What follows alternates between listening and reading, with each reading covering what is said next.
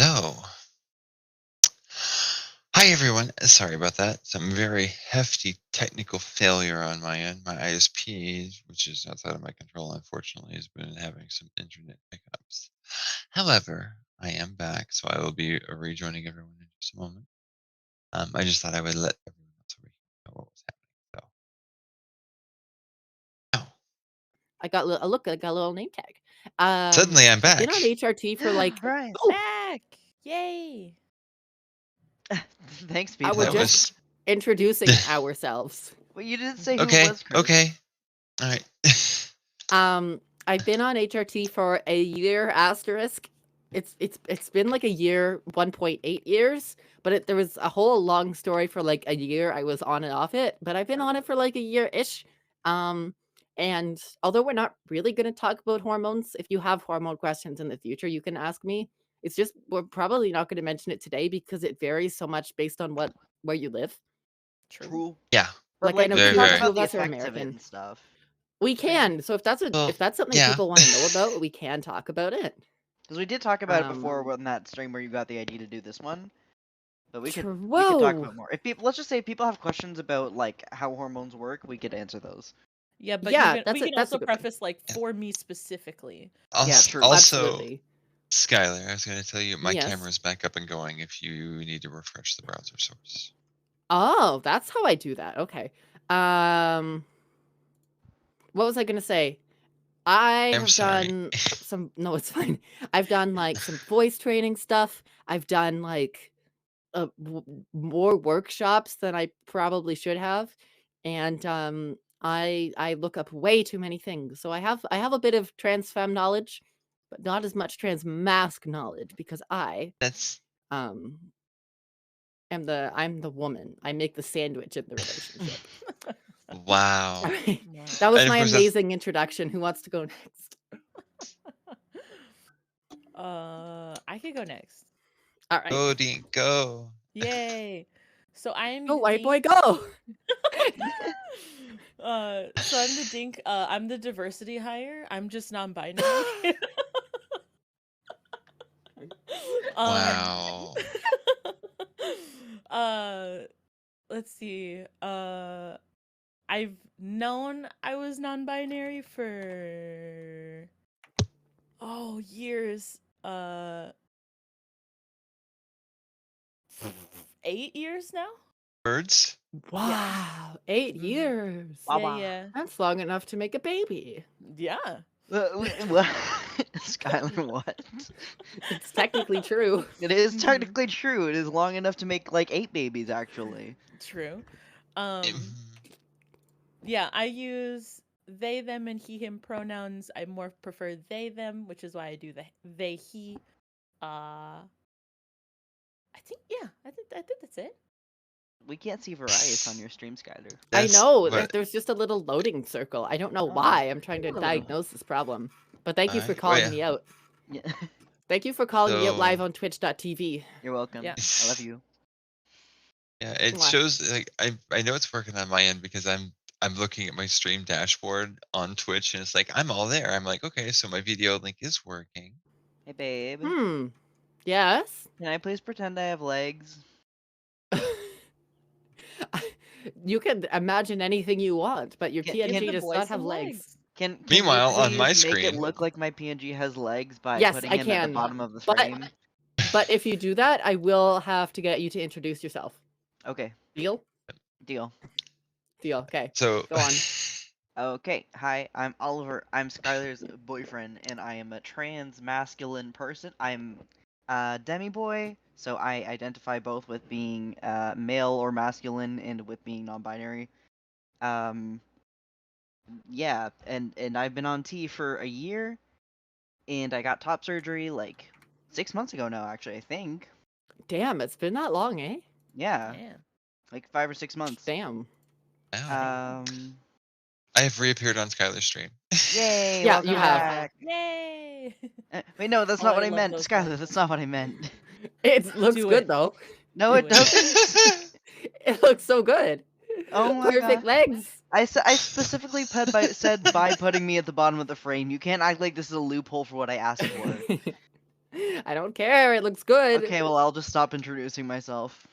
Okay, well there you go. we've got all we need to know. No, So. I didn't answer how long I've known that I was trans. Okay, fine. I'll put the legs away. Put me at the bottom of the screen, please. Fine. Woo! Now you're on the floor. How do you feel about that? I'm better off kneeling on the floor next to you. Puppy! Yeah, exactly. Puppy! Okay, This fine. is better. I feel like this is Hey. better. Fine. How long have you been trans, boy? Well, I started questioning like 5 years ago, and I was on and off like being kind of an egg for a long time, and then I changed my name and pronouns, and I changed my pronouns to they them when I was like a little bit before I met Skylar, so like over 3 years ago, and I think. And I guess it's just been like a gradual thing from going from straight up like very feminine, non-binary to like who I didn't think I was going to medically transition for a while to like being a mostly masculine leaning person with Right. like yeah. Mhm. So there's that. Wonderful. Yeah. Verias, would you like to introduce yourself? I didn't give you didn't hear the I- parameters. As much like history as you want to give.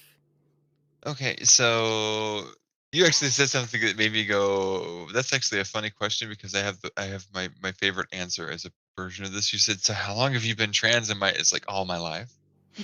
Yeah. Yeah. When did I figure it out? I knew at Skylar, 4. why? By the way, okay, so let's step back for a second. Hi everyone, I am Yes. Verias. On my stream, I refer to myself as your friendly neighborhood Verias or some such thereof.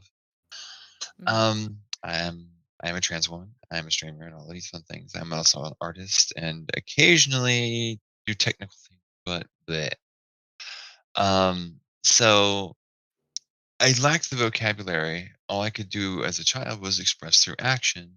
So, from the ages of 4 to like 15, I was constantly made fun of and bullied for doing anything that was considered feminine, both inside and outside the home. So instead of actually learning who I was, I buried it and built all this crazy masculine armor. And it's funny to me because I was actually looking at a picture of myself from a few years back, and I've lost about 30 pounds of muscle mass. And it's funny because Wow. the picture I'm leaning on a table and I have really huge arms, and they're not so huge anymore. I still have muscles though. I know. I was Muscles. gonna comment. You got muscles. Mm. Um, I'm Not that I'm 42, which tends to floor everyone because they don't believe I'm as old as I am. Mhm. I've also done voice acting, and I've been in voice training for about a year. I've been on hormones for about 14 months. So we're gonna do this for a second. So this is what my voice has sounded like for like 40 years. Wow. Wow. In casual sense, I've kind of come up a little bit, but if I'm like out in public, and this is the thing that I'm working on is consistency. So, hi everyone, how are you? Yeah, and suddenly everyone's like, "Wait, what's going on?" What's So going I do on? have a very femmy voice that I can, that I pull out when necessary at the moment. I'm working on my consistency, and you'll hear me drop back down again. I'm working You on my just whip it out. consistency. That's absolutely Mhm. just when in doubt, whip it out. Yeah. I also do Hey. this. Yes, I also do this thing where I call it shock dropping my voice, where if someone starts to be a jerk or they're staring too hard, while I'm in a public setting, I'll be like, and do this, haha, and that's where like, excuse me. And I Love love it. doing that. I love doing that because most people are just like, I'm so supposed to be I like, said, I mean, sorry, what? yeah, it's a big what moment. And they're like, Mhm. wait a minute. So as far as the games and stuff that I stream, I'm an FPS gamer. I do like a lot of Paladins and Overwatch, a lot of Paladins and Overwatch. Mhm. And usually in my Friday slot is kind of a me thing, whatever I decide to do. And I decided we were going to bump my regular stream for this since Skylar kind of made the suggestion. It was like, hey, this is a great idea. So, and more people can start getting added Hey, to you it. made the suggestion. This wasn't my idea. This was your Was it? idea. Yes. I don't This was remember. your idea. We were talking You get about credit. trends. Oh, well, thank you. We were talking about trends voice Mhm. and femme voice in your stream that one day, and it's yeah, it just like everything kind of just like snowballed from there. Yeah, it's true. But I remember it being your idea because I would never have the confidence to be like, "Oh my god, let's do a trans stream." Um, That is nice. and that is the other thing that I usually try to do on Friday and Saturday evenings is I do like just chatting streams where we can sit down and we'll talk about whatever. And it can roll Mhm. from, trans stuff specifically revolving around my experience and history with it so far. Sometimes it's like weird life history stuff where I'm talking about crazy jobs I've worked or, me and my siblings all trying to murder each other. And then now that I've started getting my stuff situated with my doctors, I can actually get back to doing art on stream. I'm still having a lot of issues with my shoulder right now. I start physical therapy in a week and a half, so yay! And I Yay. Yay. and I think that's me in a nutshell. Oh no, what not? I'm gonna die. Also, I just Food want to point out allergies. I did run a poll to see who was paying attention about your age.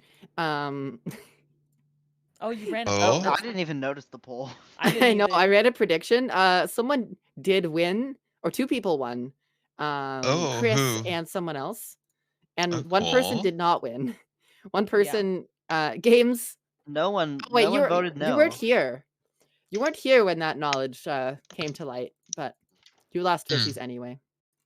Oh, so I only guessed wrong. Yeah, you only guessed wrong because you weren't here. Yeah. Wait, I mean, I also yeah, forgot that we were supposed to do a little history about our trans. You can't if you I want to do one. I sort of did too. So, think you first. Oh, okay. Um, so like I always kind of knew, I always kind of knew that I wasn't straight or cis. Uh, but like I don't think I really figured it out until about middle school when I was looking up like, gay, like I was on Google like gay, Hey, just to get just to get like, some information. And then I think I found the term LGBT for the first time.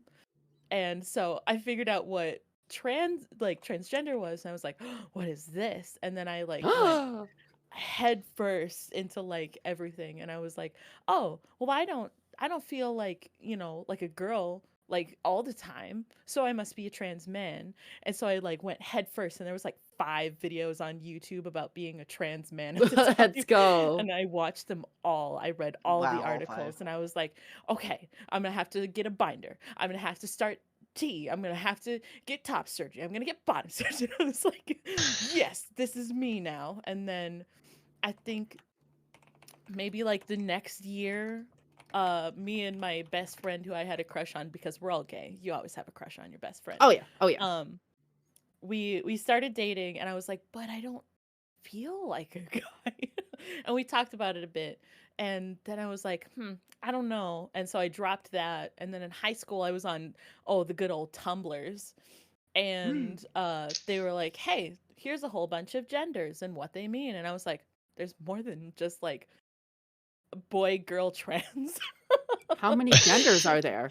I don't know. I Yeah. just got here. I know. I just got here. So, and then I found like a whole bunch, and I was like going through them. And then in college, I like really nailed down on like gender fluid, and I was like, oh, that's me though. So, yeah. Does that mean I can drink? I mean, Yes. Verias, you had something, and then that reminded me I should so probably say more. yeah, yeah. So, summarized version. I grew up in the South in the United States, Bible Belt, crazy, hyper-religious, transphobic, homophobic, bigoted. That's where I grew up. I spent 20 years of my life there Hmm. before I escaped. Hooray for And escaping. yay for escaping, and then I went back like a dummy. Hmm. Um, so yeah, I didn't really figure all of the terminology out and start to piece it all together until 2020. And it was funny because it was like the pandemic happened, and all I could do was think. Oh yes, you're a victim of the pandemic. I see. Yes, I am. Yes, as one of my friends jokes about, I am COVID trans. Yes. Yes. So like how this came about was really funny to me looking back at it because like my experience with meeting or knowing anybody that was transgender was incredibly limited, especially because of where I lived. But there was this one lady that I saw every year. Her and her boyfriend would always come to this convention, and she was a trans woman. Her name's Erica. She's super awesome. Um, but it didn't really click. It wasn't something that was like it was just kind of like when she was there, I was like hi. When she wasn't, I didn't think about it. And then what wound up happening was I met somebody on Discord back in like 2017, and we were discussing basically the concept of identity in itself, and I was talking about the some of the struggles I had. And she says, "You might be gender fluid." I'm like, "Ooh, what's that?" And so I started there and I was like, "Okay, this shoe seems to fit a little better than like cis male." Mhm. And I was like, "Since it's a better fit, I'll just wear it around for a while." And just that became what I adopted for a hot minute because I still hadn't quite figured the rest of it out. And what led me to start having this internal conflict was actually there was a group of people in one particular Discord server I was at who were constantly saying, there was a big argument, a debate over whether or not the term trap is actually Mm. a slur against trans people. Mhm. And I got so incensed in that argument, and I explained it in its entirety, down to the fact that this word is not something you use for trans people because it implies deception.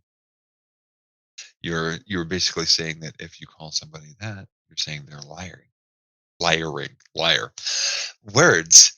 And ultimately what went on was like the server admins were like, we're gonna side with this other person because multiple, different cultures. And I'm like, no, that's not okay. And then I was like, why am I getting so worked up about this? It's because I have all these new trans friends. I'm just being a really good ally. I'm not really trans. I'm just a good ally, I swear. I swear, I'm just a really good ally. And in the midst of all of the, being kind of, I spend a lot of time by myself anyway because I like a little bit of I like me time. But Mhm. this was like hard me time. And I'm like, no, not really. No, no, no. And then I was like, okay. So I started remembering this stuff from when I was a kid, when I was like 4 or 5. And the thing that hit me that was the nail in the coffin. And I was sitting at my computer. I didn't have anything on. I had like a Chrome browser, but I don't even know what the hell was in it. I wasn't watching it. I was just thinking and remembering things that I had repressed. And growing up in the Bible Belt, going to church all the time, one of the things that I believed in my early teens, mid teens, I still very much believed in the evangelical miracle. And then suddenly all of this stuff came rushing back where I would cry myself to sleep at night. I did this for years, praying to God that I would wake up a girl. And when I remembered this, that was the nail in the coffin. I'm just sitting at my desk and I'm just like staring at the wood grain pattern. I'm just like, holy shit. Want a church girl that Go goes to to church church. every Every Right. It just Bible. Well, and thank you. Thank. so sorry, I was gonna wrap up with one other thing. No, The do. biggest I couldn't tell. oh sorry. Also, hi Bounce, welcome on in. Thank you for stopping by. But so what wound up happening was when I finally started developing the nerve to actually present femme outside the house. Well, that's awesome. For those of you who are not following my chat over on Skylar's, one of my viewers is there. My I don't know what to call biological donor dad had an epiphany and transitioned in her 50s. So Ooh. self discovery is an important thing. Mhm. Oh No yes. matter at what point, there is no, you're fine. So I was so timid. I'm 6'3", Mm. 1.9, 7.5 or meters tall or some crap. Yeah, I give don't that to me remember in now. metric, please. Thank you. Yeah. So I'm tall. And so one of the things that I was so nervous about was going out and being perceived in public. Notice I didn't say being perceived as feminine. I said being perceived. So I started trying to make myself smaller. Mm. I didn't want to make waves. I didn't want people to stare. I didn't want people to be upset that I was around and about. So I would, you know, dress really conservatively. If I was wearing a dress, I would wear leggings, and I would try not to make waves. And then somehow, somewhere, something fell into place that I hadn't even thought about. and my girlfriend and I went on a trip to Vegas. And when we got back, what had shifted was a subconscious thought pattern that I never even acknowledged until I was like months into it. Whereas, like somehow, somewhere in here, my brain said, "People are going to stare. You're tall. Might as well give them something to stare at."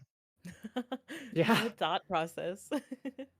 I mean, Because can I just say tall women?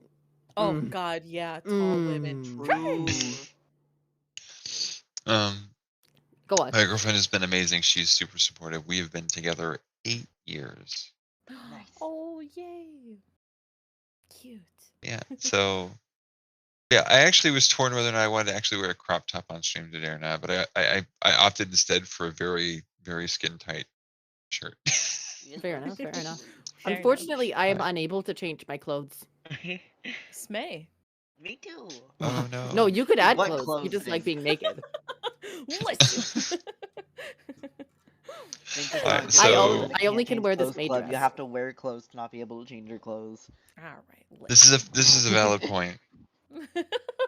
Anyway, So- I thank see how it you. is. Oh wait, I Um, just noticed that your but- your name tag is like on your color physics. Yeah, it's on my Yeah. little Yeah. tag. Yeah. Nice. Mine is too. It's just a little bit less wiggly.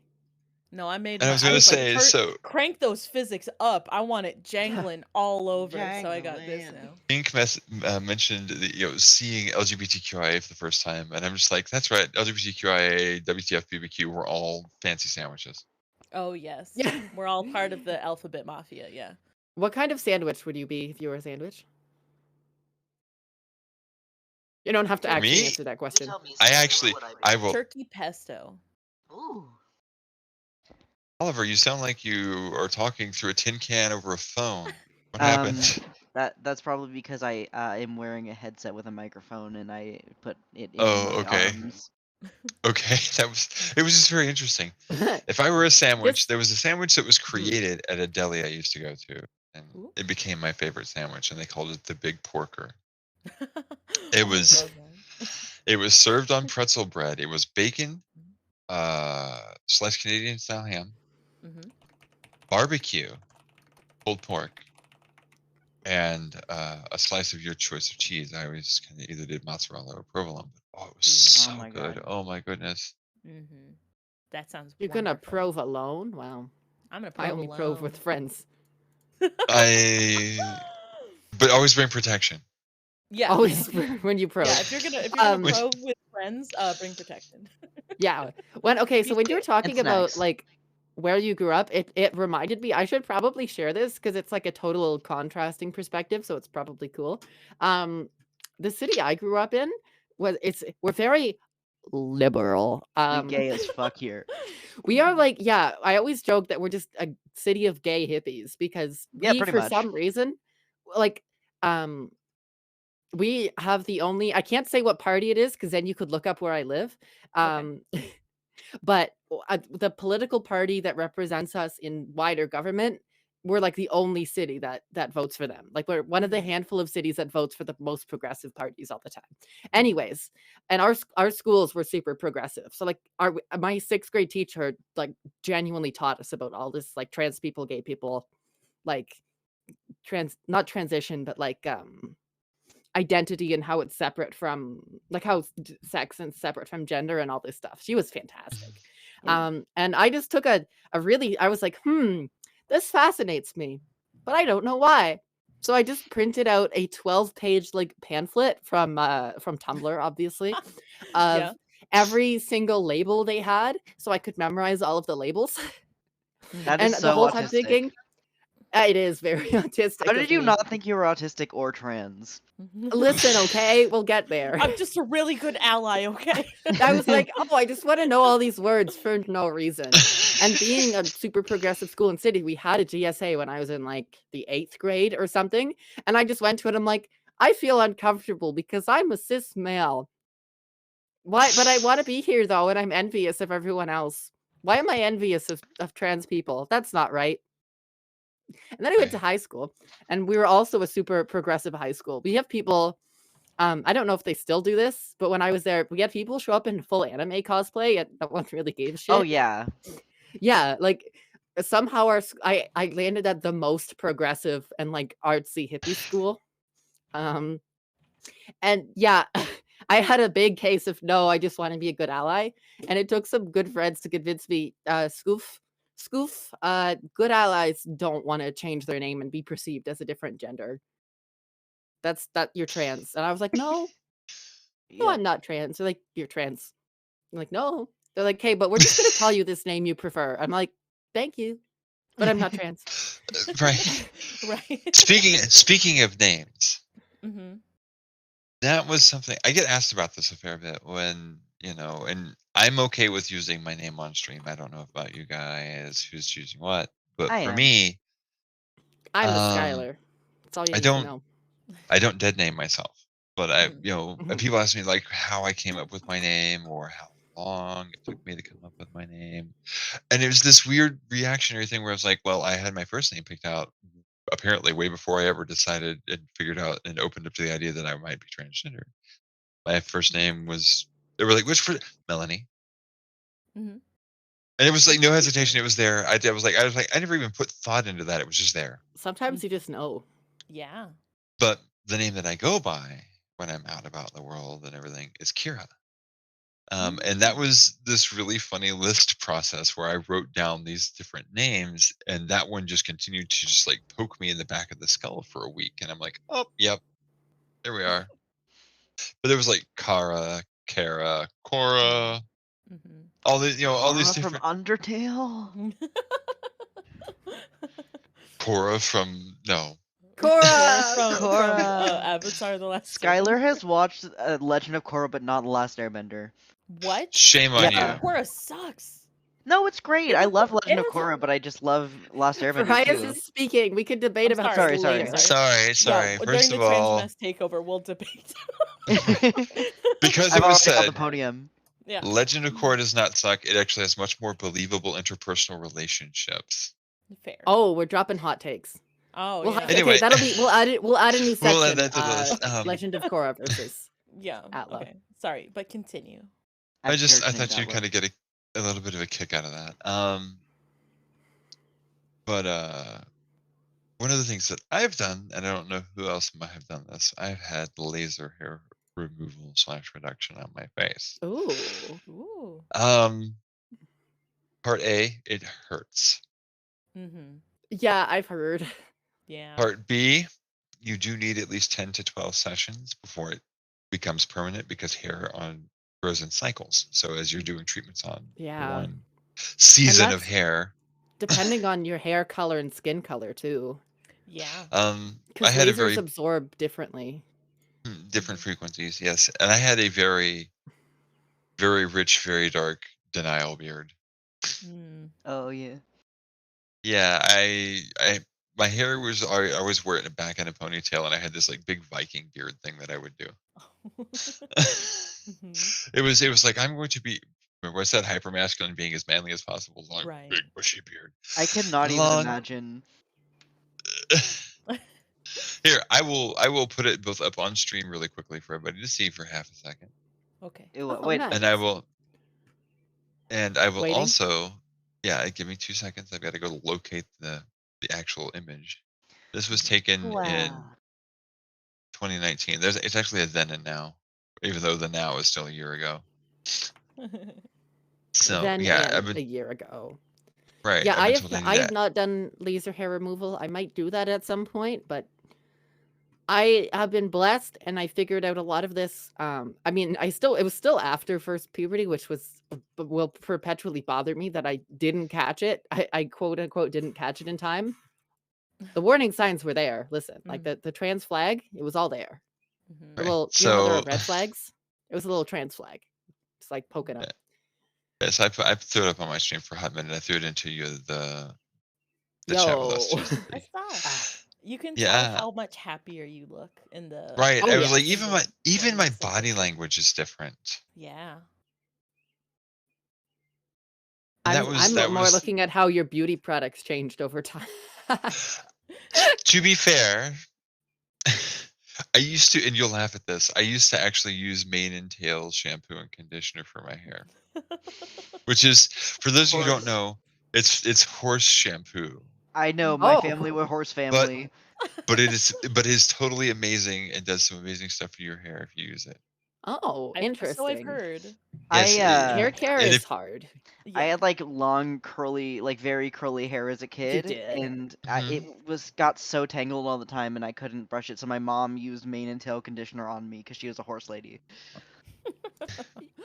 Yeah. you say horse lady, at and I least locked picture hair. a centaur. No, it's not as cool as that. No, Actually, she's no, I like, kind of hate centaurs. Actually, not gonna lie. well, centaurs have the perpetual issue of how do you feed your baby? Yeah. But also, like, why Or how do you are sleep? they insects? Why do they have True. 6 limbs? Why, like, if you're They're gonna make a insects. Too many hybrid, limbs. if you're Yeah. gonna make a And hybrid Yeah, too many. animal, just because I threw something in the group for you guys.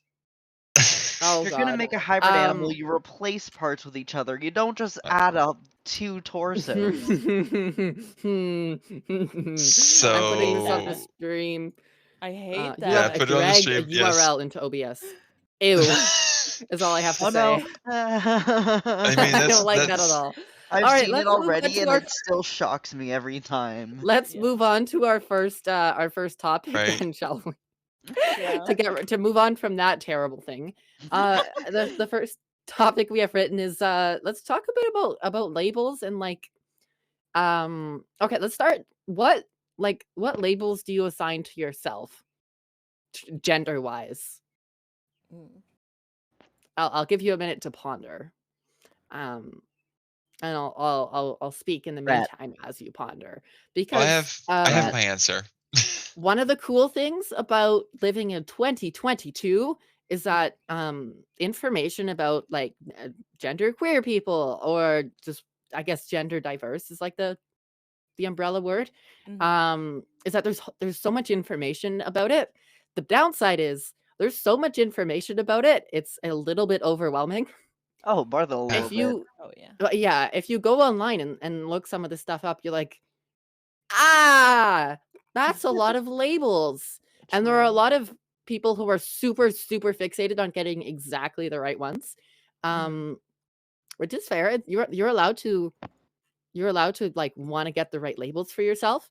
But I'm interested. What's your opinion on that'll be my second question. So while you're answering your first question, my second question is what is your opinion on, you know, how important are labels to you? So first question, what labels do you assign to yourself? And second question, how important to you are they? Verias, you said you've had an answer, so I'll go to you first. So first of all, when I reach over to mess with my stream deck, it looks like I'm scratching your pack, Skyler. So there's that. Oh Um, yes, like pets. Yeah. Uh, Pets. so yeah, Is yeah, someone and saying so obviously we have the she/her thing, which is right above my head on my side, and on the opposite corner, I believe. Nope, down on the bottom on Skylar's Down stream. there, Okay. yeah.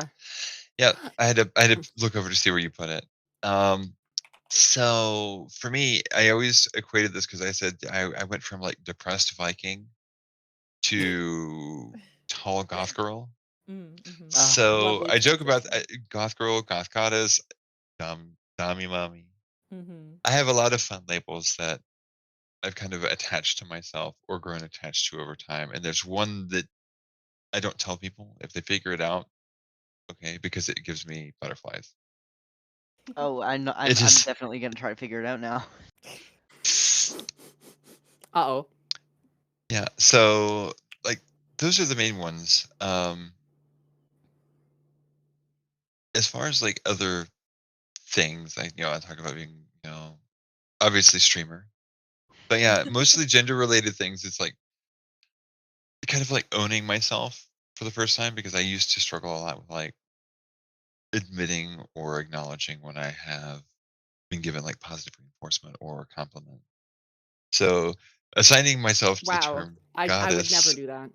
or demoness, I'm like, well, those are very different things. I'm okay with either one. I'm not a princess though. No. You're a What queen. And about Queen? see, and not even my daughter calls me daddy. I'm not okay with that one. Yeah. That was a bit loaded. Yeah. So yeah, and yeah, I have one child. She is 20, and she's married. Imagine being married. Yeah, couldn't be me. It couldn't be you. We just call them spouse for fun. Yeah, no. Spouse is just called spouse for fun. Yeah. Spouse's name is to spouse. Yeah. Thank you. Who wants to go next? What was the prompt The, of the what we're question talking was about? what gender and sexuality labels you Right. use for yourself and how important are they to you? Ah.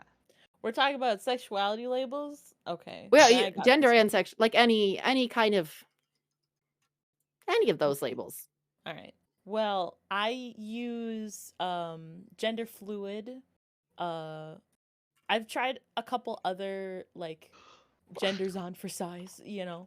Yes. Um and gender fluid seems to describe what I feel the best. There's probably other terms that might describe it better, but I think for me it feels the best. And then Yeah. for Yeah. sexuality, I'm pansexual. So pansexual gender fluid just means that I've never made a decision and I'm not about to start. It means Yeah, we like exactly. bread. Yeah.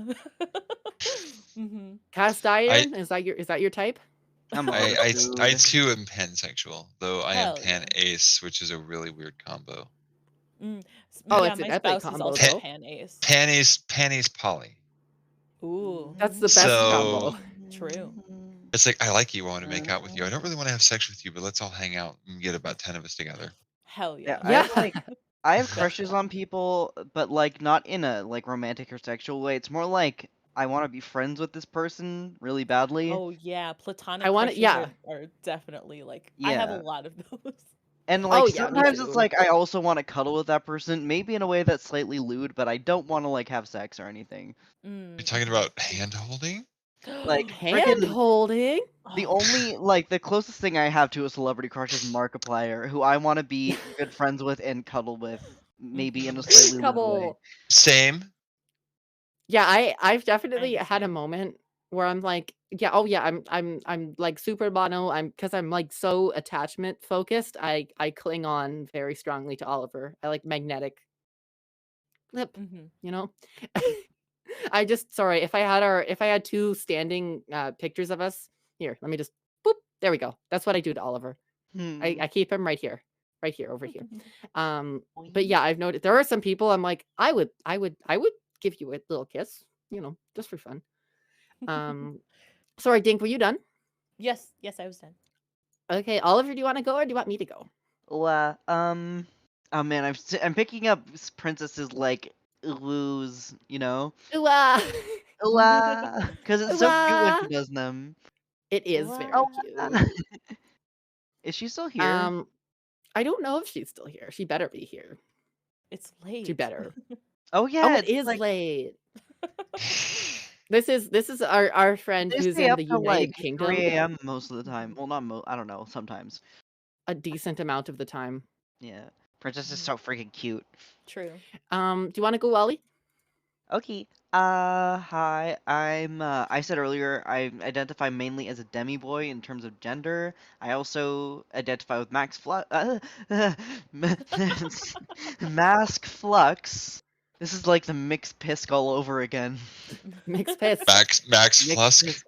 Is that your Max nickname? Flusk. Yeah, that. Because I do like fluctuate a lot between feeling really masculine and male and being like, yeah, I'm a boy, I'm a man, that's me, and being like, I know gender, no gender at all, no thank you, None. Not even none. once. Yeah, like I don't think I'm ever like particularly bothered by either set of pronouns that I use. Um, but yeah, that's like I guess it's like it's usually my presentation that I want to change, which is why I gave Oliver this like hairstyle that could be put up in a man bun or it could be like let down and be kind of cute and femme, which is what I want in real life too when I am able to grow it out enough for that. Yeah, What? that's Why? great. Oh, Your mask. I see. Yeah. Oh, it's too I small for a hate face. that. It's so bad. You all get masks. Oh Yeah, boy. but mask mask Oh, flux is thank a good we should do you want to explain actually what that do you want to give your own definition of that? Because Okay. I realize we should probably explain things as we go. Yeah, probably. Mm. So basically Um, friggin' mask flux means that you're like that you can range depending on the time you can range anywhere between like being completely gender neutral or not having a gender or being like more masculine or like completely male, you know. Yeah, that's what. So one of the things, this is just a scoof teaching moment. Mm. One of the things you will notice with a lot of these labels is they have the same prefixes or suffixes. You ready for a language lesson, everyone? Oh Yeah, wow. Give language. me A that linguistics prefix lesson. is a part of the word that comes at the start of a word. So if you Yes. look And at words like misinformation, the prefix is miss, and then the rest of the word is information. So information is knowledge, but misinformation, not knowledge. That was a Actually, I think it's terrible miss it example. now. Oh, excuse me. And suffixes don't have the word pre, like they don't have pre or post, which is annoying, but that's suffixes go afterwards. yeah. Right, Mhm. which technically should be called a postfix if we're following the same actual like language It root really should, but you'll processes. notice the word prefix has pre in it, which if you look at that word in other contexts, what's a good word with pre? Like um, Uh, um, pre-pandemic. That's yeah, topical. yeah. Let's see, move I'm pretty on. Pre-pandemic sure means Deke and I before were the on the same pandemic. page Yeah, for I a think second so. there. Yeah. Careful, you're gonna get demonetized. Oh no, I'm sorry. I talked about the panini. Oh The no. panini. Yeah, no, just like the word misnomer, the prefix is miss anyway. Or Yeah, sorry, misses. Um, there you go. Misnomer. it's Mr. Respect for the Information title. now. I ordered Anyway, so shawarma. as you look through a lot of these words, you'll notice prefixes and suffixes. So flux is one that's come up before, and fluid as well. Flux and fluid mean relatively the same thing in that they both mean able to change. If you look at like uh, what's the phrase? Existing in a state of flux. If you watch too much sci-fi like I do, Mhm. fluid Right. and flux means it's able to change. So if you have like mask fluid, you have the masculine and then able to change. So you've got like masculine but leany leany. Um, what's another good one? I Uh, heard, Timothy, a friggin' friend, our friend used a good explanation for the difference between gender fluid and gender flux. oh, go for Yeah, it. it's like so basically it's like if your gender is a color on a color wheel. I guess this might mostly work for artists, but if your gender is like a color on a color wheel, then like flux is like sliding back and forth on the saturation scale. So it goes from neutral to not neutral. But fluid is like it can go around all over the color wheel and be anything. Mm, that's Mhm. it. That's a good Basically, way to explain it. Yeah, that is a good way to Anyway, explain it. when you see labels you're unfamiliar with, you can sometimes deconstruct them that way. Um, so you can be like, "Ah, I see a prefix." Yeah. Like I don't Anyway, I think um, I think it's really funny when people ask me what non-binary means because it's like right in the name. You're right. it's It yeah. like So stands out. if literally it's not A, it's not B. There's this whole if we area in the yeah middle. if we discuss non-binary, Yeah. the binary part is referring to just. Do you want a fancy word? Dichotomy. Epic Ooh. word. I Dichotomy love just that means word. a system of two things, based more or less. Ricotta cheese. Ricotta cheese. I'll be Um, right back. Mhm. okay, so I will hide you. Whoop, you're gone. Yeah. Um, oh damn, we talking more. Um, in Ricotta the cheese. very simplest terms, this is man, explaining gender is hard, y'all. True. Um, in the Um, very simplest terms, and as we see sort of the most prevalently in history, we see Mhm. two major sexes. I'll explain in a second what I mean. So we see two very common presentations of masculine and feminine. They've never been the only ones, but those have always been the most common ones. So we've kind of made a binary, so a system of two things around just male and female. So non-binary means existing outside of a system of only male or only female, which is not a new thing at all. But Mhm. because of the way history works and because of the way like stats work, you're only kind of gonna get the most common thing over time, and the most common thing has been only male or only female, and there's been some bullshit to make sure that it stays that way, but True. I I'm not have a little bit qualified to give a more history on lesson. that. I have a Yes, little please bit do. more on that. So humans like to categorize things. Yes, And we in order do. to categorize things efficiently, one of the Dogs things that too. we do is we utilize what we consider like attributes, which is what led to Mhm. the initial binary of man and woman.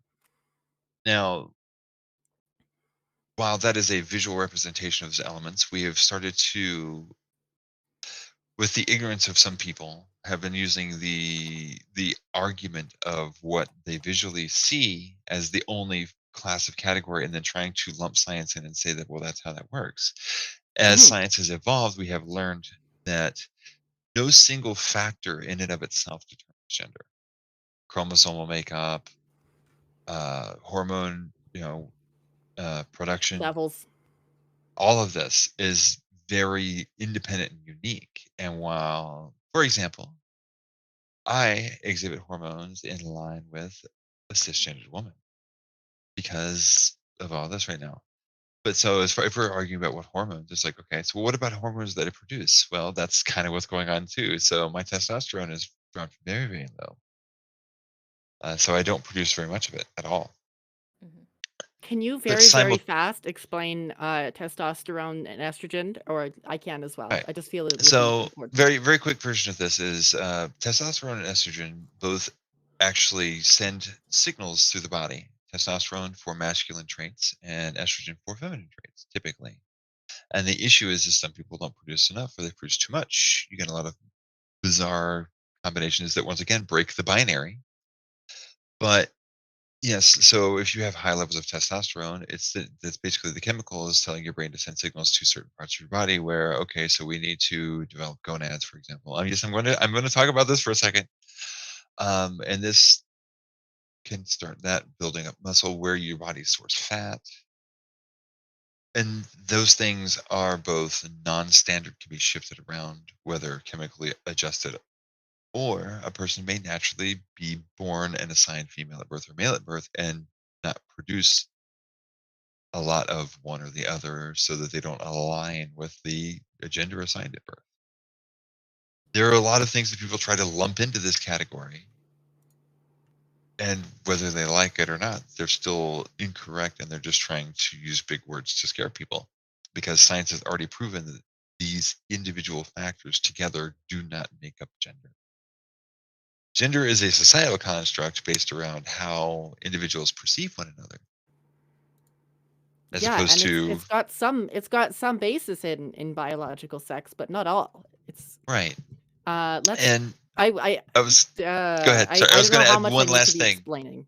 Yes. I was going to so the term transgender is actually an adapted term that started as the term transsexual, and the reason why the name Yeah. changed is because a lot of people, because of the word sexual in it, assumed it had to do with sexuality, not gender Yeah. representation or the gender presentation. So that's why that word changed. One of Also, the high so one farts, of my the love. Go ahead. one of the Sorry. very challenging things, that makes it so hard to talk about this is for lots of historical factors, a lot of which are just very grim and not fun to talk about. There's never really been a good organization for talking about gender and sexuality. Um, and a lot of the knowledge that we've gained has been lost in various ways. And Mhm, one of the things that this creates is especially now on the internet, because we have so little, um, I guess you could say so little saved history to go off of, mhm. like, terms start popping up we're in time where labels and terms are popping up like crazy because 'cause we're trying to restore a lot of what we've learned and then has been lost. So that's why you'll see a lot of terms that seem kind of redundant, because there's contrary to popular belief, there isn't actually a trans agenda. We don't actually all meet once a year to discuss this stuff, sadly. Hey babe. Yeah, So most of us don't know what what's happening. Hey babe. like and especially pre-internet, your or we had little bubbles of we'll say queer people as a general label, but you understand people who are interested in furthering their understanding of gender and sexuality and whatever, but they were highly localized because it's not like you just went online and said, "Hello, let's talk about gender." You did it in person in your city. So it was super localized. And now that we have the internet, we have a whole bunch of localized groups kind of clashing with each other because if like two spots develop, let's say whatever, Canada and the UK, both come up with their own terms locally and suddenly we're met on the internet. We're in the time now where we get to figure out exactly how they intersect. So that's why you'll see a lot of terms that seem somewhat redundant is because they were often come up with different groups and we're trying right now to smoosh it into a nice system. But I mean, okay, here's a question for everyone. Is it do the labels you use define who you are? Not solely, no. Hey babe, I And have a question. wanted to address something that was said in my chat real quick. Yes. Uncle Man says, since sex refers to physical traits, I thought for years that transsexual meant someone who had undergone gender reassignment surgery. Now, there are some trans individuals that I know who actually take that as an acceptable use of that term. Once they have Yeah. undergone bottom surgery and whatnot, they find that acceptable. Now, no one trans person is a monolith, and what's good for one that they enjoy may be offensive to another. Bear that in mind. Yes, Yeah. that's super important. Yeah. Especially since you brought up that like we're all trying to figure out like where all of our terms smoosh. There's a lot of terms that some people do still use and some people do still identify with, but some of them en masse are like kind of seen as outdated or Mhm. potentially harmful. Like you've seen a insurgence of people using the word queer. For a lot of people that's still like a slur. So even Yeah. like Oh, gay yeah. people won't use the term queer because that's just kind of like, you know, how they were raised or the place where they came from, and Or the insult that was used to Yeah. Yeah. bully them. It depends Yeah. super heavily on their life. Yeah. So like transsexual, it depends on who you're talking about. Some people are like, yeah, that's me, while other people are like, please never say that in my vicinity ever. Yeah. Right. And you'll find a big difference as you go generationally as well. Oh yes, especially Especially generational. because of the internet is a big part of it because we went from being in like little microcosms to like communicating as a whole. And also there's been I hate the word radical, but a big shift in public perception of, hey, actually there's more than two genders. And Yeah. because that shift happened so recently, there's you'll find a huge difference if you ever talk to like as you talk across generations. And also like so I was brought up with all of this knowledge. There are lots of people who were not brought up with any of this knowledge and figured it out like way later. So you'll find it's different based on who you're talking to. Right. And my favorite version of this is the left-handedness meme. I don't know if you've seen it, Oh, where it's yeah, like yeah. history of left-handedness is like the reason why it seems like suddenly there are all these trans people. Where did they come from? It's like because, as Skylar mentioned earlier, a lot of our history was destroyed, and a lot of it was done on purpose. Oh yeah. Oh yeah. And like I don't want to get too far into it because I want like there was a time and place to focus on Right. what happened. Yeah. Right. We're And just trying to that's not focus on for the future. this. But yeah, it's important to note the reason a lot of these label problems exist is because of that. It's because the history is mostly gone. Yeah. I'd also like to bring up, since we're talking about labels, is the Let's. absence of language. Yes. I feel like you're finding a lot more people like pop up like, oh, I'm actually trans, or oh, I'm non-binary, because we didn't have the language beforehand, or at least en masse, for people to kind of figure out how they felt. And especially as people, we're so aggressively like, I have to name this, like we have to categorize. Oh yeah. Yeah. That like once you find a word and you find people are like, yeah, we made this word because that's how we feel, you find more people becoming like not becoming but like figuring out that's what they are because of the language that exists now.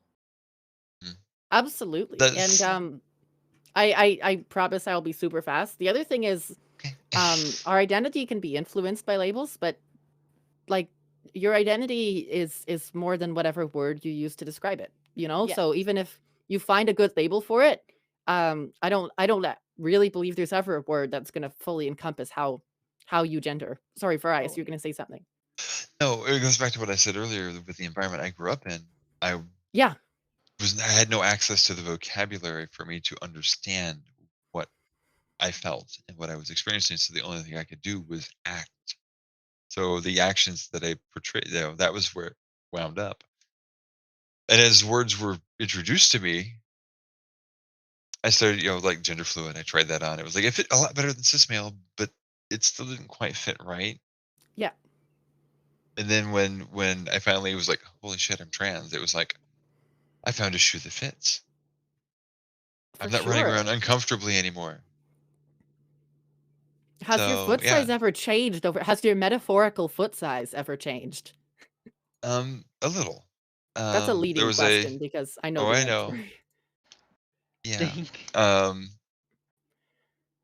as it goes through, there's a lot of, and this is from what I've experienced with a few of the other trans friends that I have on that I speak to on the regular.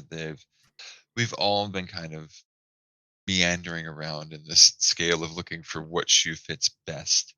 Mhm. Because each pair of shoes is, and this is a really long, drawn out part of this metaphor, can be attributed to not just your gender identity, but also to your sexuality. And sometimes those shoes shift and change as you start to learn more about yourself too. And that's okay. Amazing. Oliver, you had a question earlier. I also know you kinda have to pop off soon. What were you gonna say? I was first of all, I ordered food, so I'm not gonna be able to go to bed until I've gotten it and eaten it because I realized that I haven't Food, actually eaten dinner. Like I ate food. like a really early dinner, and now I'm gonna eat another later dinner. Yeah, I'm gonna make dinner and eat it on stream at some point. What was your question? Oh yeah, do you think you could go on like a 2-minute tangent that you don't really care if anyone understands? Me? Yes. I can do that. Is there any Cool. particular Good. reason you Good want to me to? know. That seems like such a random, nondescript question. No, he just heard him speak French. Oh, okay. Oh, je ne veux pas parler en français. No. It's your fault Oliver, for having the stream. Hey, speak Oliver, for I veto. I'm disabling this because everyone needs to understand. I have God damn important it. things to Okay, okay, say. let I me don't want to refund, waste let me anyone's time. refund. Yeah. Um. Anyway, very quickly before we move on, the other thing I wanted to talk about labels is do you agree? What's your opinion on labels being prescriptive versus descriptive? Do you have any thoughts? Who are you asking first? Who wants to go first? I could I go like how first, but do you want My to go I internet first? mean, is What really was the shitting question? I'm itself. sorry. No, it's okay. The are you, question was, what's your opinion on labels being prescriptive versus descriptive? Hey, babe. Mm-hmm. Do you have mod view open? I can refund your points. Give me Thanks, a because my minute. internet's being shitty. Or you could just do the Um, redeem.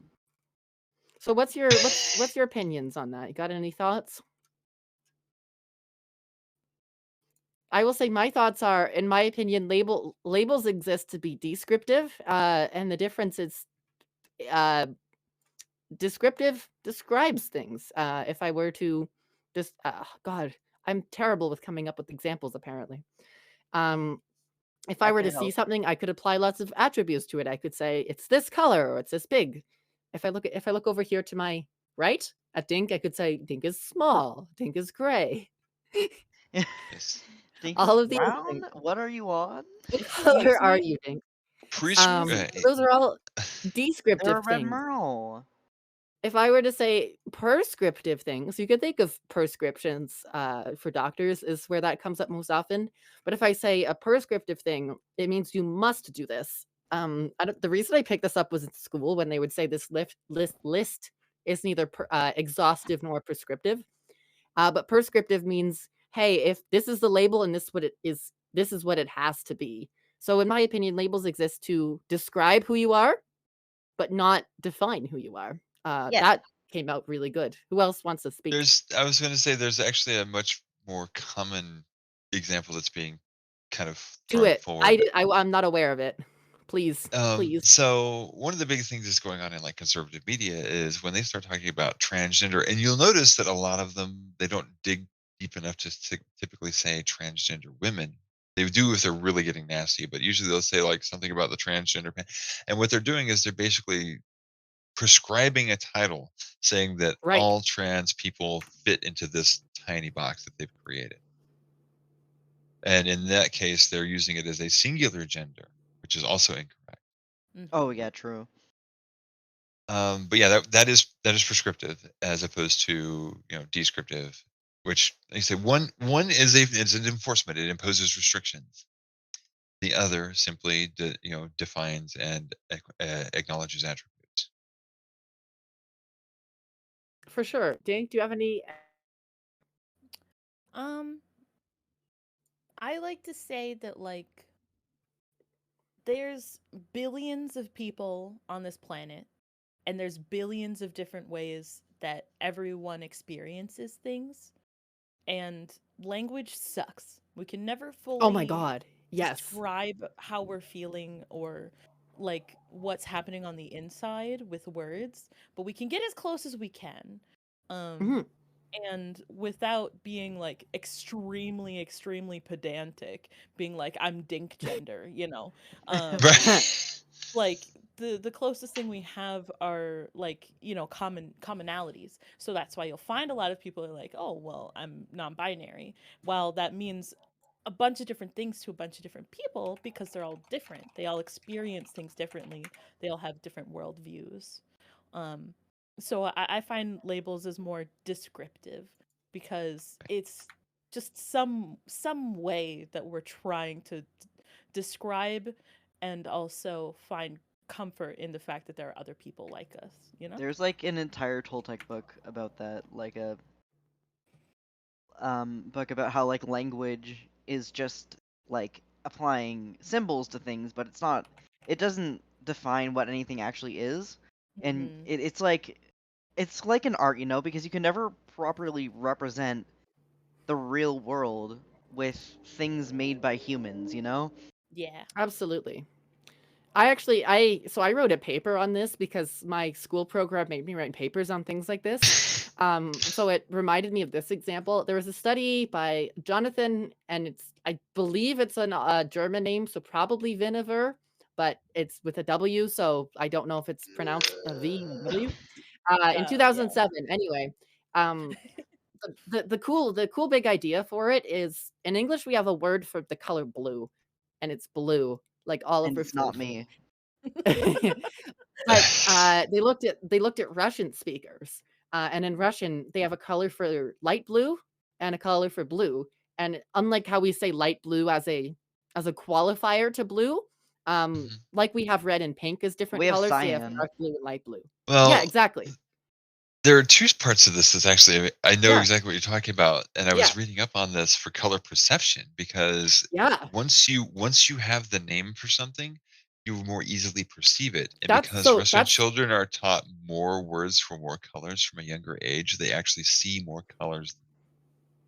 Yeah, that's Oh, so that's what I was gonna get to is because they Yeah, sorry. have, no, because they distinguish in their language between light and dark blue, the study found they're more easily able to differentiate between the 2 colors. But does Mhm. does that mean we, as native English speakers, cannot differentiate these colors? Because 'Cause we're able to do it. But It's just if more you have difficult. labels for it, you're able to, identify things much more easily. But these colors still exist regardless of what words we're using for them. You can Mhm. Hmm. describe a color as a series of numbers if you really want to. What color am no, I? not That's what FNAF. hex codes are. Yeah, yeah, hex codes. And hex codes are just letters and numbers. Is a Hmm. color a set of letters and numbers? Well, no, not really. But a color also isn't the sound blue. So Right. we can It is Right. if yeah, you study frequencies of across light. languages, yeah, if you study across languages, you'll find that there are different labels to describe the same things, and there's no one correct way to do it, um, because you can never actually get to the true version of something. Hmm. That was Yeah, what Plato or someone who had his theory of idealized. I think it was Plato. FFF exactly. What color is Scoof? I forget. She has a Salmon. hex code. She's salmon. No, not salmon. So you said something interesting, and I was Yes. talking about the labels and things. So I've made a friend not too long ago, and they are they he, Yes. afab, non-binary, transmasc, androgynous leaning, and I'm like, that is a lot of information, but it tells you a lot too Yeah. It about what does. how they want to be perceived. Yeah. So Yeah, that's the thing. So anytime people are using labels, we're just trying to describe ourselves in the best way that we're able to. Mhm. Are we okay to move on from this, or do we have more to say? So I was going to ask a question of all the Yes, four of us for a second. We are do it. I know you guys have been a little bit longer than me, but I was going to say, would you guys be okay with taking like a 10-minute break so I can stretch my legs, do the restroom thing and all that? Oh yeah. Yeah, For sure. do you want to do the trans mask moment now? Because I know Oliver has to eventually go. Certainly, Sure. certainly. So I will make myself invisible here in just a second. All And right, then I will be back. trans So mask moment, take it basically, away. what I have to say about being transmasc is that both Avatar shows are good, and you can fight me. What I have to say about Avatar: The Last Airbender is that that show is a fucking masterpiece. Oh yeah, But I think that Korra made it a little bit like I don't like Korra as much. yeah. I I don't think like that it. I don't they're like horror as like much. yeah, like the writing's good, but like and like I like how the characters interact with each other, and I like seeing the implications of time moving on without one of the foreign nations, and they're trying to rebuild that. I love the commentary on that. It's just it also sucks though. How does it suck though? It's just like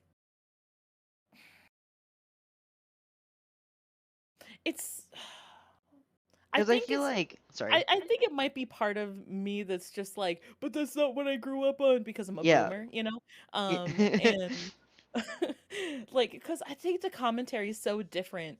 It's less like, well, I mean, it's still like trying to figure out who you are, but it's, I don't know. I find Korra just insufferable sometimes. Like, I just can't. That's fair. I feel like it's like comparing Undertale to Deltarune a little bit. Yeah, yeah. It's like they're similar. They have like the same roots, but they're completely different. They are different things. Mm-hmm. And it's like you might like one because you know it better, you know?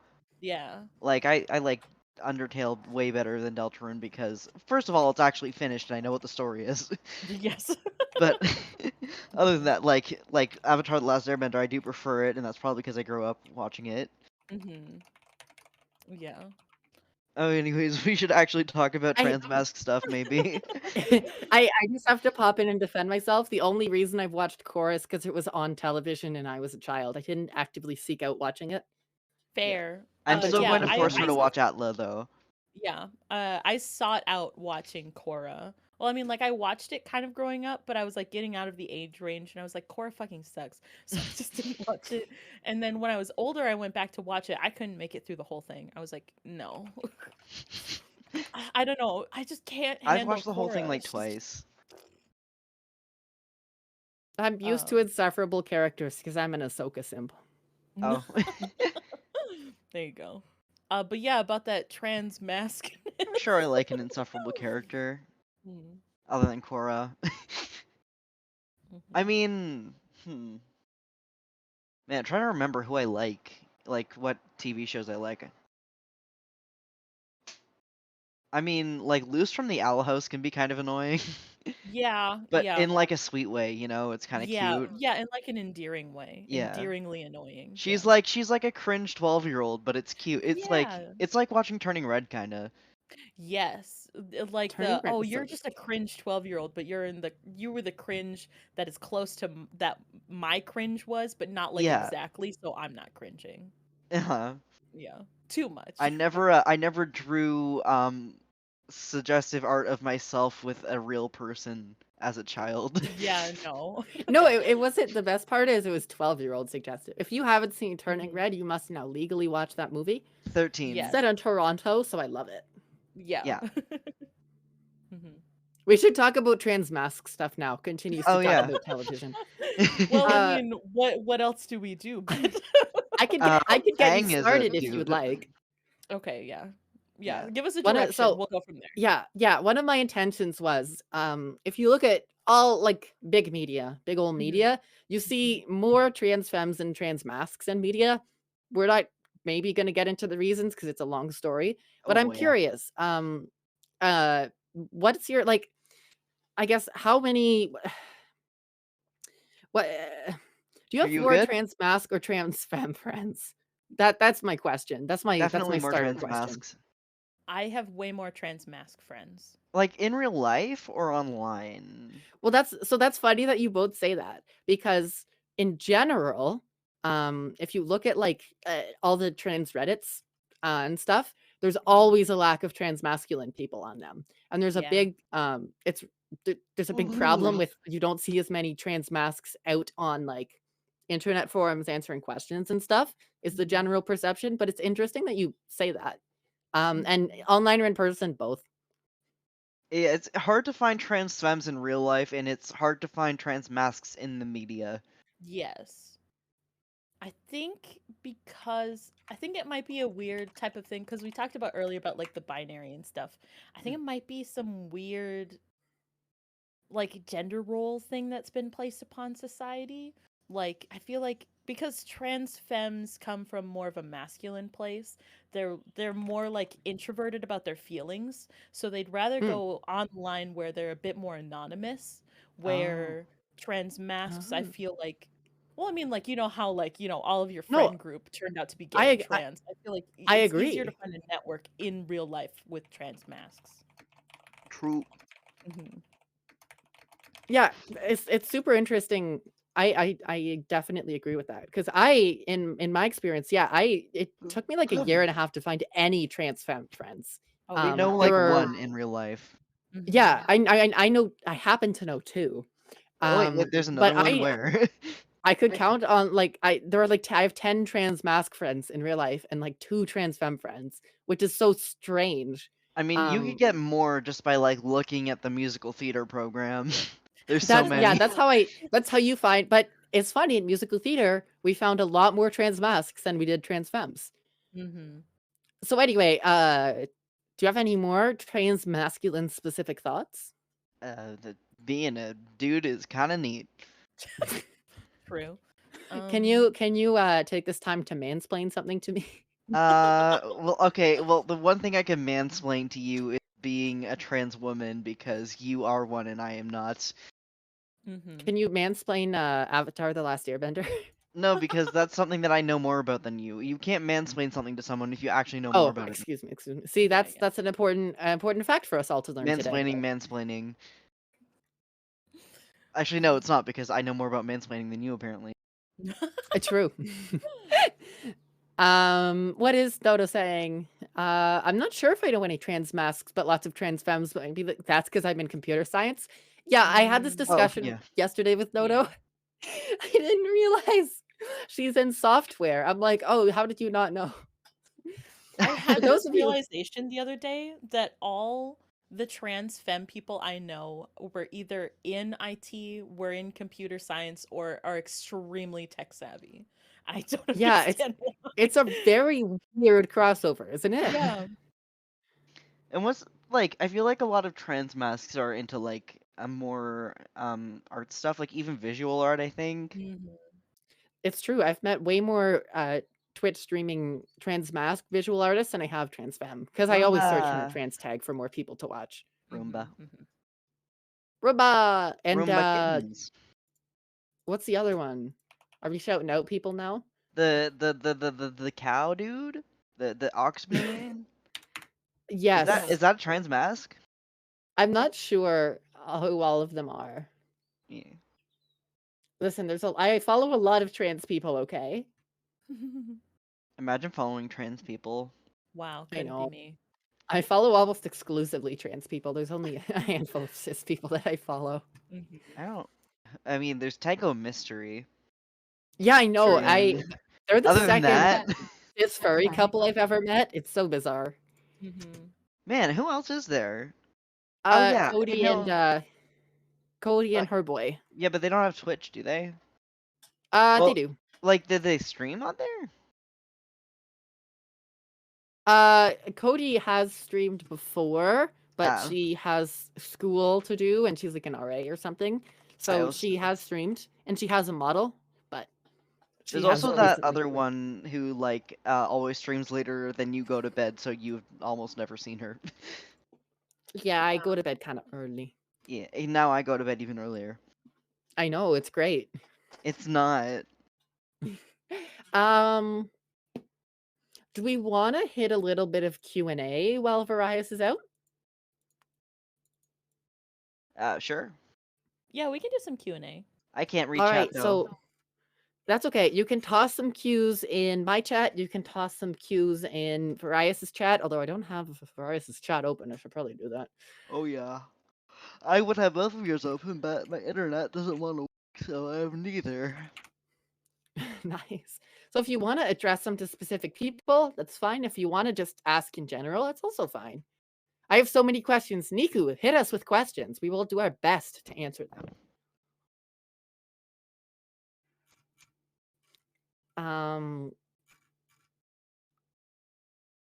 I just don't know what questions they are. Yeah, I mean, it's hard to know what to ask as well.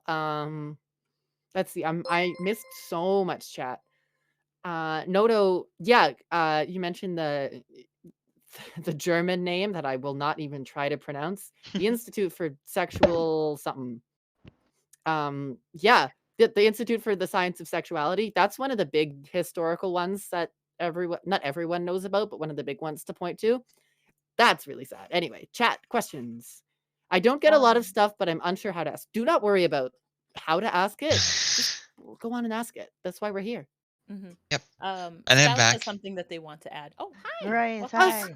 Spouse? We get a Hey. spouse moment? We got Yeah, wait. we got a spouse behind us because me and spouse used to do. Hold on. Oh my god, Hold on Bouse, do you really wanna... quickly. Bouse, before you speak, I just need to Mm-hmm. Bouse, do you want to join the Transmass takeover? I played the Bouse moment clip on Oh, stream. did you? Now we're all good. Now we're all good. I love it. I wish I could have seen Alert, it. Bouse moment. Okay, continue.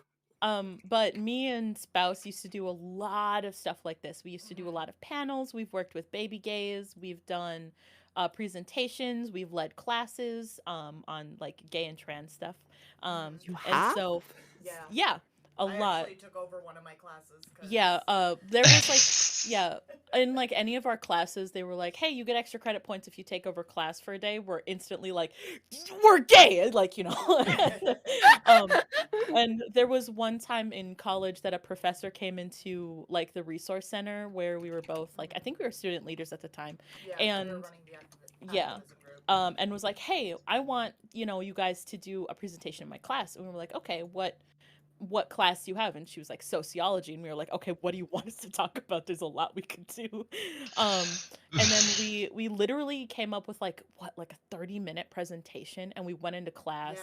And then it went super long because all the students had questions, and like, oh, that was so much fun. But Spouse has something to say. I'm gonna scooch out of the way. Oh. Spouse, do you want to come here and do you want to speak in the mic? Sure. Or do you want Bouse me to moment? Can they hear us? Yeah, I can hear you. They Hi, can hear me. Bouse. Hi. Yeah, but they physically couldn't stay away because they're like, I haven't done this in so long. I miss it. What's it like having to make sure Dink doesn't get stuck in the sink drain all the time or like lost in the grass? Okay, come here. Oh. Lean in a bit. Okay, I'm trying. Lean in a bit. I'm trying. Okay, so Everyone, if you don't know, this is Dink's spouse, named Spouse. hello. I use they he pronouns, non-binary, trans mask-ish. Mhm. Yeah, I think I don't know. I haven't thought about my gender in a while. Me When too. you're married, you don't really have to. Yeah, that is a thing though. Like once Oh, you're yeah. in a long-term stable relationship, like those labels become less important almost. Unless you haven't I done think- your introspection into your gender, which No, yeah. you're legally required to. You during need the to get course your of it. gender fluid changed. Yeah, right. Anyway, continue. But I don't know if this isn't necessarily like just a trans mask thing, but it's like at least for me as like an AFAB, just from my perspective, specifically like when men are talking down to me, like in like any type of like Ugh. perceived position of authority, it's like, I don't know if you're talking down to me because you're perceiving me as a woman or you're thinking less of me because I'm trans. Because I'm very openly out at work. Like, hey, I'm trans. These are my pronouns. And It's like all of that is bad. Yeah, all of Yeah. that is bad. But it's like I don't know which battle I'm about to pick here. Yeah. I'm not sure which fight I need to have. Exactly. Right. Can Right. you That be a is bit why more I carry my specific about your movement bigotry, stick. please? I'm Right? stealth Call at me work. the specific slur, and then we can move on from there. Yes, thank you. Right. It's like let me know what I need to be offended about specifically. Right. Oliver, you were speaking. Yeah, I'm stealth at work, and that's been interesting because it's a locker room. We change in front of each other. So I'm like, I've got top surgery scars. I don't think anyone's noticed or no one said anything about it, but it's like it's kind of scary. And I've been like wearing a packer, but I can't wear that. I can't wear it every day for reasons. And yeah, For I'm just like, cleanliness reasons. yeah. PSA, please wash your trans affirming gear. Oh boy, yeah. True. See, I haven't had top surgery yet. I'm gonna start getting in the process of looking towards that. But I do wear a chest binder, but I got a massive set of Bahamalangas. So it basically looks like a compressed sports bra no matter what I do. That sucks. So it's like, it's not, there really isn't me being stealth, which kind of sucks. So it's just kind of like one of those fights. Like, I ended up having an issue back at B-Stars, at a former job, where somebody ended up referring to me as it. They ended up getting fired over it. Yeah. Damn, that's a good job. Good firing. Oh, management almost didn't, but I was about to threaten lawsuit if they didn't. Oh, yeah. Because we're in a Yeah, state good for you. protected. I was Right. like, yeah, no, we're not playing this game. Yeah. But like having to go through that was like one of my bigger moments where it was like, oh shit, right, there is still this place, and even in a workplace that's as like supposedly known for diversity as that workplace is, it can still happen. Yeah. And it was coming from a gay man too, so it was Yeah. just Oh, like even more ew. like, Bruh! it You was know like, what? it's from inside the house. I'm like, are you fucking kidding? You know what? Sorry. The weird part is the most shit that I've gotten for being trans. Hold on. The most shit that I've gotten for being trans and about my gender and shit has been from cis gay men. Yes. Specifically. Right? Yes. I don't feel know like it's what about because them. they They're think like, they're gender? immune to being Bleh. transphobic Like- because they're part of the LGBTQ community. Right. And They literally none of us are. Yeah. Literally, No, even they're not trans immune. people can be transphobic. Just look at Calvin Mhm. Guerra. Oh Caitlyn my Jenner. god. So- That Piece reminds me of shit. So I was going to say this. So something that Spouse mentioned is kind of interesting because back to what no one individual is a monolith. I have two friends whose preferred pronouns are they, them, it, its. Oh yeah, true. Yeah, that's So, fine. Yeah. Yeah. But but if you don't know, don't go all the way there first. Oh yeah. And if you're, right. yeah. And yeah, for this specific person, it had been an 8-month battle. Oh dear Lord. Oh my Yeah. God. No, I no. used Jesus. Say he pronouns, and it was every single day. It was she, her, she, her, she, her, without an apology, whether I was there or not. And it was other coworkers that were telling me this. And Yeah. finally, one day he just snapped and he's like, "You know what? Fine, spouse is an it now." Ew. like, How ooh. hard is it? How hard is it to just use the right ones? Honestly. Right. And that But was genuinely, like, go on. Sorry. Yeah, no, that's where I was like, I'm like, this is more work for you to not at this point. Right. For actively making this. Yeah, you're decision. trying This isn't so just a hard. slip up. Yeah, they This do. isn't They do just try a- quite hard. It's really upsetting. Mhm. Well, Now- I'll be right back again. So, Oh, Noda wants to know, spouse, how hard was it to not just deck this guy? Oh god, it was so hard because I could easily take him. But weren't you a supervisor? I was also a supervisor. Yeah. So I'm like, no, I gotta do this. Well, because that was the other thing too, is like I didn't want to, because I was like one of two trans people at work. Even though, again, Placement Plan was super diverse, like you always have this feeling that other people who aren't constantly around like the trans community see you as that one open gateway, and you almost have to be like, oh god, how do I describe it? Like A role model? yes, thank you. Yeah. It's you have to be the pinnacle of the example. That. Mm. So, like, if I went up and decked him, even it would probably well within my right, and most people would back me. There might be that one or two person who didn't fully hear everything that happened and heard, oh, spouse decked him just because he slipped up on a pronoun. Because that's what he was going around saying. Oh, I just slip up to, and it's like, no, you do this every day and multiple times a shift to the point where it's not. I know at this point it's not a slip up. That's when you sit there and you go, ah, so you're just stupid then. Yeah. Yeah. No, God. do you have like frontal lobe damage? What's going on? Do you need assistance? Yeah. My favorite one is like, so as I said earlier, I'm tall, but I will say this: anybody who tells me I don't look like a girl who can go fuck themselves, I know I do. But so something that drove me nuts not too terribly long ago. I went into this restaurant to pick up a carryout order, and I walk in. I'm wearing a skirt. I'm wearing, a t-shirt. I'm wearing my mask. And this lady, I haven't spoken. I have not said a word. I walked up to the edge of the counter, and this lady from back in the kitchen looks dead at me and goes, "I'll be right with you, sir." And I'm like, I haven't even said anything yet. When people aren't looking at me and I talk to them from behind, that one usually gets sir, and I'm just like, no. No. Like, look at, like, I know we've trained everyone to not look at everyone's titties all the time, but look at my titties. Look at my skirt. That's what we It's were like, supposed to learn? these I aren't learned that huge, but they memo. are real. Well, I think I missed the knot in that part.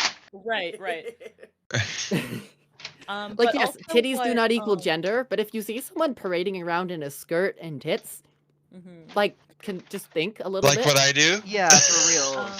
I mean, it's like, what I think to read the chat and acknowledge the chat. Yeah, for once. Uncolaman, is that what it is from your chat? yeah. Said it brings up an interesting point about intersectionality, that I feel like a lot of people have also felt that way as well, especially like trans masks, especially with like if you're in like a class or at work and like that there's people around who are like, I've never had to deal with a trans person before. You definitely get that feeling like, well, I'm not trans enough, or there's also like gatekeepy like trans people like, you're not trans enough, you're not passing, or You haven't done this enough, yeah. Right. Especially when you're like thrust into like a role model position that like we're always thrown into, because like there's so many but so few of us. Like, you know what I mean? I have two things I can add to this that you might find interesting. And so talking about the cis male white gay men. This is an actual pervading thought process that goes way back to like the 60s and 70s. Is the reason why some of them are very transphobic is because, and this is very specific to trans women in some regards, or in more regards now that spaces are trying to be shared, trans men, is because for trans women, as an example, the first thought is basically gay men who can't make up their mind, who don't want to commit to being gay. Yeah. Oh yeah. And things like that. But the other thing, bring up the not trans enough or passing thing. One of the things that I never realized until it was pointed out to me, and this is something, a fairly recent revelation, is that the concept of passing in general revolves around the North American idea of white beauty. Yes. And I have said this, and I will say this till the day I die. Passing is not currency that trans people pay to exist. Yes. Any efforts I make to pass or not to pass are about what I'm comfortable with, not everybody else. So, yeah. There you go. That was it. Those were my two things. I shouldn't be laughing. I just made spouse's pants go all the way up to like chest height. Hold on. I don't mean to ruin the moment. Well, I mean, it is. Like right up to your putting spouse in waiters is kind of funny. I don't mean to ruin the moment. I just wanted someone answer Niku's question. Or address this. So Niku says, I suffer from the dumbs. Me too. Yeah. I have no Same. thoughts.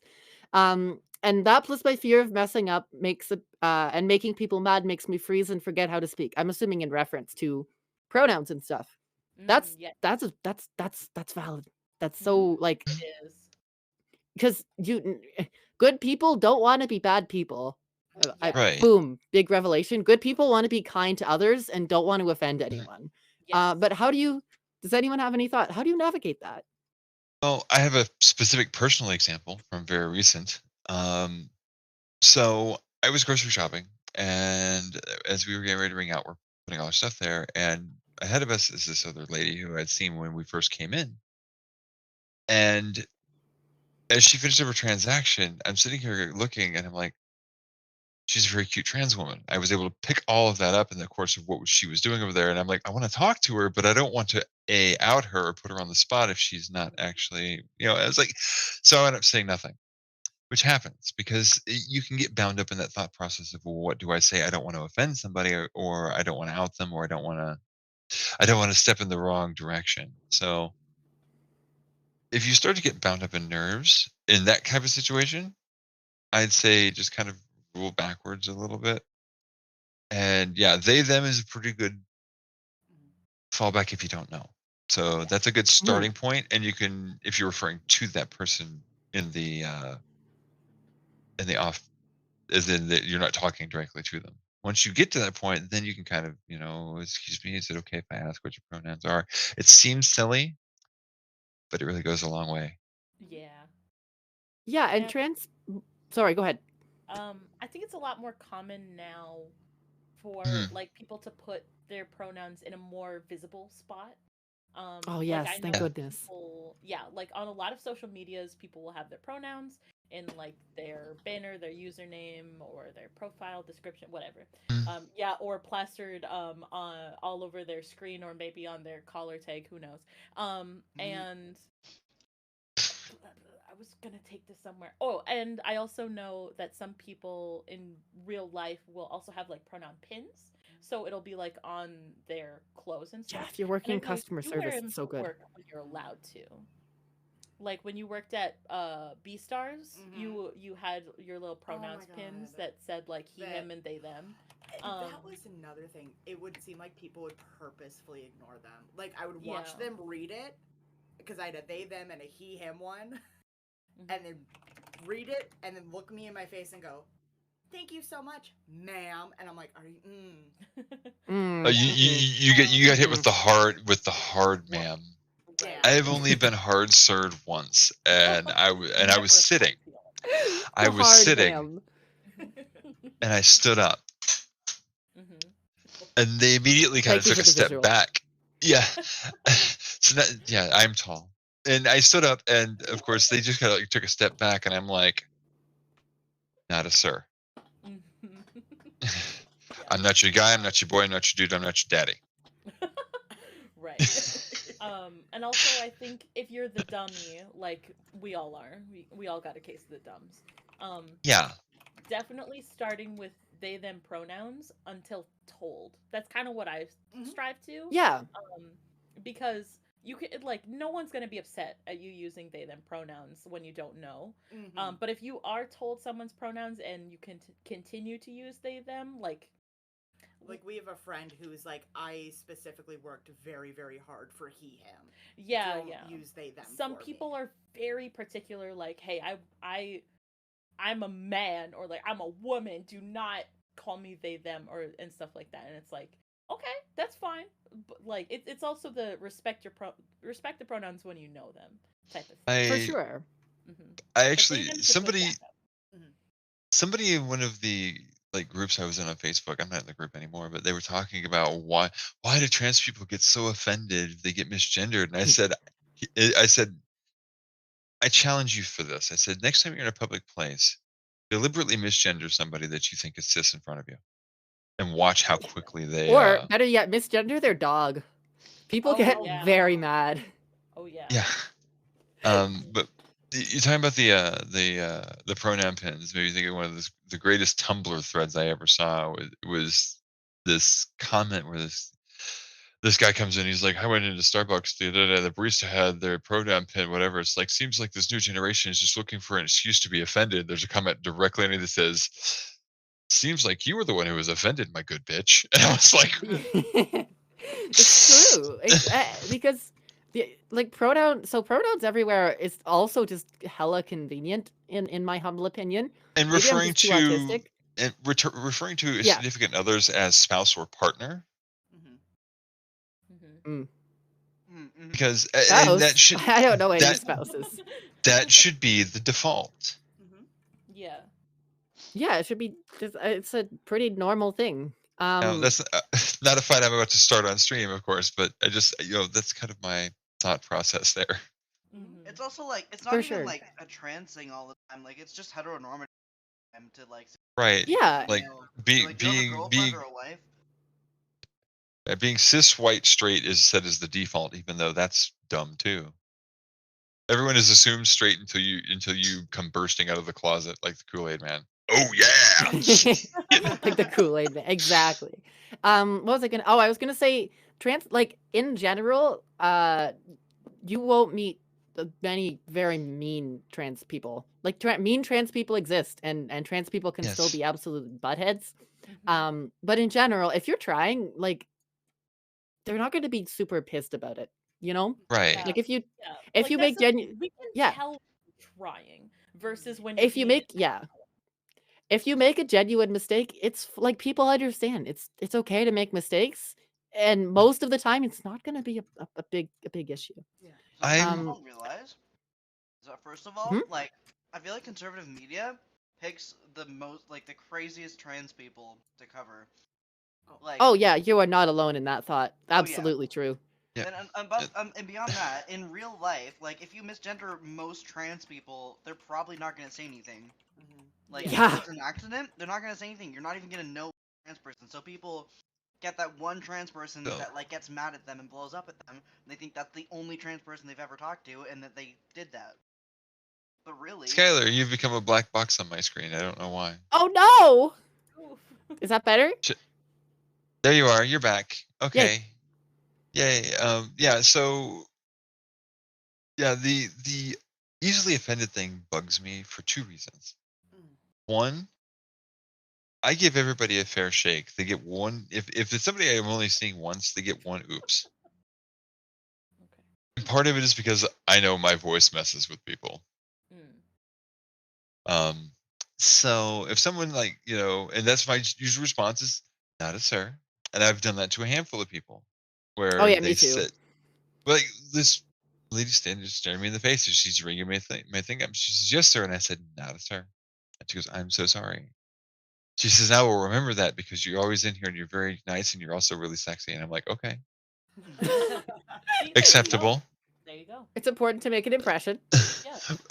Right. But yeah, typically that's where it lands, and most people stop dead after that.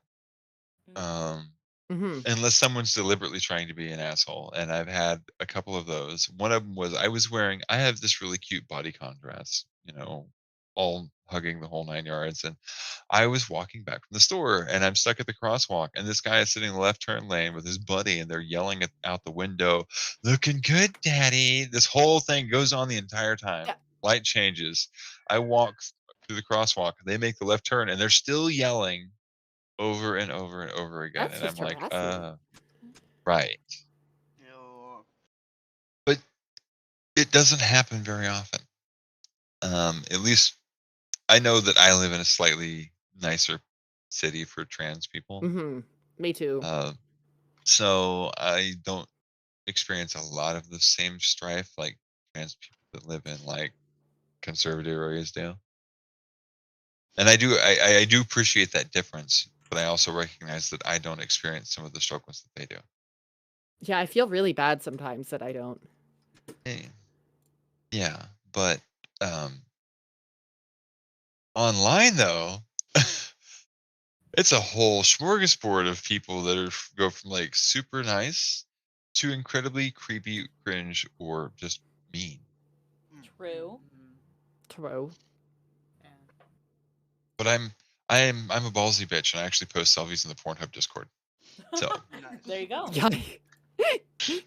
Let's go. I'll join it later. What was I gonna say? I'm so glad that it's a thing now for companies to put pronouns in their emails, and not Mhm. just for trans people, but it's really great when I'm messaging an Alex. I'm like, who are like I would love to know this because I like maybe I'm just too autistic for this, but there are names I'm like, I don't know. I don't know what gender you are. Like, please tell me. Mm-hmm. I'm so Oh, glad yeah. it's a thing now. Yeah, with like the gender neutral names, Yeah. definitely, I feel that. And plus, every trans guy is named Alex or True. Alex, Okay. Aiden, or Jaden. They're like all the I same. just remembered something that Mm. ties back to something that Spouse was talking about earlier. So I have a group that I meet with that's local veterans, trans individuals, people from all over the trans spectrum. Mhm. And one of the individuals actually was something that I'd thought about but never really sat down and put a whole lot of thought into. They are trans, mass, androgynous, non-binary, and they were talking about they went on testosterone specifically to a certain point and then stopped Mhm. because they like where their voice changed. They like the little bit of facial hair they have that grows in and everything. And what was interesting about it is even their voice sits in this voided area where if I'm just hearing them talk, it doesn't really ping as masculine or feminine or young or old. It's just kind of in this nebulous center area of ambiguity. And we were actually talking about that. I'd never really put tons of thought into the concept of someone doing hormones just enough to get in, get to a certain point and say, okay, I'm done. Mm. Oh Because yeah. I it's have a not whole about thing about that. Yeah, that's what a right. lot of non-binary people do. Mhm. Hmm. At least like AFAB people Because it's will about take wanting like to a feel like very yourself. yeah, Mhm. they'll take like a very very very low dose of testosterone. So then like for AFAB non-binary people, um so that Yeah. AFAB, I just threw out a word. For those who don't know, is assigned female at birth. Those who got the uterus, those people. Um so Right. they'll take very low doses of testosterone and wait until they have like the stuff that they're looking for, like particularly a Mm. lower voice, or maybe facial Some facial hair. reconstruction, facial hair, or Yeah. something like that, and then they'll stop because the effects of testosterone are irreversible for the Some of most them. part. Um, Actually, I feel like the only irreversible ones are like the facial hair and the Your voice Alopecia. dropping. the voice dropping. Other than Yeah. that, Yeah. all reversible. If you somehow develop alopecia while you're on testosterone, right, you can stop it, but it won't necessarily jump back in if you've right, gone too far. right. But I that's a met very somebody who went particular through that. non-binary people. Just wanted to bring that up. Mhm. I want Yeah, to do something like that I actually. did something similar, but it would take way too long to get into. Do we want to do another topic? I think we could shift forward a little bit. Yeah. Otherwise, we could just sit here all day. Also, spouse, are you like just joining us? Because I'd be happy to have a spouse. Oh, sure. Yeah. It's up to I would you. love to. You can just sit on the Okay with that screen. with me. I have to add Hmm. them to I the mean, title. I'm going to have to, well, What? hold on. I'm trying to figure out how we can configure this setup so we can hear spouse better. Oh, Okay, well, okay. you Right. spouse, if you can join on a phone. Anyway, Yeah. I will Is there- I will give you a pronoun pin. Spouse, what pronoun pin do you want? They, he, please. Okay. I'm just looking at our listed agenda and I'm like, so we've kind of just been jumping all over. Yeah. Oh, we have, but that's why the agenda was a suggestion. Right. These are only suggestions, not suggestions and guidelines. There's They're a not trans exhaustive and not agenda. prescriptive. It's the trans agenda. Do you want to talk about clothes? Is that a thing we can talk about? We didn't really talk a whole lot about trans voice. We like glanced over it and rolled No, off. yeah, we went in crazy directions. The one thing I want to like spouse, how long are you gonna be here? Do you know? I have nothing else going on tonight, so Okay. Then we Yeah, I was can gonna be do like- it in order. I was just thinking I wanted to make sure we did the trans mask one because I know Oliverfloof has to leave at some point. So I just want to make sure we do all of the things while the people are here. So that's why I'm jumping around a bit. Right. Do we want to talk about voice? It doesn't even have to be just trans femme voice. I know just Verias, you had some stuff to say about trans. It can be all of the things with voice because, like, I love Skylar's voice. Skylar has a really awesome voice. Oh. I've told you this Thank you. before. Come on, I've told Thank you that you. before. No, but every time it's like the okay. And see, because I have a background in voice acting and things like that, one of the things that I have been working to maintain is my range. Because one of the things that I learned very quickly was that as you start adapting your voice and changing it to other things, when you develop the muscle memory for it, your muscles will actually start to forget other things. Mm-hmm. And a lot of trans femme individuals are trying to lose the more masculine sounding voice entirely, so it's not a deal breaker. But being able to go, "Hi, how are you?" and the Electric Cowboy and Pickle MMA present, being able to do that kind of thing.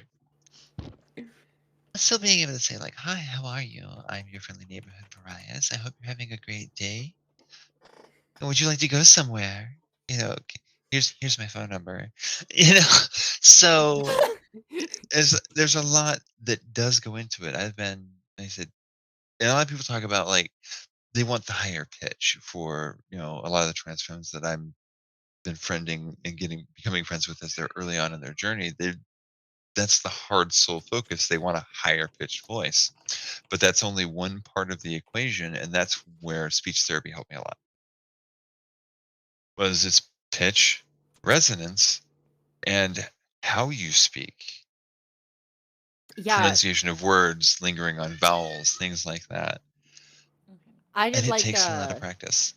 4 or 5 sessions of voice therapy. I didn't find it was particularly for me, but the big thing emphasized was resonance. Okay, fine. I'll stop hiding now. Yeah. But y'all have to stop complimenting me, otherwise I will hide again. Hey, Skylar, you're I am cute. not. Down I go. Oh no, the salmon is hiding. The salmon is hiding. I'm in the river. I'm insulting you to offset the compliments. Oh, thank you. It makes me feel a lot better. You're welcome. Salmon. Yay! Uh-huh. I feel good. Haha, salmon. Haha, salmon. Haha, cute, pretty baby. Hidden, gone. Haha, salmon. Anyway, resonance. Salmon ass. You need a button for Oh, that. I don't. My paw is currently. I have to move. I just realized my paw is like right on spouse's bum. I mean, I mean, let me fix that. Should I drink this mango juice now or should I save it for later? You have tango juice? Yeah. Delicious. Anyway, you're You said that a bit passionately. shut up. Your all of voice therapy is going to be about resonance. Because pitch is okay. Pitch is good. Pitch is okay. But this car over here that I'm slapping right now, resonance is where it's at. I am not very good at it because it's hard, and I don't like things that are hard. But if you're interested, there are lots of good online. Skylar actually refuses to practice anything she's not already good at. So Me. I will That's me. offer probably the biggest piece of helpful mechanics that I was ever shown. So this is just because your throat has a pitch, it has a note, Yes. so it has its own sound.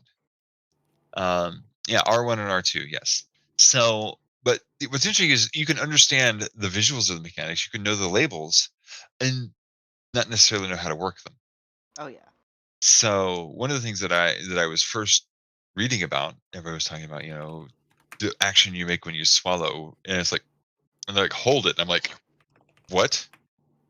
Yeah. Oh boy. The biggest and best thing that I ever was given as a technique was called big dog, small dog. Yep. Oh. And this is how you think change you'll like this. Yes, how you change your resonance, and this works both directions. So you can start big dog. You pant like a dog, and then you push up to sound like a small dog. And what you're doing when you change this is you're actually raising the larynx and pushing your resonance forward so your voice is coming through a smaller space, which allows you to start to sound a little different. And if you start adding maybe a little bit more air and changing a little bit of how you're pronouncing your words and saying phrases, it starts to sound much more feminine. And what's great about the resonance thing is you can do it without changing your pitch. So you just go. Mhm. So my pitch is still the same as it was before, but I'm using forward resonance now. What's super fun is if you're a singer, you have to do the opposite. You want big open resonance, which was really fun because I was in choir at the same time that I was in speech therapy. So I was explaining all this to my choir director. She's like, "Don't do that. Don't do that when you sing." I'm like, "Okay, got it, noted." I 'Cause do it it when doesn't I sound as sing. good. Actually, I think that like it sounds very similar to the technique for like getting high notes in your head voice, Mhm. Yeah. but it's I think like with singing you want to like do it in a way that's subtle and not that obvious sounding. Yeah, it's such a if you man, because Oliver, you sing. I sang in choir a little bit. I Anyone else sing. got some singing in Faust a them? bit. Yeah, Both. I I should was go in I soon. was in Oh, you should choir go and soon. show choir and Yeah, there you go. yeah. But yeah, being trans in a choir is it's an experience. It's I well, sing in the super car. awkward That sometimes. not everybody has Ooh, this, and I know that soprano. I'll say one thing that I know works in my favor is the fact that I have a 3-octave range, but Yeah. not everybody does. Ooh, So, that's being able yeah. to adapt to the techniques that allow you to manipulate the muscles that you have and learn what it feels like to manipulate them so you can start playing with sounds. Because one of the hardest things for me was figuring out how to craft a voice that felt like me, that didn't feel weird when I was using it. And like I said, I have 40 years of doing this. So, Right.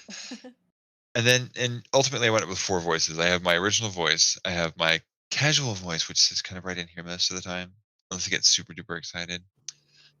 I have my out in the world voice when I'm being in restaurants or at the store. And I can go up a little bit higher if I want to go up here and be a little more playful. So that's number 4. If you want to do a hey there, monarch.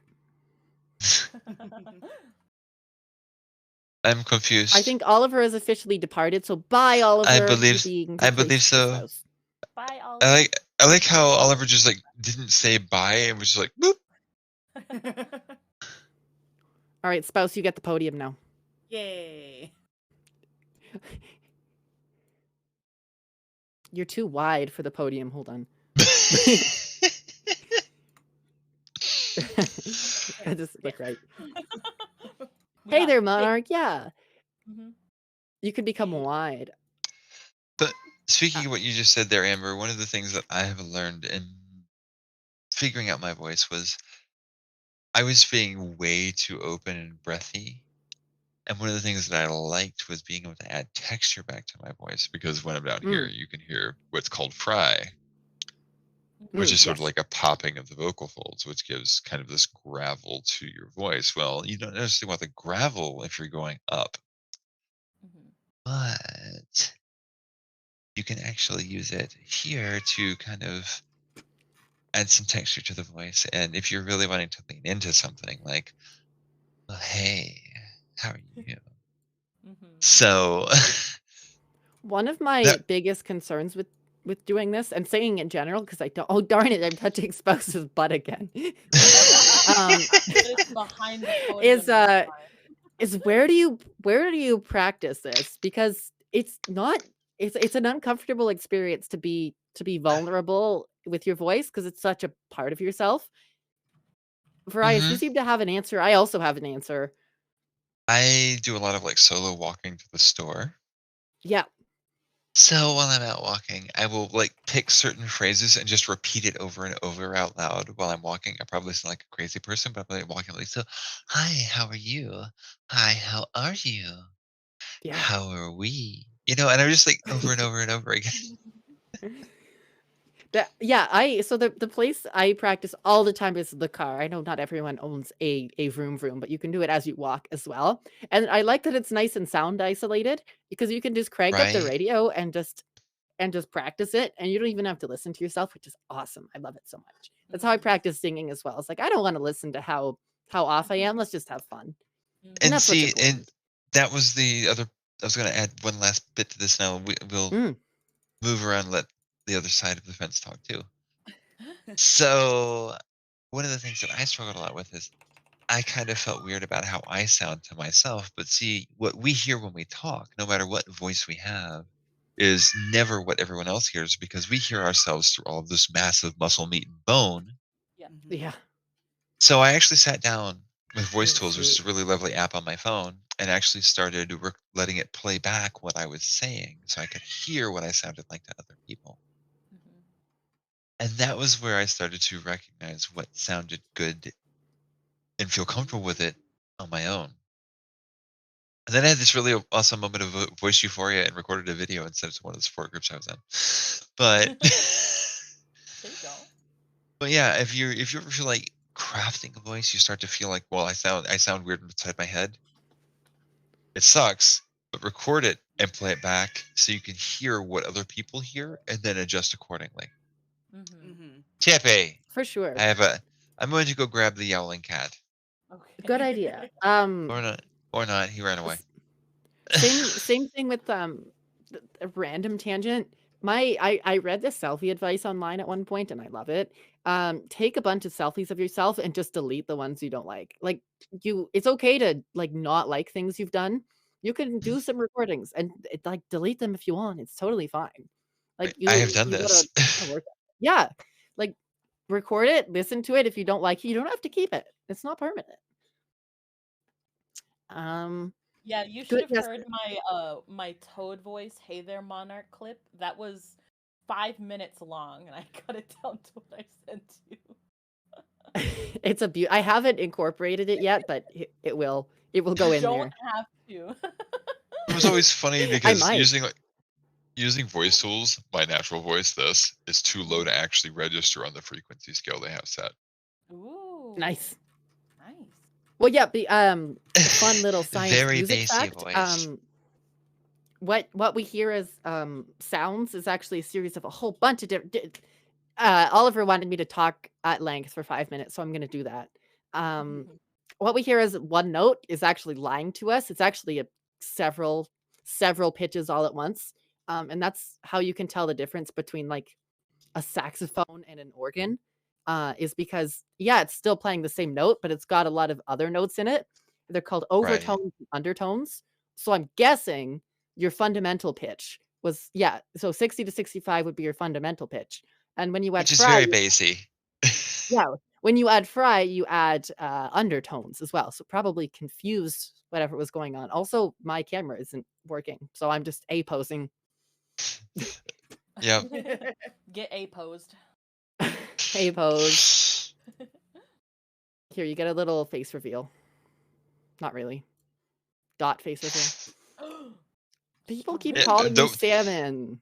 Nobody saw it on my stream because it all appeared behind Dink, so. Gosh, I had a point and then I got called Salmon. This is awful. Pitch and overtones and undertones. Yeah, pitch and overtones.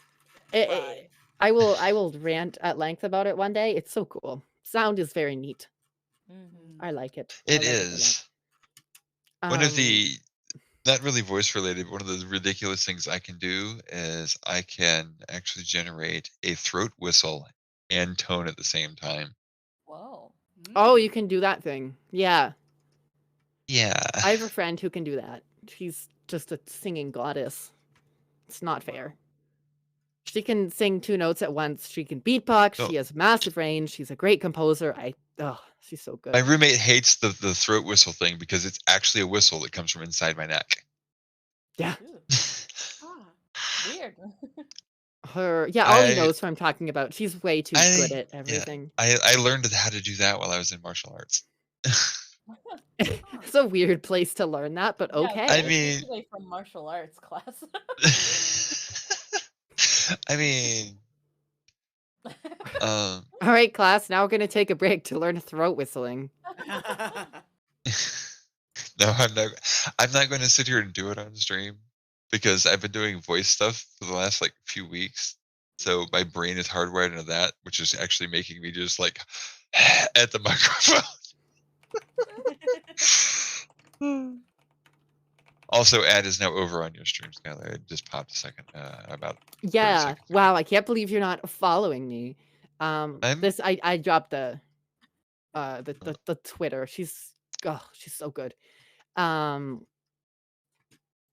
Yeah, I don't know. Do we have more to say about this? Do you have spouse Spink? Do you have anything to say? Spadink? Mm, Well, Well, I think most of your voice changes has come from you taking testosterone. yeah. Do you have anything that you would use before you took testosterone? Because I remember, like, probably just before you started, you would have like more of a public voice that you would do, like specifically on the phone, or like if you were ordering something, you'd pitch your voice down. Do you have any like tips, or do you want to talk about that at all? Oh, yeah, I would try and like drop because I had a range from when I was in choir. I had a range from a soprano 1 to an alto 2. And Hey.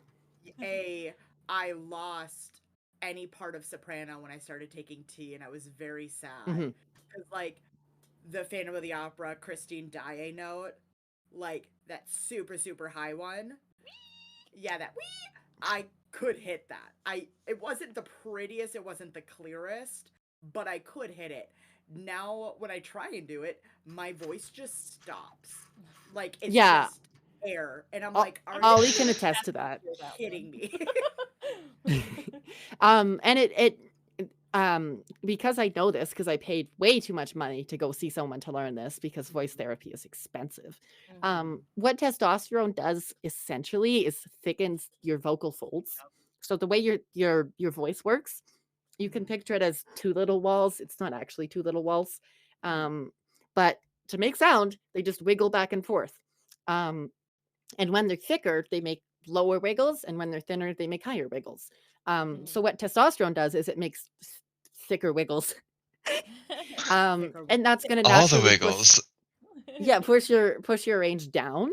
And what you do at a certain point with thicker wiggles is you can force it into falsetto, which is a weirdly falsetto is like the misunderstood unicorn of all of singing, because all the choir teachers don't quite know. It's just everyone's a little bit confused about what it is, but basically you can have your vocal folds move back and forth naturally, and the faster they do that, the more that's how you change your pitch in what's called chest voice in choir, which is your normal speaking voice. Yeah. But falsetto, you can actually almost lock up those things so they vibrate in a slightly different way. If you're a physics person like me, what it's actually doing, I believe, is adding a I don't think it's actually called a node, but if you imagine a sine wave, you just pinch it at one part, so it's wiggling, but it's wiggling around a part that isn't moving. I feel like we need like a graphical demonstration. Yeah. Can I pull up a graph? I'll pull up a graph. Hold on. Okay. Paint on it. Trans thing that has happened so far this stream. Hold on, I'm gonna get a graph. Hold on, I need a graph. Give me a hot second. But you're talking about, so we were talking about frequency and pitch though, and you're talking about falsetto. So like I said, I have a 3-octave range. 2 of those octaves are before I hit my first falsetto note. So like a do re mi fa sol la ti do re mi fa sol la ti do. And that's the first one. That's all Do chest re and mi mixed. fa sol la ti do. There's the 3 octaves. Nice. Those last few notes are a little struggly. Yeah, so you can imagine I've actually had the wonderful opportunity to see my vocal folds because I'm getting a little surgery to reduce, it's called the laryngeal prominence, but you know how necks do that sometimes? I'm having a surgery to undo that basically, but she wanted to put a camera in my nose to make sure my vocal folds were okay. It's Right. you can look up pictures of it. It's a weird thing to look at. Yeah. But if we're looking at someone's neck here, my artistic representation here, you got a neck and a face and a little snoot and like a little eyeball and some hair. See what I mean? This little person. It's a great person. I'm really proud of myself. If we were to look here at their vocal folds, you can imagine it as two little folds going like this. Your vocal folds don't wiggle wiggle, they fold. I like the way you jiggle jiggle. So normally they're like this. To make a pitch, they're going to boop boop boop boop boop boop boop boop. They're gonna swiggle a little bit. They go swiggle, swiggle, swiggle, swiggle. And they can swiggle, swiggle up to a certain point. After they've swiggled as much as they can, my understanding is that this point here and that point here, but it's not actually there, basically stay in place. And instead of having a swiggle, swiggle that goes all the way across here, you have a swiggle, swiggle that happens here and a second swiggle, swiggle that happens there. And that's how falsetto is created. Oh. What's great is I there's like a believe- little bit of like lag on my end, so the stream's gonna Yeah. take a second to catch up. Mhm. I'm doing my best because I only have a rudimentary understanding of all of this. I feel like I had a point. What was my point? Say, "Ah." Well, we were talking about adding They go, nodes to. So we're all geese? Yeah. Yeah. Yeah, well, Become What was I? So anyway, that's what I was saying. Is when you take testosterone, these folds here thicken. So when you speak, they still swiggle the same amount, but because they're thicker, they produce a lower pitch. And you get to a certain point where they get thick enough that they naturally kind of stick at these points, and that's how you get falsetto. And it also means that your limit to how much they can swiggle this way without getting stuck goes down. So that's what I noticed. It's a shame Oliver's not here because he's a good singer. I like Oliver's swiggle voice. is an amazing word. I'm heading to my library. Yes. Is But that no, so you can't go as high in any chest voice because that limit of how high your chest voice can go has been pushed down because of the thickness, but you do gain the ability to do a falsetto voice, which is not, you need to have a certain thickness to get that amount. you gotta get down with the thickness. Wait. Yeah, you got Yes, you gotta get down with the thickness. But like you're talking about being able to see your vocal folds. Probably the weirdest thing that I ever did in speech therapy was I was trying to explain something to my therapist, my SLP, and if you don't know, it's a speech language pathologist. So in order to demonstrate what I was talking about, I actually like stuck the camera in my mouth so she could see what I was doing, and she was like, Yeah. "Huh, I didn't know you could move those muscles." And I'm like, Oh yeah. because I'm doing this weird dual action where I raise my larynx, but I also have the folds just back in front of where your tonsils are, Yes. and I can close those too. And I pulled those together, and that's when I started to play with voice sounds and stuff. And she was like, "That's interesting," and I'm like, "Does no one else ever do this, or do you just not talk to them about it?" Yeah. But I stuck the camera in my mouth so she could see it happen. Fun camera fact. Getting a camera up your nose, they numb it first, and when your nose is numb, it feels like it's clogged. Fun fact. Okay. Oh. Yeah, it feels like you have a stuffy nose.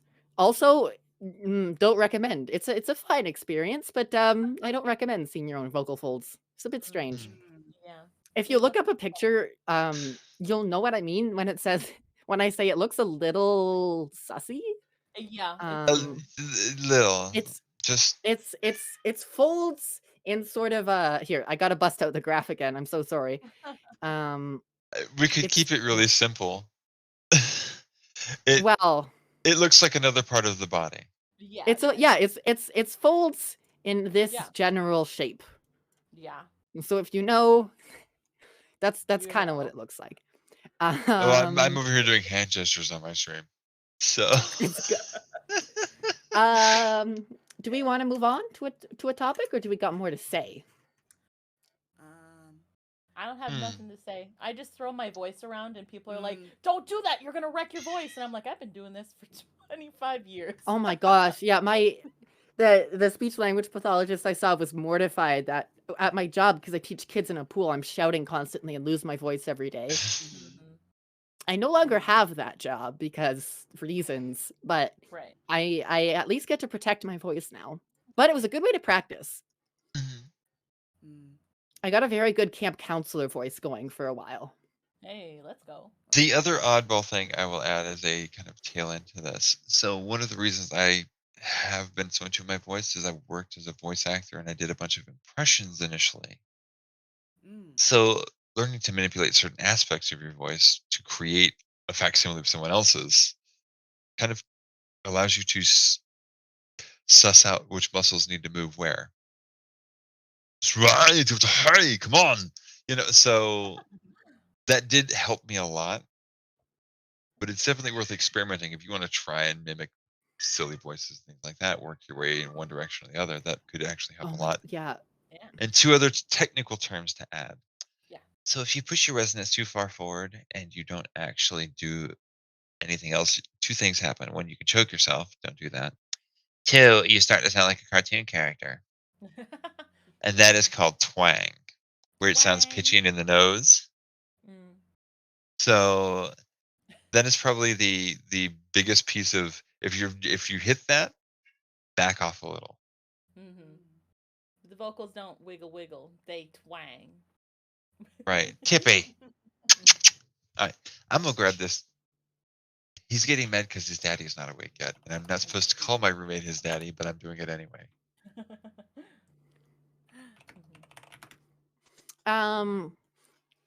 What was I gonna say? Man, I had a thing to say and I forgot about it. I'm sorry. It was something about teaching children and the voice I can develop that way, Camp but I don't counselor, remember you it. were yelling. You The were camp using your counselor voice. Yeah, I don't know. That's a fun. It was tangentially related. I just forget the tangent. Oh well, it's That's fine. There is, Uh, yes, actually, you did make me think of a tangent that links back to what you just said. The voice that we tend to use when we talk to babies and animals is actually a voice that uses forward Oh, got resonance, it. and almost everybody does that. I remember it now. If you're ever interested Huzzah. in exploring your falsetto, because either you were born with like you went through a testosterone puberty, or you're going through one and you want to explore it. Um, I asked my choir teacher, "Hey, how do I explore this?" Because I needed the range. She's like, pretend to be a horse," and that was advice for sure. But my better advice was I auditioned for Shrek the musical, which by the way, there is a musical version of Shrek. It's Yes, and it's exactly as good amazing. as I you love think it it. would. It's So, listen, it's okay. But I which will not role stand did you for audition Shrek for? slander. it was just a general one. The way I only Okay. auditioned even for fun. Um, but there's a song in it where Pinocchio sings, and our job was do the Pinocchio part because they basically wanted to test our range, both like pitch range and our like intonation range. I might get demonetized, but I don't care. I'll play a little bit of it because if you ever want to practice your falsetto, this is what you need.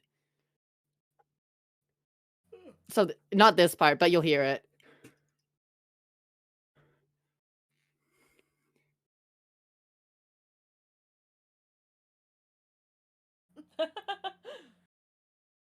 It's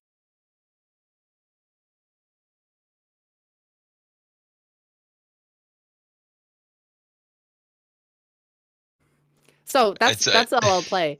But if you listen to it, that's someone who has a traditionally lower voice doing a falsetto. It is so much fun to sing that part. My friends and I were all singing that part for days afterwards because you literally get to be so silly because Pinocchio's voice is supposed to be so silly, but you have so much opportunity to expand your falsetto range and actually make it sound good. So if you ever want a song to sing in falsetto, Story of My Life from Shrek the Musical. it's like don't do Very what I good, high did. quality. Don't do what I did to build up your falsetto. I used to spend a lot of time pitch matching Amy Lee from Evanescence. Oh gosh, no. And my partner and I, we have a little bit of friction occasionally over that because I can hit notes that my partner can't. Nice. Yeah, it's so much fun to just go, "Whoa, is what I know." It's such a fun Right? character. We got to give them a prosthetic nose. It was amazing. It was so Oh, much I fun. love Do we want to move on to a streaming while trans? And I might pop out to make some dinner. Question mark. I would say streaming while trans is a good topic and that I definitely wanted to talk about a bit too. I So know because we have Bink and Douse here. You both, well, Spouse, you don't stream yet, but you will stream. Not yet. Yeah. Dink, how long you been streaming? I've been streaming for a year what month is it? Almost a year and a half. Nice. And Verias, how long you been streaming? I started on YouTube like 2.5 years ago. I moved to Twitch at the beginning of like November of 2020, and I made affiliate midway. I'm about to have my 1 year with affiliate, so I don't know however long that is. Hmm. So So, a hot minute. yeah, you guys have more experience than I do, which means I will just whoop off the screen and I will let you speak Go, so I can go go make make some your food noms. and then I'll be back. Yes. Go make your Also, thank you noms. so much, Amber. Thank you, thank you, thank you, thank you for follow. All right, so Dink, would you Another like one. to go first? Me first? Mm. Hmm. Well, most of my experiences while streaming while trans, it's mostly like I feel like I gotta plaster my pronouns everywhere because I'm not like transitioning or anything, and I don't pitch my voice or anything. Um, so a lot of times people will come in and they'll instantly use like she/her pronouns and stuff. And like I have like a pronouns command on my stream, so I feel like I have to like plaster my stuff everywhere. But I'm finding a lot more people are more accepting because I use like the LGBTQIA plus tag. Um, Hmm. but I feel like if I put on like the trans tag or something, I feel like I would get a lot more trans people in.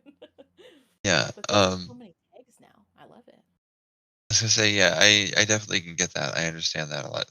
But if I Mhm. when I first started streaming, one of my first things that I thought about doing was I was going to be a VTuber. I actually Mhm. have Oh like yeah. three. I have three VTuber models that I made. Um, Lovely. but as I started working through the early stages of my transition, I realized I didn't really hate how I looked on camera. Makes So I was sense. like, okay, so the VTuber avatar is kind of for days when I feel like I don't want to be on camera. Like I'm like, Mhm. oh, I'm feeling yuck. I don't want to do I don't want to do hair. I don't want to do makeup. Whatever. VTuber comes out and sits on stream. But I definitely understand that frustration because if it were just my VTuber ad and I'm talking to people, Mhm.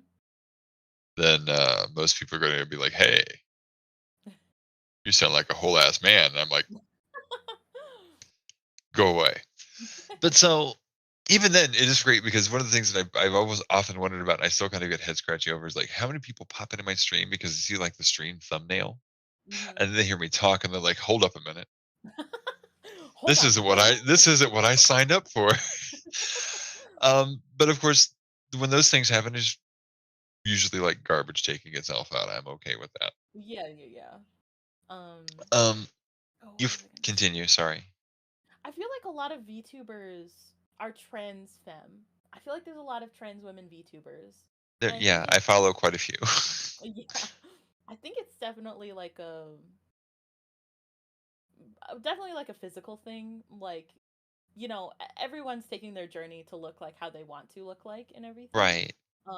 And if you have like already like a big boobud half naked like like mommy on Right. screen, then like you can Right. still transition but still like and take all the wonderful journey steps and like live your journey, but also still present in a more femme way, more conceptually femme way to like Mhm. the public. Right. And I have one friend that actually sits in the amazing zone of gender fluid as a VTuber. So Hmm. they actually have boy and girl models. Oh yeah. Ooh. So Hmm. they'll model swap. I love that. I wish I could, but I'm a dog, so. Well, I mean, Hmm. nothing wrong with pretty puppies. True. Um, one of the things that I was thinking about because I'm VTubers that I've noticed. Now, this is not necessarily across the board, but of the ones that I follow that exist within the trans spectrum tend to get a lot less flack that I've seen. Like people will be stupid occasionally here and there, Yeah. but since I'm on camera and I've had this weird thing that happens where if I'm streaming late at night, like somebody opened the door and let all the assholes out, and they're like, Oh "We're yeah. just going to go over here and sit in and just be as offensive as possible." And it's like, y'all can get out of my stream. Um, like a few weeks back, and I've talked about this to my stream at one point. One of my very awesome, very proactive moderators, uh, after a comment was made, poked her nose over to look at some stuff, and turned out that 4chan had gotten my channel link and was trying to Oh organize a raid no. chain onto my Oh, channel. oh no. Ultimately, it didn't really go in their favor, but Mhm. I thought that was interesting. I was like, okay, Yeah. I think, well, I mean, 4chan's just scum of the internet, but like, yeah, I feel like that's pretty common with trans people who use like the face cameras. You don't see that a yeah, lot with VTubers. I mean, like VTubers do yeah, get, they have gotten hate raids and stuff like that, and mhm, depending on like what it is, they'll still put in like either racist or transphobic or homophobic remarks in like the raid right, messages and stuff. But I feel like 4chan's also more targeting the people with face cameras because I think it's a so, bit more yeah, visual. Because like there's right, only so many things that you can say like, "Hey, anime right. bitch," like And what? yeah, and they can say bullshit things about how I look, even though I've as I said earlier, it's like, you know what? If someone jumps into my stream and is like, "You ugly," I'm like, I know I'm not. Right. Hmm. But my favorite one was I was talking about the 4chan thing, and only like 2 or 3 of them had actually managed to get in, and one of them Hmm. was like, "Nah, you a whole ass man," because I pointed at my pronouns, and I said, Hmm. "Yeah, well, your whole ass banned." See, there you go. Yeah, so I'm going to step away for about 5 to 10 minutes, and I will leave you up to hang tight with everybody if you want to keep going about some of your experiences, and I will Oh return and I will continue about mine. yeah, sure. Yes, big dink, big dink. Mhm. All right. Hi, everybody. I'm looking at both chats. Yeah, dink takeover moment. Let's Mhm. go. Still here too. I just Yeah, don't stream, so I was being quiet. yeah, and Bouse is here too. Yeah. Let's see. The trolls come out at night. Yes, I do see that whenever I stream really late at night, whenever I have my gremlin streams, I do get an influx of like assholes or like people who just say things to be like they're Like they're I want trying to get a attention. rise. Yeah, or they want to get a rise out of me, and like it mostly I don't get a lot of the trans stuff pointed towards me. It's mostly just the furry stuff. Obviously. Um but it's mostly like, you know, like, oh, you're a furry, you like animals. I'm like, yeah, I like, we all love animals. Like I'll go into stuff, like I'll go in a big tangent talking about pets, and then they'll just leave, and they're like, oh, this person won't stop talking. Yeah, but I've never had to like ban anybody who came in trying to like get attention from me. I know, dink furry, ew. Like trying to get attention from me like in that aspect. Usually I just like I'm Midwestern and we just have a way of just talking and like never stopping. So I'll just go off and off and off, and then people are like, "You've changed subjects like 3 times. I can't. Bye."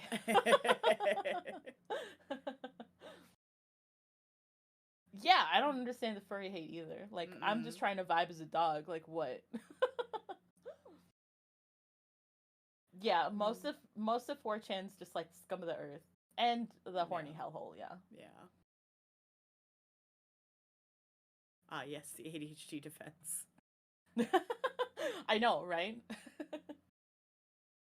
uh, the horrors I've seen on those 4chan screen compilations is unspeakable, and it was Deltarune, so that makes it hornier. Oh no. Like I saw things I thought about for the next week. Oh my god. Yeah, 4chan's just weird. But I definitely think that since we're talking about trans shit, um, I think that I love all of the tag expansions that Twitch has done. I love it so much. We have so many more tags that you can put on now to like help describe you, like transgender. We've got pronouns. We've got, you know, a whole bunch of stuff. We've got a whole bunch of different genders, sexualities. It's amazing. But like, I feel like that's also targeted some people, like especially like 4chan. Like they'll go through the transgender tags and they'll just be like, all right, this person we're gonna hate raid, and it's like, it makes it accessible to both sides. Yeah, it makes it accessible to both sides. And I mean, people are always gonna be assholes, but you know. Yeah, because I have a friend of mine from high school who streams who constantly gets hate rated. Oh yeah, yeah. I feel bad for them. I know. The tags are cool. Yeah, they're so cool. Yeah, I love super nice. I love the intersectionality now, and it's actually created a tiny bit of discoverability on Twitch now. Yeah. And I love it. I mean, it's still ass, but like, you know, it's better. Something's better than nothing. Bink, how did you come to choose dog? Funny question. So my Sona was a wolf because I was on the internet in 2006, and then yeah, and you know, all those wolf pack and warrior cat shit. And then I was looking up other things, and I was like, I kind of want a new character, and I made one that was a dog. It was a collie. And I was like, this is going to be for a fursuit. So I made it of like white, brown, and black, like the easiest colors to get. And I was like, it's going to be a fursuit. And then I was like, but I wanted fun colors. And so I looked up red merle and blue merle. And then I came up with 2 characters. And I was like, actually, I like this dog a lot more than this wolf. So I became dog. Dink was born being a dog. True? Scoof, were you there when I was born? How dare you? I don't know if it's just me, but I get really uncomfortable when people other than my family call me she, her pronouns. I don't know why. I'm gender fluid. I go by all pronouns because I don't really care. But the moment someone I don't know assumes I'm a woman and calls me she, her, I recoil like a snail that's been salted on, and I don't know why. That is a thing. I get the same thing. Like, it's like my family is a pass for some weird reason. Like, my family will call me she, her, but mainly because I haven't told them that I have pronouns. And and I'm just like, yeah, it's family. But like, if I get she, heard like out and about, I go, like it's like a visceral reaction. And I don't know why. I feel like that's a common thing. Do you have anything about that, Baus? That is a thing. I remember. Oh god, there was a TikTok that explained it perfectly. If women see me as woman, I was wondering if you're gonna. If women see me as woman, nah. If man sees me as woman, no, absolutely not. If queer woman sees me as woman, yeah. If queer woman sees me as man, if queer woman sees me as non-binary, yes. Like a whole bunch. If man sees me as man, yes. Yeah. You know, whole bunch of stuff. Yeah. Tango raid. Tango. Hi, Tango. We got a Bink takeover. What's up? Bink and Baus takeover. Bink and Baus. Yeah, we're talking about trans stuff. Welcome on in. We're talking about genders. Be transgender. Be transgender.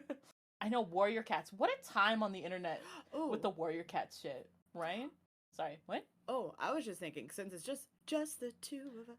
We can make it if we try. Don't get DMCA'd. Yeah, I'm nowhere near. I know. Do we want to talk about being trans and being couple? Oh, yeah. Since we're here. Yeah, so me and Spouse is not just called Spouse for a reason. We are actually married. Mm-hmm. We're both trans. Mm-hmm. And, you know, that's a thing, right? Mm-hmm. Let's see. Me being gender fluid makes pronouns kind of a pain. Same. That's why I normally do they, them, but like, you know, if I could, I would love it for my pronouns to also change, but like, you know, I feel like they, them is a good stickler. Like, they, them is still like a across the board, like, okay. Yeah. Yeah. But yes, so us being married, because when we first got together, you weren't trans. Correct. I transed your gender. Well, You copied I me. didn't have the vocabulary. Mhm. Also, my understanding of trans was very much from how I grew up Oh, in a yeah. very conservative Catholic household, which was in like I was thinking about this, it was a very heteronormative way I view trans. Like I view trans like you transitioned so that way you could essentially have a hetero relationship. Yeah. Yeah, the straightest, gayest relationships the are straight. the. Yes. Oh, welcome I is back. back, by the way. Thank you. Hmm. I feel like I came in the tail end of a conversation, but it is one that I am interested in joining for a moment. Yeah. Well, I mean, we just started this one. We're talking about being married and both being trans. Mhm. Okay. So my partner is a cisgender woman, but Oh yeah. there are two things that I always found bizarre that came out of a lot of this, which was so most of my like male friends from before have kind of grown very distant. Not all of them, but most of them. Mhm. And there are two sides to this. And I actually joked about this a little bit with a couple of friends of mine. I said every cisgender male friend that I had the same first question. And it was some variation of, so are you going to have your dick removed? Oh yeah. Without fail. And on the other side of it, so my girlfriend had to go talk to like her kids and her mom, and wanted to Mhm. have those words with them before I came out publicly, so they weren't just like discovering it on Facebook. Right. And the majority of the first question she got was, "So does this mean you're a lesbian now?" So Mm. Oh, Skylar's getting rated. Holy heck. oh goodness. Welcome, And Raiders. Skylar's still making food, so yes, welcome in all Yeah. the Raiders on Skylar's Yeah. channel. You guys came in at a wonderful time. Skylar's not even here. Yeah, I know. Yeah, Quick, Skylar's quick, while making she's not here, noms. call her a salmon. Oh god. Hello, I I'll sprinted. I sprinted up here. I saw You this. you I just got saw a this raid. because I was watching the stream on my phone. I'm like, big raid. I'm making dinner, but thank you so. Blah, blah, blah, blah, blah, blah, blah, blah, blah, blah, blah. Mm. Sorry, breathing. Mhm. Ryan Reaper, thank you so much. Thank you very much for bringing all of your friends in. My name is Skylerfloof. I'm here today with Dink. Hi. This is Dink. This is Spouse. These Hello. two are together. And Verias over here. I will shout them all out in a Hi. moment, but thank you so much. Oh my Hello. god. I'm gonna stop making dinner for a second so I can acknowledge all of you. But we're talking about being trans. You come in We to are. yeah, we're talking about how our gender has been trans. We are actively transgendering right now. We are actively Yes. transgendering right now. Hold on. I'm gonna take Yes. like 2 seconds to thank everyone, so I'll be muted for a Mhm. hot sec. Okay. And since that commentary just rolled, I remember one of the first jokes I made on Facebook. I said, "It is my goal to be perceived as the girl that I am. You could call it my transmission." I love I that. love that. But yeah, so yeah, and most we talking about tags and search tags earlier, by the way. Yeah. Like the majority of like the people that find me through like categories. I just did like this whole breakdown thing. I was looking at the analytics because I do that like once a month. And it's like Mhm. most of the people who just like kind of roll in from Twitch somewhere out in the nether sphere of Twitch go, "Hey, what's going on under the trans tag?" or "What's going on under the LGBTQI plus tag?" And that's usually how they find me. Those are the two largest tag refers that get to my channel. Oh yeah. Yeah. I think mine is LGBTQIA and furry. Mm. Mhm. Yeah. So it's And it definitely was helping like the discoverability of like, gay and well, trans yeah, people. yeah, and it's kind of funny in a way to me, like I said earlier, I don't know if you were present for this, spouse, but I was talking about how I am like tertiarily involved with most of the furry community, even though I'm not directly a furry myself. Here's the thing, I'm not either. Yeah. The lion that is on Skylar's stream is just something Dink drew up for me because they were trying to get me to become a furry. Yeah. So hard. Didn't work. Yeah. Didn't work. But now all of the furries that follow me, they're like, I can't draw humans. I'm like, well, here's a spouse. Here's a furry spouse if you want to draw that. Yeah, I've been drawing art and doing art commissions for the furry community since 2003. Ooh, Ooh. that's Um, a long but time. my personal Sona is not a furry. She is a demon. I love demon though. Uh, Demon girls. Woo! Sure. yeah, sometimes I do art over on stream occasionally, but yes, that is who my profile icon is my virtual representation, who has been my virtual representation online, going all the way back to like 2009. That bitch knew I was Ooh. trans before I did, Lovely. and she didn't tell me. How dare she? And that was one of the funnier things for me, was figuring out in the midst of all of this. Yeah, Right, I'm gonna go back to you. hiding. You're doing awesome. Yes, I have drawn Alina, who is one of the moderators in my chat, more than I've drawn anyone else, with the exception of Chris and Teresa from Mysteries of Arcana, because I illustrated that comic for about 10 years, give or take. Damn. So yeah, Alina has been drawn almost as much as 2 regularly recurring characters in an ongoing comic. So, Ooh. but yes, I joked about it, and then I had this weird epiphany probably about June, July of last year, where I didn't have to keep living vicariously through her in art and drawing her in outfits that I wish I could wear. I could actually buy these things and wear them myself. Right, yeah. So through the course of my own evolution, she and I have come to actually look a lot more similar than different. Ooh. Like, I mean, she has pointed ears, Wow. alabaster skin. I'm not quite at the alabaster range, but Right. I am very pale. I think that's a couple more years of being a gamer and staying inside, you know? Right, and she has leopard spots on her shoulders and thighs. Those are just tattoos. Well, I've contemplated that, Ooh, I think that'd be so cool. right? Because they go down along like the outer edge of her shoulders. They actually go along her sides, down the ribs, across her hips, and down to her thighs, just above the knee. And she actually has a few on her shoulder blades, but I have different tattoos on my back. Mm. So, but yes, we have slowly grown to look more alike than not. Mhm. Mhm. um, I But yeah, trans. We're talking about trans stuff. I yes, can talk about art any day, all day, but right now we're talking about trans. right. Sorry, it was a twofold thing, and I realized I started wandering one Yeah, direction with it for too long. right. But yeah, I feel like when you're in a long-term relationship and one Mm. person like transitions, a bunch of stuff changes. Yes. And depending on like what's like your prior relationship or whatever, you could go through a whole bunch of like well now I'm becoming a man. Is that okay? Are you still like attracted to me? Or I'm now becoming a woman. Is that okay? Like where are we on this type of thing? And a lot of times you will see that it's like, well, I love you for you, and I don't care what you are. You know, like I don't care what That you dress like. was You know. that was my partner's response when I came out to her, because she was the first person I came out to, and I was Oh. terrified that she was going to leave me because I was not the man she started dating. No. Um, but even because we, like I said, we've been together for like 8 years, and one of the interesting things all together was when we started our relationship, we actually decided to like break down a bunch of old molds, because she was married for 20 some odd years, Mm-hmm. and and everything, and we were talking, and we were like, so okay, so we're a couple.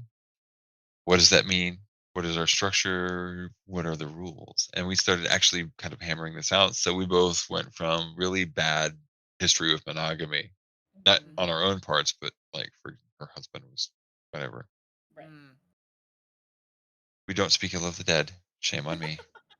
Mm-hmm. But so we said, okay, so we're gonna have an open relationship. Mm-hmm. And so we started laying out the ground rules. And it's funny because those ground rules became a lot more crisp after I came out. Mm-hmm. Um, Like, there was it was not some nebulous, well, this is rule number 1, this is rule number 2. It's like, okay, so We had rules about respect, honesty, and communication. And the one thing that I've always tried to keep in mind, and back to what Dink was just saying, is yes, this is my journey. I am the one who is transitioning, but my girlfriend is kind of along for the ride. So I take time occasionally to sit down with her and talk to her about how she's feeling, Mm-hmm. and we try to keep that open line of communication going because, like I said, so she chose to be with me. She chose to stay with me because she loves me. Yeah. But I am still kind of like taking her by the hand and just like dragging her through all of this with me. Yeah. Yeah, that's So definitely a it thing. it Like it when affects your partners. yeah, Yeah. yeah, when you trans your gender, it definitely affects your partners. Mhm. Usually like in more ways than you initially think. Yeah. Oh Um, yeah, because uh well, I mean, like I was non-binary. Like I was You were out as like non-binary when we gender first fluid started. when we Yeah. first Oh started yeah, that's dating. right. And then like you started exploring your gender because I feel like when you're dating someone, I feel like they get the hints before you do. Yeah. And like it's not always expected or like it's not always noticed, but I feel like it can be. Um, like you know how like some parents are like, I think my kid's gay, like like before even the kid knows. Mhm. I think it's the same with partners too. Um, Mhm. that it's like you notice signs and Mhm. stuff, and so I was like, hey, maybe you do some introspection on, hey, maybe you should like You be kept asking. transgender. You kept asking me if you still Be wanted. transgender. Yeah. You were like, Well, hey, yeah, want to look at new names? Mhm. yeah, Does this one still work? And I was like, Yeah. Well, I mean, because like what? I had gone through Yeah. all of this when I Mhm. was like much younger. And like everything, like when you're younger, is a lot more flexible. Like it feels like everything is, there. yeah, everything, like, it's like, oh, I'm gonna go by, Jaden this week. Next week I'm going by something else. So like I went through all of this and like I had like a bunch of like okay, so like, first it's kind of like, you question something, maybe you want to do a name, maybe you want to change your pronouns and just kind of test things out. And I wanted to be very there for you, but I think it came off as like way too excited. And I was You like, were very excited. I was like, change your name, change your pronouns. What? It wasn't so much that you. I love like, it. I know. You're saying it was a lot for like at the moment you were very much like, hey, but I was also very much a person where I'm like, I need like, and now looking back, this is probably the autism. It's like I need rules, I need step by step. What is the next thing I do? And you were literally there going, hey, maybe look at your name. Hey, what are your pronouns? Mhm. Hey, what do you identify? Like when we were. This was also when we were starting to also look at running the activism org on campus. So we were already like deep diving into research for that, and it was funny because the LGBT community became a hyper fixation for me and a hyper focus. Yeah. And I could talk Mood. hours about different Right? identities, Oh, yeah. different flag. Like I could talk for hours about it. And That was through me in all the that, I was grade. like, oh, hey. I ended up discovering like non-binary, and I was like, oh my god, this is a thing. This is me. Mhm. And then from there, it got easier. I don't think the journey would have been because I think I got very lucky Mhm. in two ways. I wasn't trans in high school. Mhm. I didn't have to go through that. I mean, brunt. where you grew up, that would have been hell.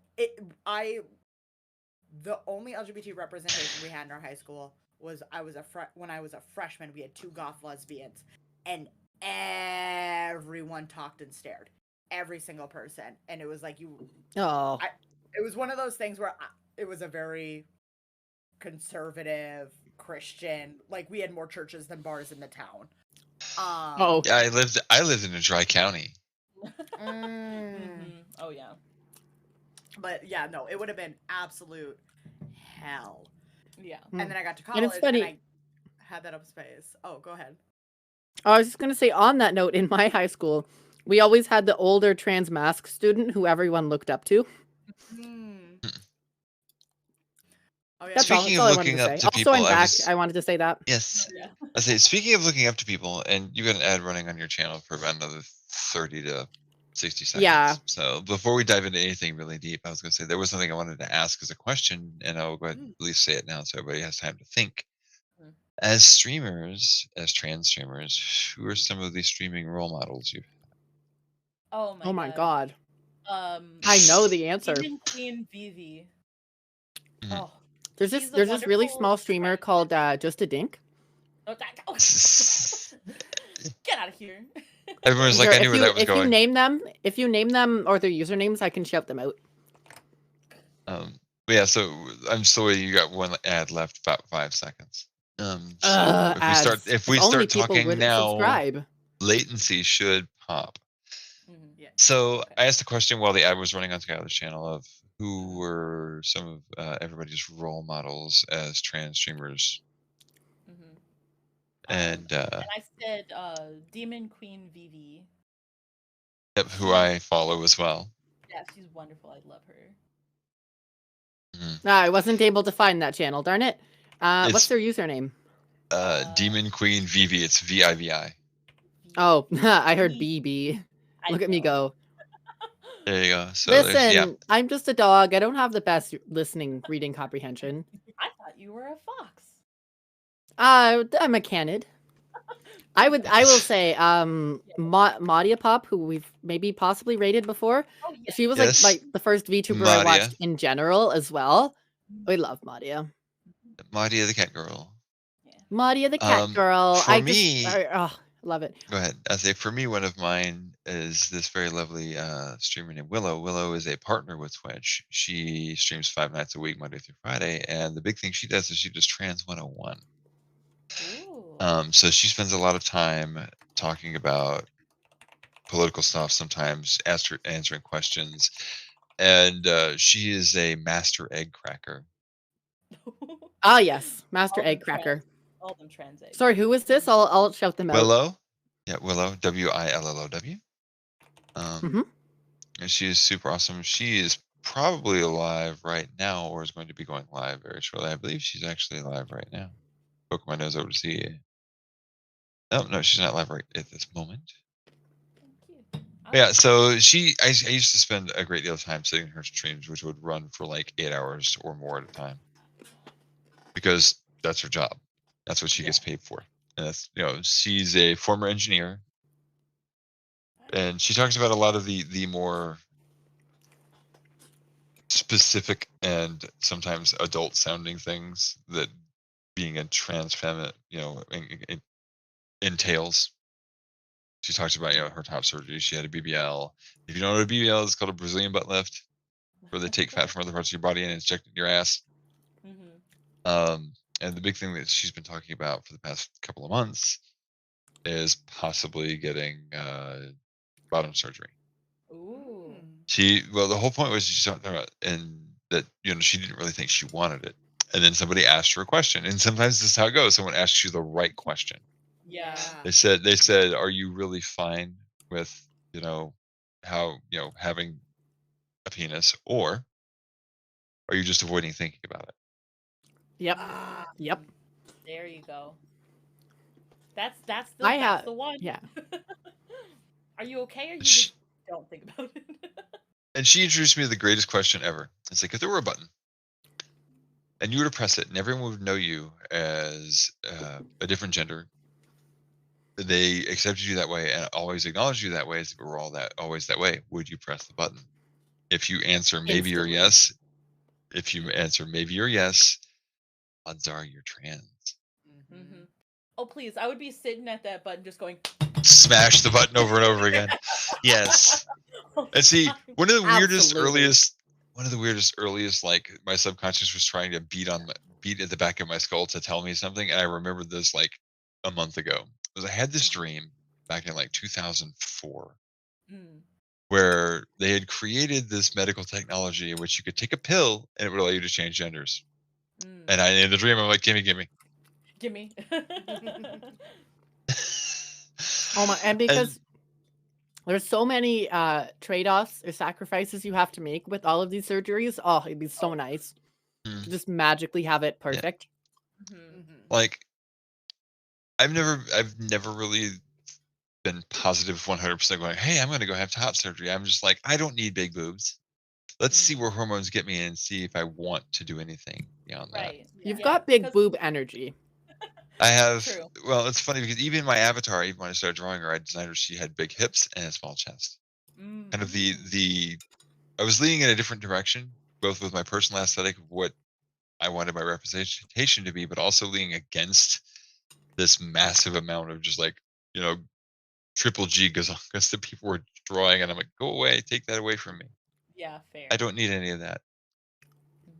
The back. And since I brought it up, I'll go ahead and finish the path of this thought. So when I first came out, my absolute adamant thought is I don't need to have bottom surgery. I am completely fine with everything. And I was solid with that for a long while until I had a very, very bad day. And I came home and I was just a mess. And I just went in there and I laid up on my girlfriend's lap and I just cried. And I said I felt ugly. I felt like a man in a dress. And I was mad at my dick for existing. So now I'm at like a soft maybe now, as opposed to nah. Yeah.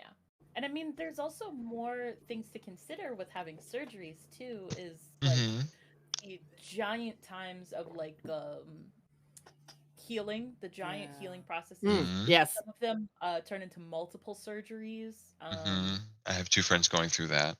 Yeah, especially phalloplasty, multiple surgeries just Yeah. I've had 2. Sorry. Not to mention that it can be very dangerous. It can be life-threatening. And that our technology, like our methods right now, are limited because the research isn't there.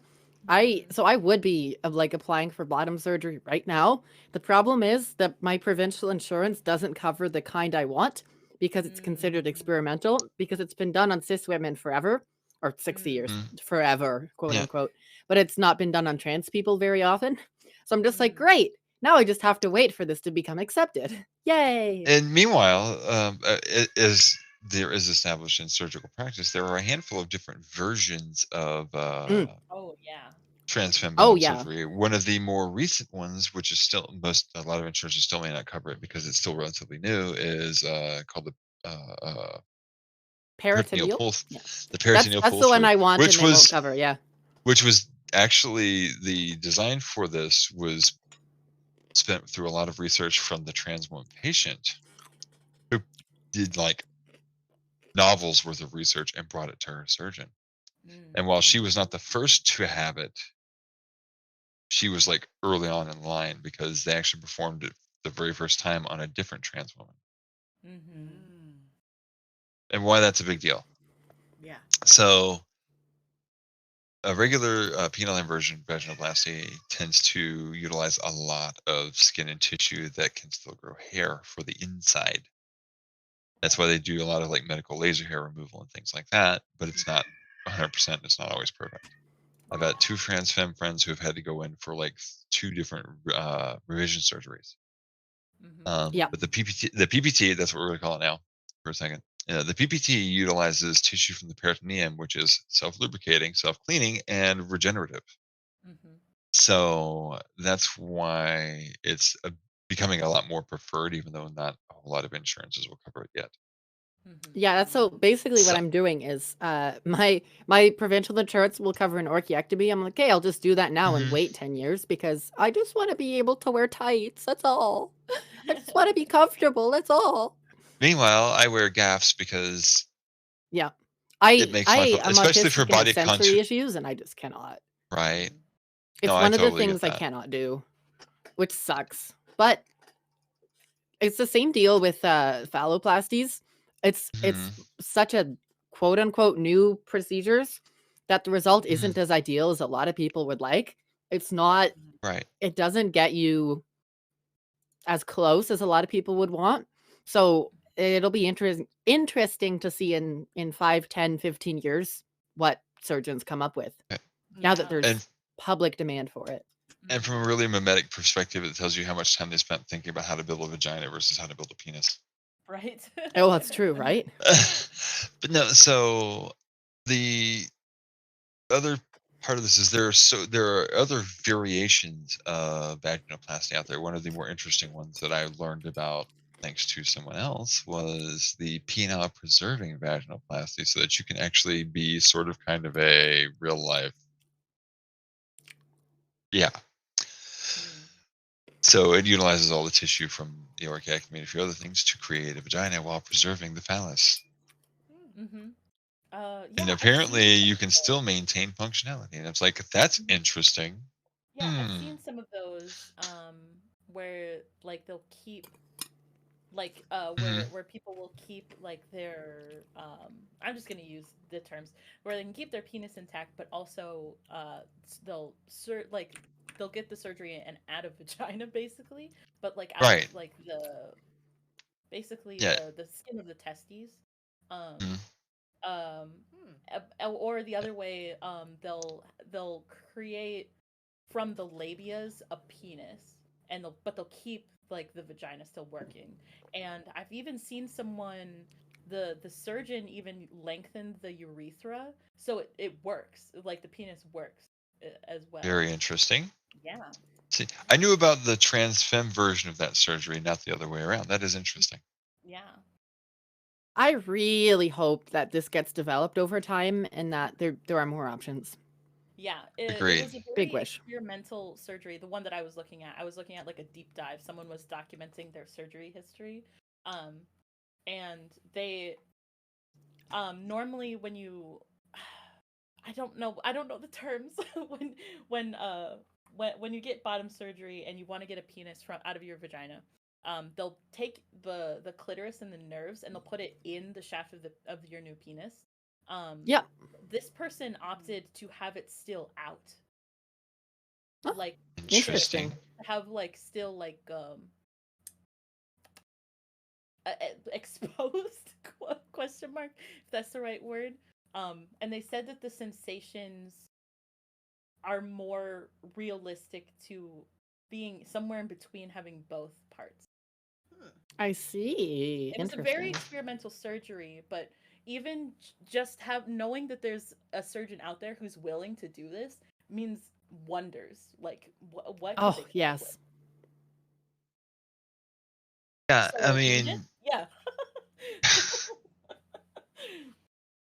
one of the things that Skylar said that I wanted to kind of loop back on for half a second, we're talking about the version of the PPT that she was aware of initially that started all of this. Almost all trans medicine is hand-me-down medicine. Yes. Hormone therapy, Yes. vaginoplasty, Mm-hmm. Fun breast fact. augmentation. This is true of like most medicine actually.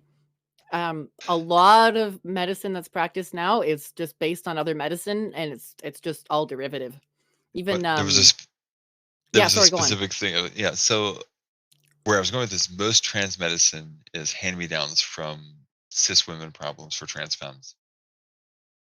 Because the hormone therapy was originally developed for women going through menopause. Mm-hmm. Mm-hmm.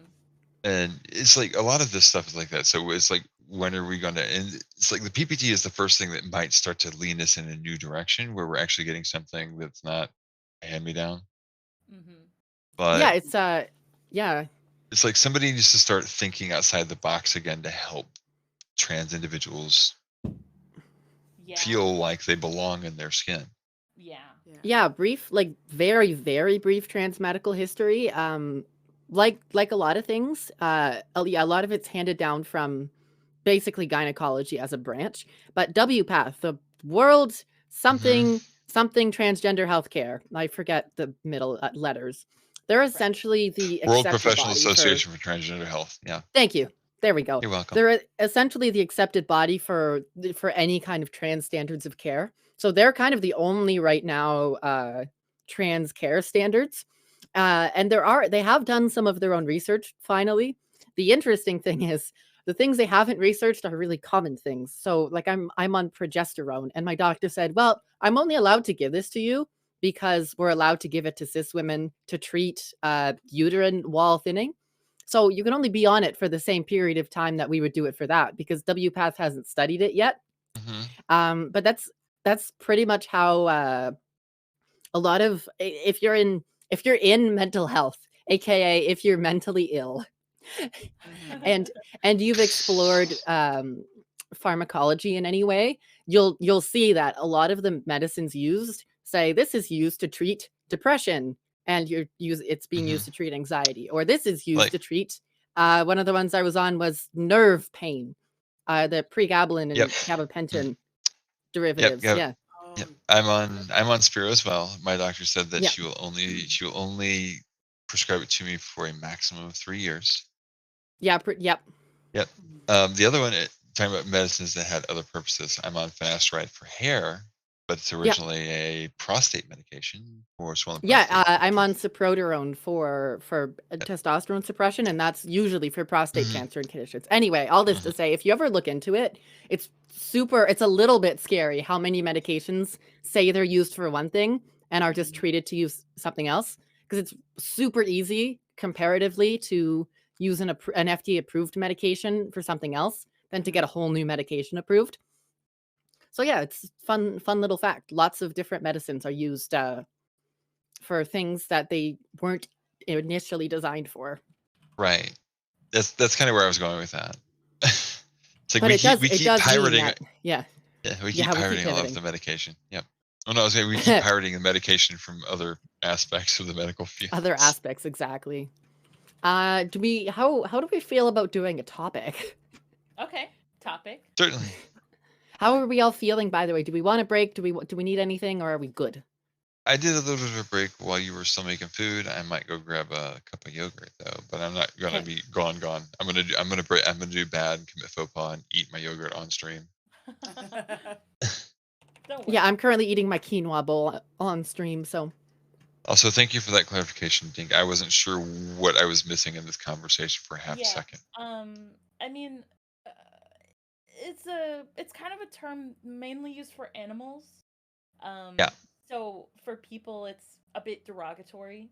It's Mhm. called intersex, and it covers a wide variety of being born with different chromosomes or noticeable sex characteristics with genitals. or Um, unnoticeable. or unnoticeable as because well.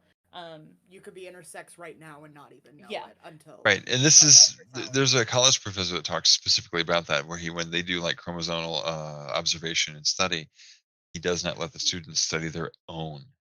Yeah. Because in the middle of studying, doing this work and prepping for like a college exam is not when you want to find out that maybe the gender you've been exhibiting and existing in most of your life is not the gender you thought you were, based Yeah. on the Mhm. science that people like to throw forward. Yeah, and there's also a lot of really shitty medical practices when they're babies. Where Yes. where doctors Yeah. will literally perform non-consensual surgeries to remove parts of it Or all Yep. of it, or um, or like basically bring it up to the parents. They ask the parents what they want. Yeah, that happened to one of depending. our friends. Yeah. And a lot of times this is hidden from the children, and it'll just, or it's also hidden from the parents. I That Like happens too, which is terrifying. you hear stories of like people who are assigned female at birth, and then when they get to be like 4, they start developing like, or like doctors notice like internal testes, and they're like, Yep. we've noticed a Tumors. growth, a tumor. It could be cancerous. We're going to remove it. Suddenly panic. Yeah. Yeah. And so, the parents like, a tumor in my child, please take it out. When really it's just their body and how it's supposed Right. to be, and it's hidden a lot from children. And sometimes it's like, oh yeah, you were in the hospital as a kid. That's a surgery scar. You got it when you were a baby or something like that.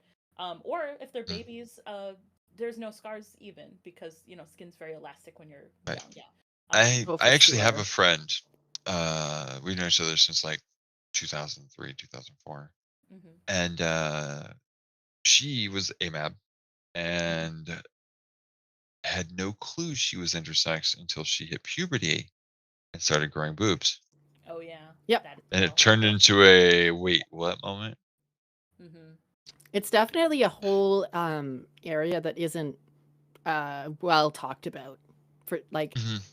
Yeah. and it's something It's definitely coming to light more recently. for Yeah. sure. Yeah. But it's Yeah. something that like I want to know. I think it's going to be one of the important talking points in the future. But Yeah, awareness Yeah. is becoming much broader than it was back in like the 70s, 80s, and 90s for Mhm. recognizing and in some ways finally starting to push the idea of respecting intersex babies. Mhm. so that when they reach a point where they can make the decision on their own, as opposed to having something forced on them at birth. Right. That seems Absolutely. really, really general in a way, because that also kind of affects people like us. Right. Yeah, and there's a lot of overlap and intersectionality between the Yeah. trans community and the intersex community. And while not all of our issues are similar, we can find a lot of common ground. Right. Hmm.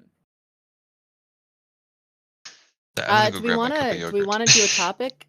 Just because one of the reasons I wanted to have trans masks and trans femmes. I like I never want to be out of line when I'm saying stuff, so I want to make sure we're always like Right. we haven't done anything that I'm at all concerned about, but I just want to make sure like, hey, we'll talk about stuff we're experienced with, you know, and Right. keep it within our own experience, which we've done really well. I just want to let's Yeah. be ever so slightly on topic so I can go to bed at some point. Right. Yep. Okay.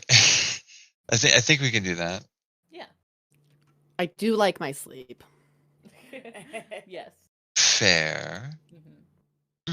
LB, I'm There's gonna a grab my couple we yogurt. could talk about. We could talk about clothes. We can talk about swimming. We could give out some of those positive affirmations I Yes. promised. And we can still poke around about makeup, because we haven't talked really about that. Oh yes, That as is well. Right. Do we want to affirm some people real quick? certainly. People real quick.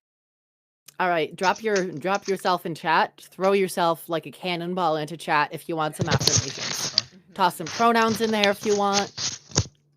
Up to you. Yeah. But I just want to say, if we have any eggs or if we have any little hatchlings, little babies, little trans babies, just know that the journey, when you're just starting, looks long and difficult, but it's a journey and it's fun and it's wonderful to discover yourself and see Absolutely. yourself go through the process and the journey, and you're doing wonderful and you are exactly where you are meant to be. Yes, and if you end up still being cis, that is okay. I strongly believe that even cis people should question their gender, because you get a much stronger understanding and sense of self. So it's okay. Wherever you end up, it's okay. If you end up not being trans, if you end up being more trans than you thought, it's fine. It's okay. Yeah. All right. You can also drop who you want to give some affirmations, because I know we got some simps in chat. Yeah, right. I'm going to do the same thing over on the other side. We have lovely Muslia, who is... Oh, thank you, Niku. Thank you, Niku. I hydrate. Yes. It was like poking down here, just dropping. Yes, Sims. Lol. A perpetual egg I am. Captain Sally, what flavor of egg are you? Deviled. Ooh. Deviled egg. As a very straight line, I'm just gonna kick. That's okay. Straight people are okay, Laza. We love. Yeah, we need straight people. We need gay people. We need straight people. I'm getting psycho looks while I'm licking the cap of my yogurt at the stream. Wait, simps here? I gotta go. I gotta go. Bye. Go. Mom, So pick me up, there's simps here. I would like to say something very quickly. Yes, So, go. over in my chat, we're talking about affirmations. We have their very lovely Muslia, who is also a VTuber. Leah. And she struggles a little bit, but she is very beautiful. She's very valid, and we love you.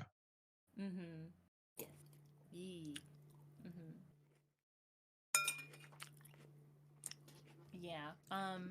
Everyone, no matter like if wherever you are in your journey of self-discovery, you're doing wonderful. Everything you're feeling is totally valid, and people have been in your shoes before and they've come out okay. All right, who's affirming Captain Sally? Who's doing it? Sally. I do be of the trans femme variety, sometimes agender, sometimes very feminine girl, always a mess.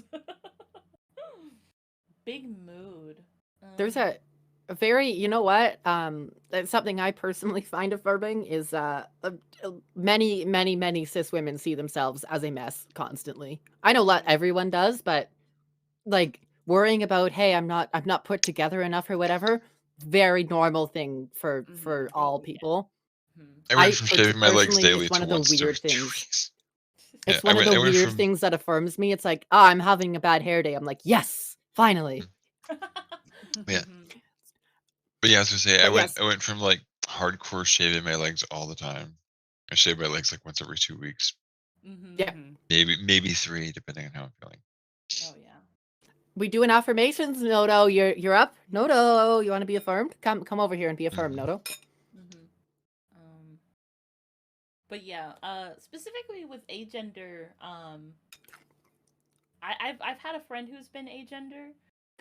It's very weird to think about. I mean, not. Hold on, that came out weird. It's very. It's almost like mind opening because then you see all the Yes. weak points in the Yes. argument for Mm. gender. Yes, that's what I mean. And it's very confusing, but literally, you're just being your most authentic self, and that's all we can strive for. So, Captain, you do be wonderful. You do be doing that trans femme stuff, and I see you, and you're wonderful. And You Miss said Nommer, yes, or Miss yes, Nommer. yes. Yeah, Miss number. I still don't know how to pronounce your last name.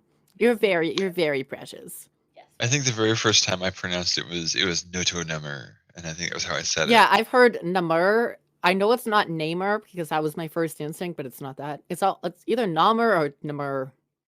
Yeah. When I think whenever I think of it, it's like misnomer. Yeah, Miss Right. Nomer. Yeah, a misnomer. Anyways, Noto, I'm very proud of you. The second. I don't Yes. remember which order I did that in. Number. The second. I don't know. Is it hard emphasis on the mer or hard emphasis on the na? Yeah, there you go. That's what I want to know. Anyway, regardless, Noto, I'm very proud of you. Yeah. Yeah. Yes. Nota's And a That's all. total sweetheart. Super cutie. okay, I'm so proud. the first before we dive back in for 2 seconds, my partner and I actually have a friend who is also agender, Ooh, AMAB, and they've when I first met them, they kind of identified as gay. cool. And there was a whole long thought process that culminated in like a year and a half later. I'm like, I come to a conclusion. You're not actually gay because you're agender, which means that you're not attracted to. And they go, actually, yeah, but telling people I'm gay is simpler. I was like, fair point. Fair. Mhm. Because they're attracted to masculinity and maleness. Yeah.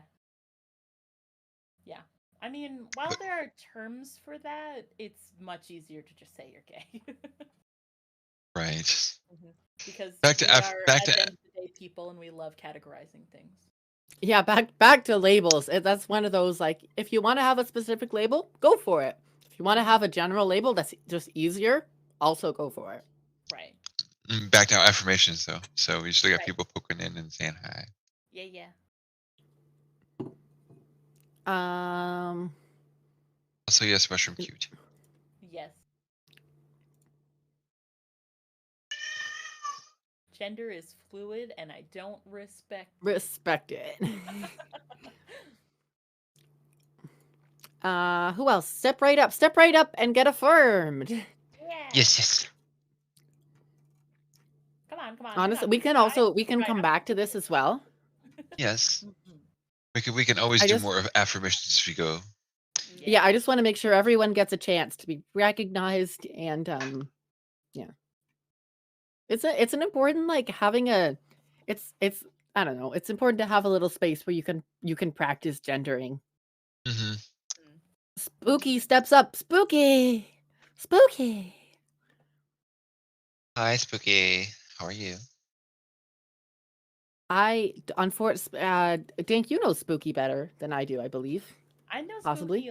Spooky a little bit better than you. I think. Do you want to affirm? Spooky. Spooky said any pronouns?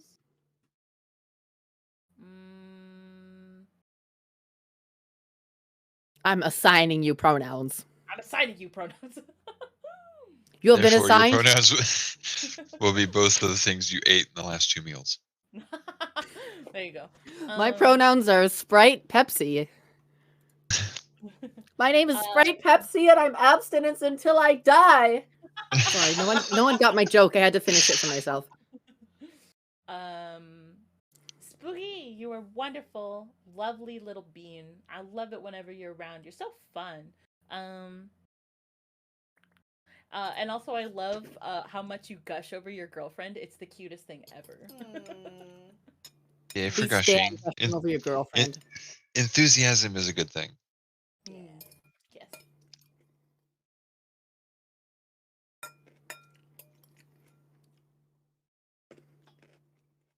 Yeah. So All right, do we want to topic? Yes. Yeah. I was to say, I was going to ask perhaps a side question in the midst of this, since I made a Ask reference it. to Go. shaving legs, and then there was a comment made in my chat about men complaining when they they have to shave their face. Yeah. It's like, now, first of all, I started transitioning late, so I have gray hair. Not in every, all over. I've got like at least 25%. So even though I did laser, I still have a lot of white pricklies that grow on my face. Right. So I have to shave.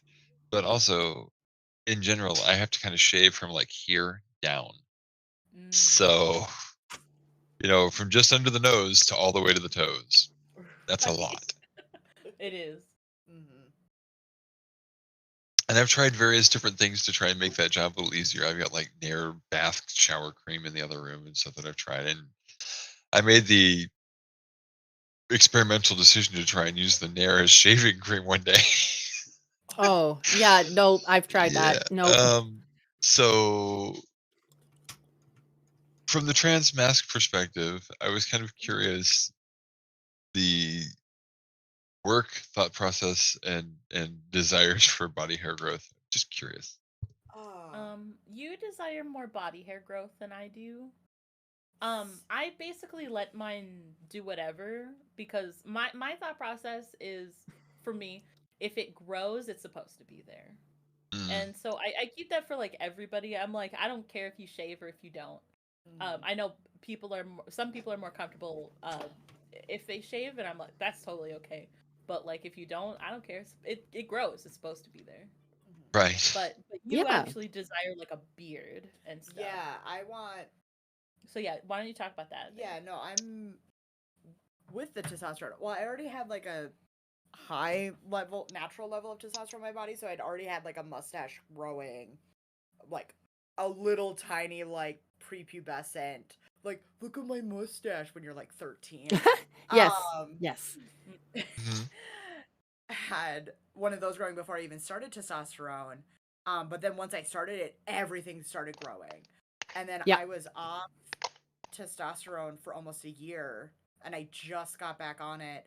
So it's not because I didn't have access. It's not because I didn't have insurance or didn't have the medicine. It was all in my cabinet. Yeah. It was specifically because I had messed up one dose last May, June, where I'm pretty sure, because I do sub-Q injections, which is better. Like, for me personally, I don't like shots, but I didn't want to do the gel. I didn't want to do because for testosterone options, I think it was, you had the option to do gel, you had the option to do a patch, you had the option for a once a week shot that you could do on your own or go in and get done, but then you have to pay a copay every time you go in for this 2-second shot. Or you could do, I believe it's a 10-week butt shot, which they actually use for cis men who have low levels of testosterone. And it's each option has its like pros and cons. What I wanted, like what was just gonna work best, because I didn't want to deal with gel. I have sensitive skin, so I was most likely going to have a reaction to the patch. So I'm like, well, let's just do shots. And my doctor was like, cool, you don't have to do intermuscular. And I was like, fantastic. So I did sub-Q, and I'm pretty sure I got an air bubble in my leg, which is a little bit terrifying. It turned out okay. It was as more long as like... Oh, go ahead. I was gonna say, is in muscles, it's mostly painful more than anything. Yeah. I was just concerned because I have not, I wouldn't say a medical background, but I was like first responder certified, and my mom was a nurse. And so I just had all of the horror stories going through my brain. Like, I could die from this. I could very you're easily die aware from of. this. Yeah. And I didn't realize. I thought I had just like hit a nerve the first day, because generally it's like it's a little tender like the next day. It hurt for 2 solid weeks. Like it hurt to walk on it. Mhm. Like it felt like somebody had like given me like the worst dead leg possible, Yeah. and I was in a customer service position where I had to be on my feet that entire time, and I'm like, Oh dear. and I'm just like, I could have an air bubble in my leg, and I ended up I gave my shot that next week with it still hurting, and then I was just like, I can't do this, Yeah. and so I just kept Yeah. putting it off. So like everything kind of stopped, but I was on such a low dose that it didn't, like, I didn't have to like wean off of it or anything. Yeah. I was on equivalent what my doctor said was a starter dose, because Mhm. we Yep. didn't know what I wanted with me being non-binary. Mhm. So I didn't have to worry about like the adverse effects, like, hey, you can lose like calcium in your bones really easily if your testosterone is in the right levels. Mhm. Yeah. Oh my god, yes. Yeah. So I just got back on it, but I'm trying the process of growing out my facial hair. Mhm. But the thing is, I don't know how to shave it. I know there's YouTube videos, and that was the thing, is like there's this whole learning curve of going through puberty round 2 Oh, that I yeah. don't think, Oh my and god, that's yes. not really talked about. So when you go through puberty the first time, your parents are prepped for that. Your parents, Yeah. for the most part, between your parents and generally the school system, Yeah. they prep you for that. They like split you off into your own little classrooms, And and you're you like, learn okay, about it. okay, your hair is We- gonna grow we were here, mixed. and your Mm. parents will show you how to shave your legs or shave Yeah, your face. basically. And it's like, okay, but you never Really? learn about the other one. Yeah, at least that was how, like, within our school system, that's how it worked. You Oh, generally we were watched split. the movie. We Yeah. all called it the movie. We that's so different from what we did, but yeah, go on. But so I like, so I learned how to like shave legs, all that stuff. But like when it came to like when you start transitioning, you have to almost. It feels like to a point you almost have to do it on your own if you don't Oh my- have that yeah. great of a support system Yeah. around you, or like there's like that feeling of like, I don't know, at least for me, of like that guilt and like the I'm not trans enough because I don't know this, and I'm too scared to ask. Even though in Yeah. reality, there's this whole wide community of everyone going through some form of it. Right. Yeah. Right. Where, especially with like the wonders of the internet nowadays, Oh, you yeah. can like, it's so easy. I could straight up Google search how to shave my face, but like there's that sense of guilt, like I should know how to do this, The but I don't. You want you want to hear something kind of funny? What? Before I started transitioning, when I would shave my face, it was usually with lukewarm water and a razor. Mm-hmm. No cream, no soaps, no. Oh.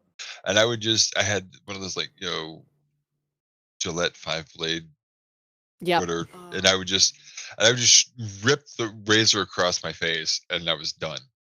And I got so used to being able to do that. I was actually really good at doing it, not just butchering myself. Mm-hmm.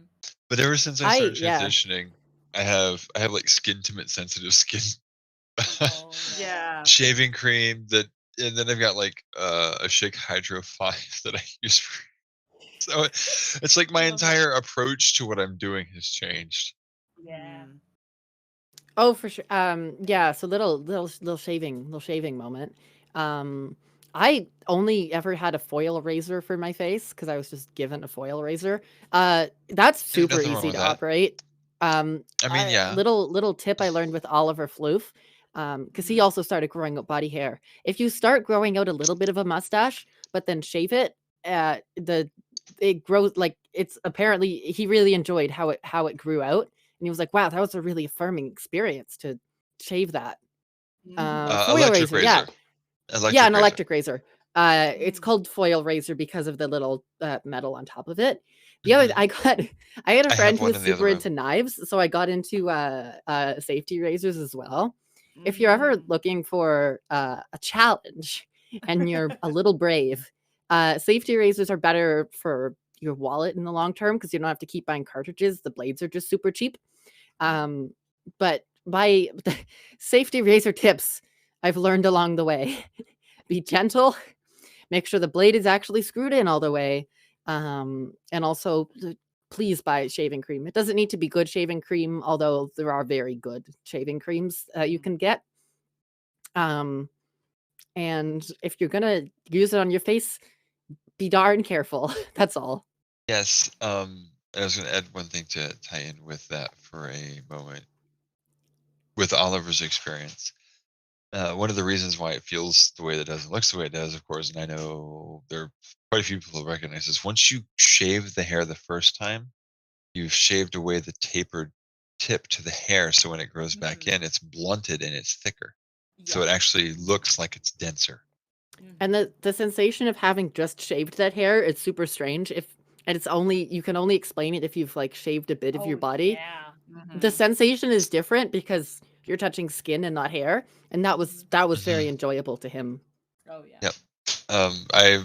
I'm very familiar with that, with the massive Yeah. Viking beard thing I had, and when I would shave it all off, it was like it's almost like your face is a combination of like hypersensitive and numb. Yeah, it does feel a Yeah. little bit like it's numb, which is interesting. Yeah. But yeah, there's lots if you're interested in like shaving, there are lots of good knife channels that talk Yeah. about like Yeah. vintage safety razors and straight razors and all those things. They're not for everyone, obviously. But if that's something you can do, it do work. Straight razors are And yeah, scary if otherwise you don't know what you're doing. Yeah. Oh, they're terrifying for even Oh, if you God, know what yeah. you're doing. And like obviously not everyone can just have open razor blades in their house, but if that's something you can do, it's an experience. And that's interesting. Otherwise, if you're interested in shaving your face, a little electric or foil razor is like all most men will ever use. Like quite honestly, there are men who will like properly wet shave their face. Pretty much every adult man I've ever talked to will just use an electric razor. Oh Like Yeah. I think that's what we you're did not by- behind if you Yeah. only just use an electric razor in the morning. That's Yeah, I what think, most yeah, people that's the do. best thing. Yeah. Well, Yeah, and that's because the other it's thing. faster and it's cleaner to start with. Yeah. And if you have a really good foil razor, it's a lot less likely it's going to make you bleed. Some of the cheaper Yes. ones will actually rip hairs out. Ouch. Yeah. Hey, look, it's an epilator. Almost. See, What were my you saying, Um, hair Spoos? that fast. Well, you've I kn- also I been know. off testosterone for like a year now. know. You can't sit there and be like, well, it doesn't grow back that fast. It took me so long to grow that little bit of beard I had. I know. I had a full-on neck beard. You did. Now, It's I always will like I the will first add thing one with odd beard, side neck thing beard, that's and then- very related to this. And this is for anybody who's in the US who's a veteran. Hey. The VA does cover trans medicine, and one of the things that they're experimenting with, and I was actually one of the first veterans here where I live that was able to get a letter in and get this approved because my facial hair grew so fast, I would have to shave my face twice a day. Oh. And so the Department of Defense has a whole thing with like transgender identity protection and the fact that revealing or outing a transgender individual is actually considered irreparable harm to the DoD. So they used a similar application to that logic for me for being a trans person who grows really dark facial hair and has it growing so rapidly that I have to shave 2 times a day to get me a referral for my laser, and the VA paid Mhm. for it. So, Okay. Awesome. Yeah, that's really cool. and we're working on getting me 6 more sessions. Nice. Slow process. Nice. So, I just thought I would toss that out there. But yeah, the VA has been super supportive and great. So yay for that because my regular insurance doesn't cover any trans medicine. Oh, that's unfortunate. Yeah. Yeah. I think that's the end by of the that way, thought turning point. Spouse, Continue. I'm so glad I'm not the only one who started and stopped HRT. Like, man, I had like a full year where I was on and off it. Yeah. I think that's a weirdly common thing. Yeah. Because we've had, Dink and I have had quite a few friends that have had to go off on, whether it due to like personal choice or just financial reasons is a huge thing. Like they literally couldn't afford their Yeah, it might HRT. be Mhm. because Especially my in the doctor US. my doctor had no idea. Like she was so confused. It seemed like she had never had anyone do that before. Oh.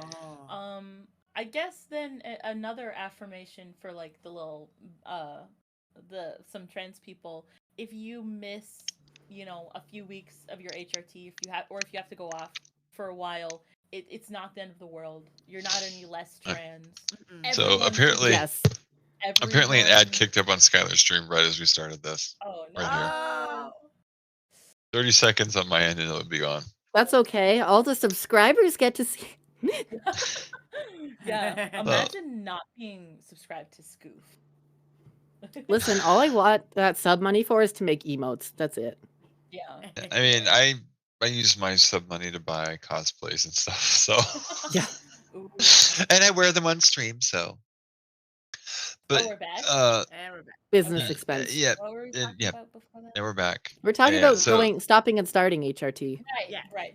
It's totally valid. Yeah, it's totally valid for anybody who's trans to accidentally miss a week or two just because you forget, or like especially if you're like doing testosterone and you're doing injections, it is a-okay, like 1,000% okay to switch the method that you're using. If it's Yes. not working for you, If it's not working talk for with your you, doctor. it is okay. Yes. We've had friends go from injections to gel to patches, back to injections, back to gel. Like, it's okay. It's just work with your doctor. Yeah, just work with your doctor. It's Yes. okay. It doesn't make you any less trans. It doesn't invalidate anything, because giving shots to yourself is super Oh. anxiety. Like, It's so Yeah. terrifying. I could never. yeah. I'm so- I'm a very creepy person. So Yeah, so don't worry. You are okay. You're valid, and it'll be okay. You'll get through it. Yeah, and especially like I was only on pills, so I didn't even have the injections to contend with. But I was Yeah, Mm-hmm. I'm Oh my- actually jealous that you guys get See, pills. here's the thing. I don't understand this. There is, because like in the medicine world, and we were talking about this earlier with how medicine is kind of derivative and it falls from under. There are pills for cis men to boost their testosterone levels. Yeah. yeah. Why is there not pills for trans men to boost their testosterone levels? there That's a are. really good It's just hard to question. get. Is the answer? It Oh, exists. okay. It's a thing that exists, but it's uncommon enough that most providers won't offer it. And I'm not sure WPATH's opinion on it, but it does exist, but it's Yeah. not Yeah. common. 'Cause I couldn't see it Mostly any the different than, like, line- a gel. Yeah, mostly the line that I see for trans men is basically like, okay, you're going to take testosterone for however long you want. Then you're going to get a hysterectomy, where we take out your uterus. Then you take testosterone again for 7 more years, and then you never have to take it again. Wait, Mhm. really? That's Yeah, Are you Because what? once your Well- uterus is out, You have like a clock of 7 years, yeah. and then your body naturally produces it at that level. yeah, because Well, you that's- no longer have And once yeah, you I no say longer once have that the happens, main thing that's producing estrogen in your body. Mhm. So if you have a constant input of testosterone in your body, your body's just like, oh, we're doing testosterone now, okay. I wish. Damn. yeah, that we that, we that have to be does on not hormones for hold the true rest for of our estrogen. lives. Yes, we pretty Yeah. much have to be on hormones for the rest of our lives. Yeah. Yeah, And estrogen doesn't speaking of- do that. Yeah, patterning though, you said jumping between. So they started me out on patches, Mm-hmm. and my levels like hit 60, and just that was it. Mm. So my doctor was like, "Okay, we're gonna put 60 what units? No one ever specifies the units. What units? I can actually tell you if you give me 2 seconds to look it up. But Yes, so please, she moved me. because They they will always tell me like, oh, your testosterone is at 0.4. I'm like, units, please. right. So yeah, I gotta log into my thing so I can actually bring up my. It's nanomoles per deciliter usually, but they don't like anyway. Because right, like what I am going for, and my doctor has told me to go for is you want between 160 and 500 nanomoles per deciliter for estrogen. So yeah, so here let me get. I have to go find the last one that I did. Yeah, they don't give me was any of my here. labs, which is super annoying. Anyway, yeah, I you do have- have to I take have web estrogen access for to the rest of mine. your life. Mhm. I Okay, wish. that I need was- to convince them to Joey. send it to me. Joey, So say let hi. me. Hi, Hello, Skylar. everyone. Wait, hi, Joey. I read Joey's message. Your Skylar. Guys, okay, I'm sleepy. Okay. That was fantastic. Shush! I'm I just, sleepy. all right, so yeah, so my estradiol at my last test was 171 pg per ml.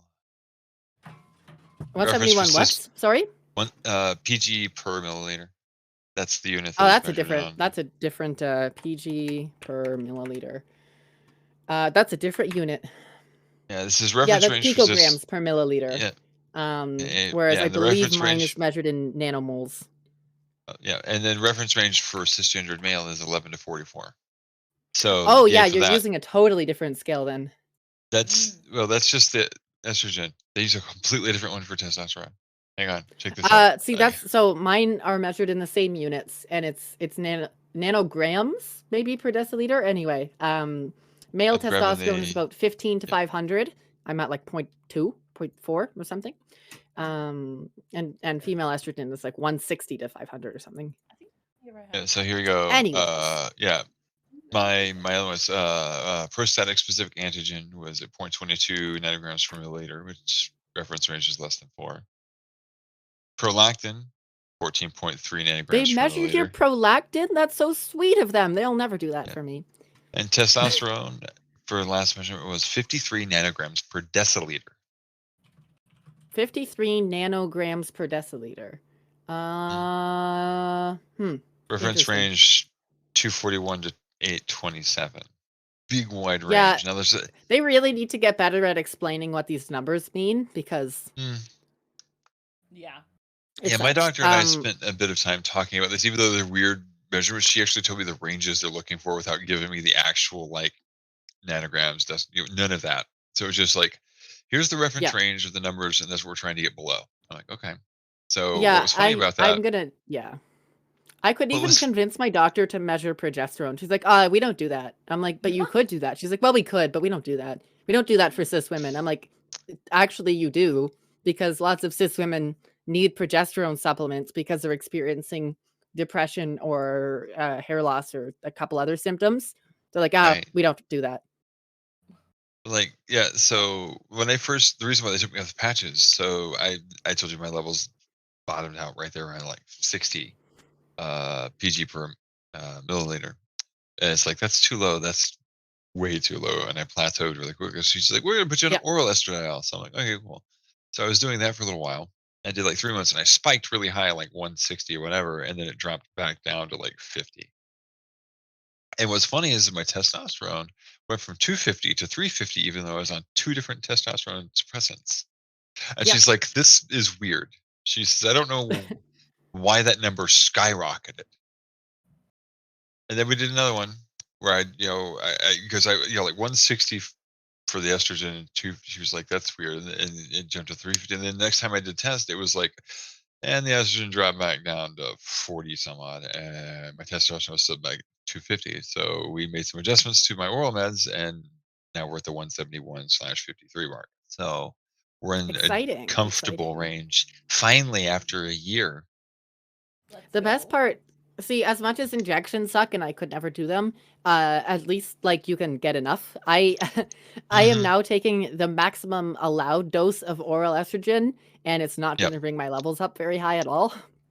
I So am. at least I'm injections one get better. behind you. Anyway, I'm 1 pill behind you then. all that. Yeah. Also, okay. Stupid rant. My pharmacy, until I specifically asked my doctor, they filled my 6 milligram prescription with 6 1 milligram tablets. Why would you do that? So I've been taking 6 plus 1 plus 1 plus antidepressants for like months now. I'm like, can you not give it in bigger doses? They're like, the biggest we have it is in 2. I'm like, See, and yo, that's how mine is. That's how mine is actually prescribed to me, is in 2 milligram pills. So yeah, but like, come on, pharmaceutical industry. Your options are 1, 2, 3, 4, 5, or 6. You can't really you can't offer 1, 2, 4, and 6. Is it that hard? Anyway. right. Let's talk about clothes. I want to talk about Yes. clothes. And 8 is the maxes they will give you before they said you need to be on something else. Oh, 6 is, they said 6 is the most they'll do for me. Interesting. My doctor said she could go as high And as I am 8, but doing it in 2s now, Cloud. I I just have am. a bunch of 1s to get through first. So yeah, I'm Well, on we still go I'm on for it. 6 milligrams a day. So They will. I feel so strange taking a handful of pills every day, but they're mostly the same kind. My pill box and I All right, so have issues. clothes. You ready for my biggest clothes tip? Ooh, yes. Bust out a measuring tape, measure the main parts of your body, which you can just kind of Google and or go to a clothes website and hit here. I'm going to show you. I'm going to show you right now how you do this. Boop boop boop. Boop boop boop. Boop boop boop. Boop boop boop. This took I'm waiting me to see what you do before I do a this thing. took me an embarrassingly long time to learn. We're going to Old Navy. Do you guys have Old Navy in the States? Yes. Yes. Okay, good. Let's pick a random. Oh my god, there's so many ads. Here, let's. Oh my god, there's so many ads. Let's pick some shorts. We're looking for a button that says size guide. This button. Now they have a weird one, but look, waist, hips. So you take a tape measure, you measure your waist, and better ones actually have a diagram of where they're supposed to be, of what your waist is. These also, centimeters here. You measure those two things, you pick the size. If you don't know the Generally, sizes conversion are rate, consistent. Pardon? if you don't know the conversion rate, centimeters to inches is a 2.54 Yeah, difference in there's a button for multiplication it or too. division. Google Yeah. will also- Well, Most some of them places are don't. measured in inches. Some of them have, some of them don't. Yeah. Anyway, but yeah. so if you're shopping within the same brand, generally number sizes will stay the same. However, Yes. if you're shopping for masculine clothes, a lot of the time, shirts just get measured in small, medium, large. Right. If you're buying masculine cut t-shirts, you're kind of just out to dry because they're so inconsistent. They don't measure anything. Yeah, a large or an extra large might all be the exact same thing. They just Well, I bought a on it. small and it's massive on me. I'm like, come on, guys.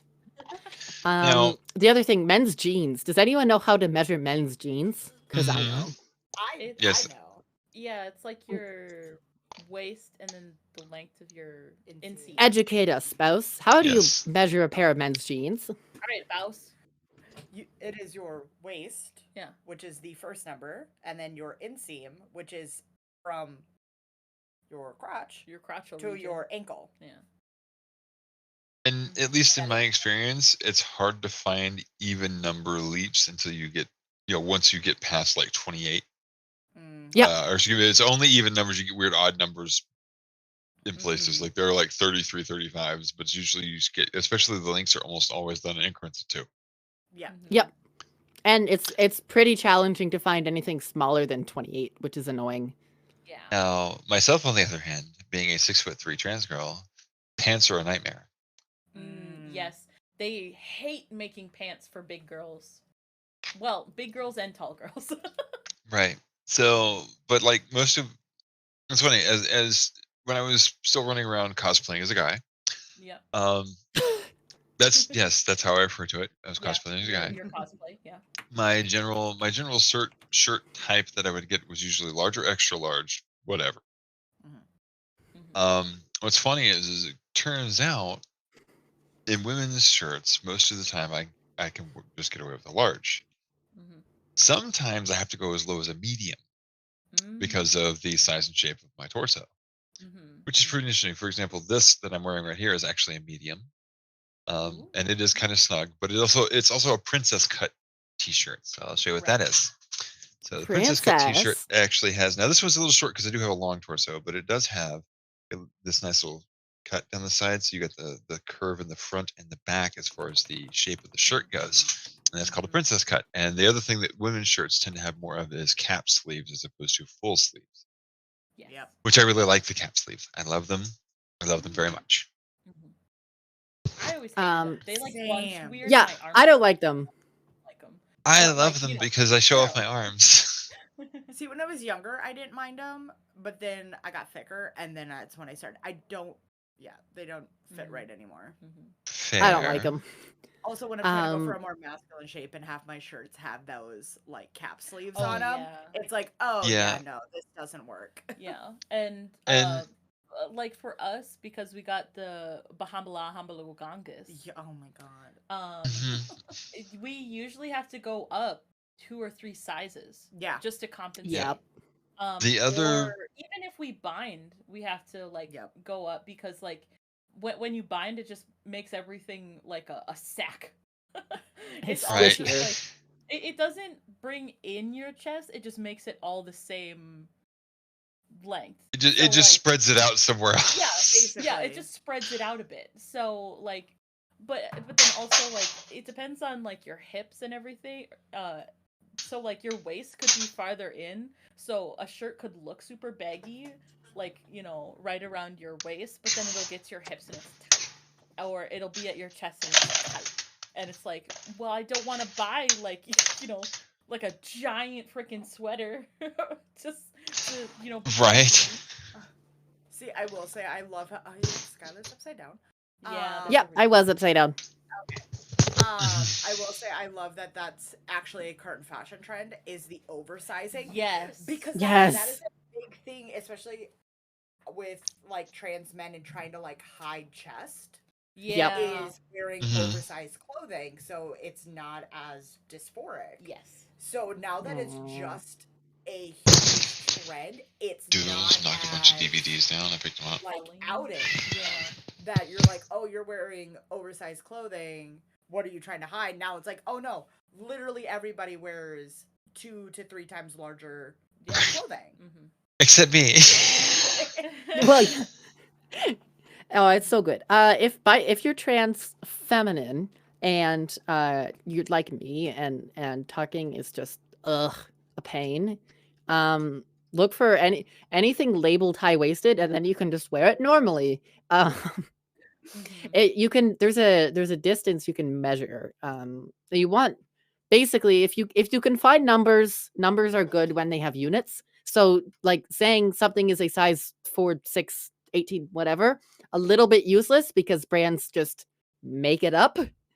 Yeah. Right. If you ever looked at the system, it's absolutely incomprehensible. It usually goes from 00 to like a 20 something or 40 something. I don't actually know. But there's a whole reason why it's all shitty and fucked up, but don't trust those numbers. They're only consistent between brands. What you can trust is inches, usually. Yes. If it says it has this much inseam in inches, that's a good thing to look for. And if you find websites or stores that are good at measuring things and labeling their products with numbers, that's a real helpful trick because you can know, hey, I fit really well in 5-inch inseam, like shorts, whatever they're called. Right. Shorts, So I buy pants, floats. I'm a very daring lady, and I buy most of my stuff online. But one of the things that's kind of a big deal for me is finding the size charts. Not every site has a regular just here's the size chart. Some sites do multiple manufacturers of different things. Usually they'll post a size chart in width, but not always. Mhm. The two great helpful things that when I got started, go thrifting. You're changing Yes. wardrobe, figuring out your style, go to a thrift store, buy some things that are not super expensive, try them on, Yes. start to figure out kind of where you sit in the general sense of a size Yes. Mhm. and what kind of things you actually like wearing and that you feel good in. Mhm. And once you've gotten some of that, then you can start going around and spending your, $15, $20, $30, $40 on something. Yeah. Your pants are only $40. Oh my god. Oh yeah. It depends. And then But yeah, also, so you've heard. Go ahead, Dink. Go ahead, Dink. sometimes depending on where you live, if you live in kind of a bigger city or by a larger trans population, sometimes every once in a while they'll have like trans clothing swaps Yes. where like Yes. you'll bring people will bring old cosplay material and they'll be like, hey, I don't need this for my boy cosplay anymore, or like, hey, I don't need this for my girl cosplay anymore, and you can like swap. Or you can do like a little like pay or something. Garage sales are also a good one too, Yeah. because you usually can find like shoes or clothes for like a quarter or something. The real big brained play is to just be TP and be a trans woman dating a trans man. True. That is Very the two of them. ultimate play. Yeah, big brain. Oliver's given me many clothes. Sorry, I had to run over real quick because we have kittens on the back porch. They're little tiny Kittens? baby kittens. Yes. Baby kittens. Aw. Yes. So well, I they've been love kind of kittens. MIA. They've been MIA for like 2 weeks. So we were like, what happened to them? So, Mm. and they're still tiny. They finally started to get their legs under them and started like being able to motor around a bit. Oh, Um, kitty. so I was gonna actually offer something that's not specifically about size, but more about style. For example, I have relatively broad shoulders. Mm-hmm. A couple of things that I wear that I enjoy wearing that I feel like actually make me feel a little narrower are like scoop necks and V necks, Mm-hmm. Yep. or anything that's has like holes around the shoulders. It actually seems kind of odd, but it's just like wearing a choker. People actually tend to stare less at my neck when I'm around. It's kind of this neat little distraction technique.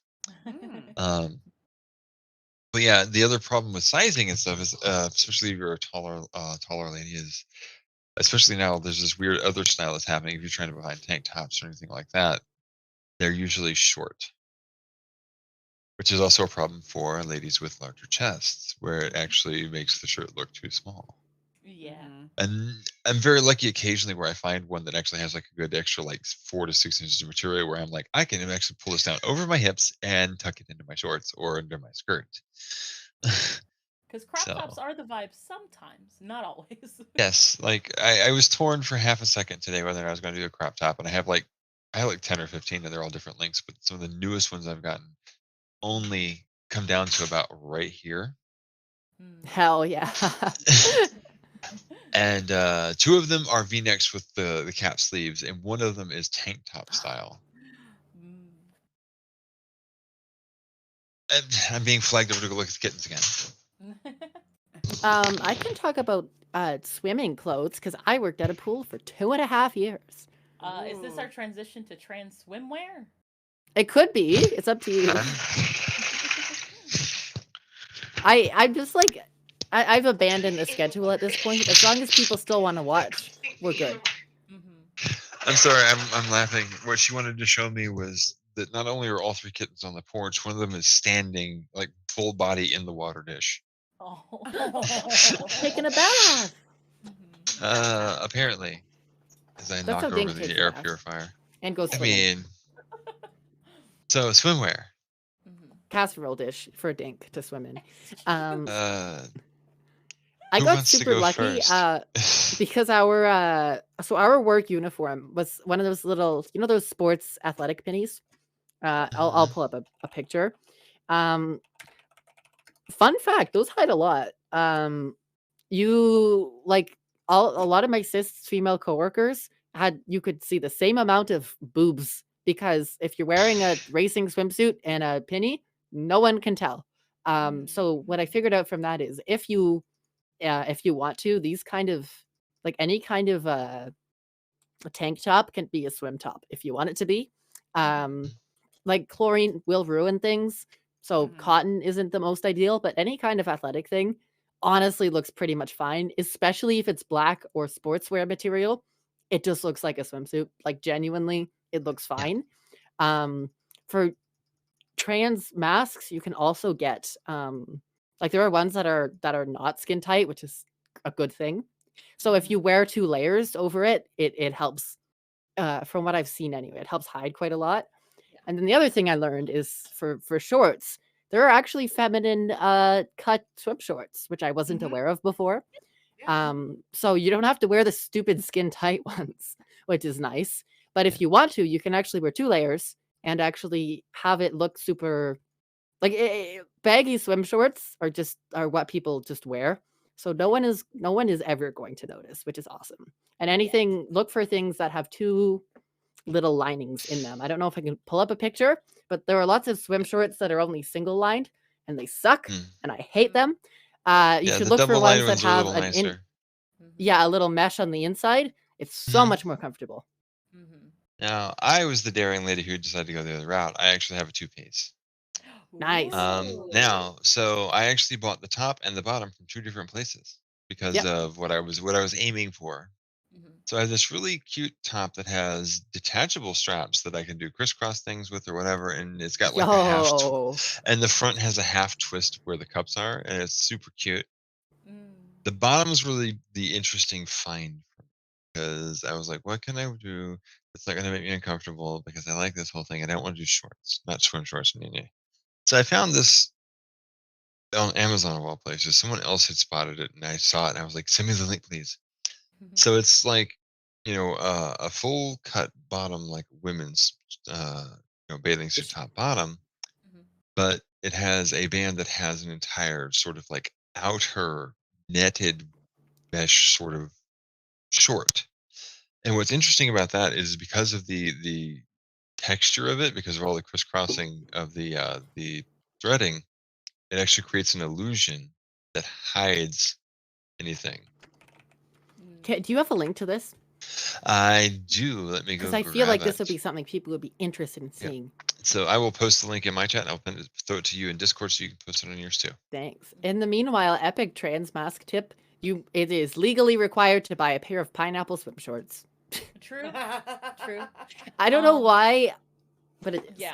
I have no idea why. But for a lot of like trans mask people, basically what you're looking for is anything where you don't wear your binder. Don't Do wear your not. binder when you swim. Do Don't not. do Don't. it. All That right, is and so there's the bad. link for you to put over there. Like, if you It's think like that you're the one that ugh. can get away with it and you choose to do it anyways, please at least have some scissors Yes. nearby to cut you out of it because it's not coming off. Yes. Mm.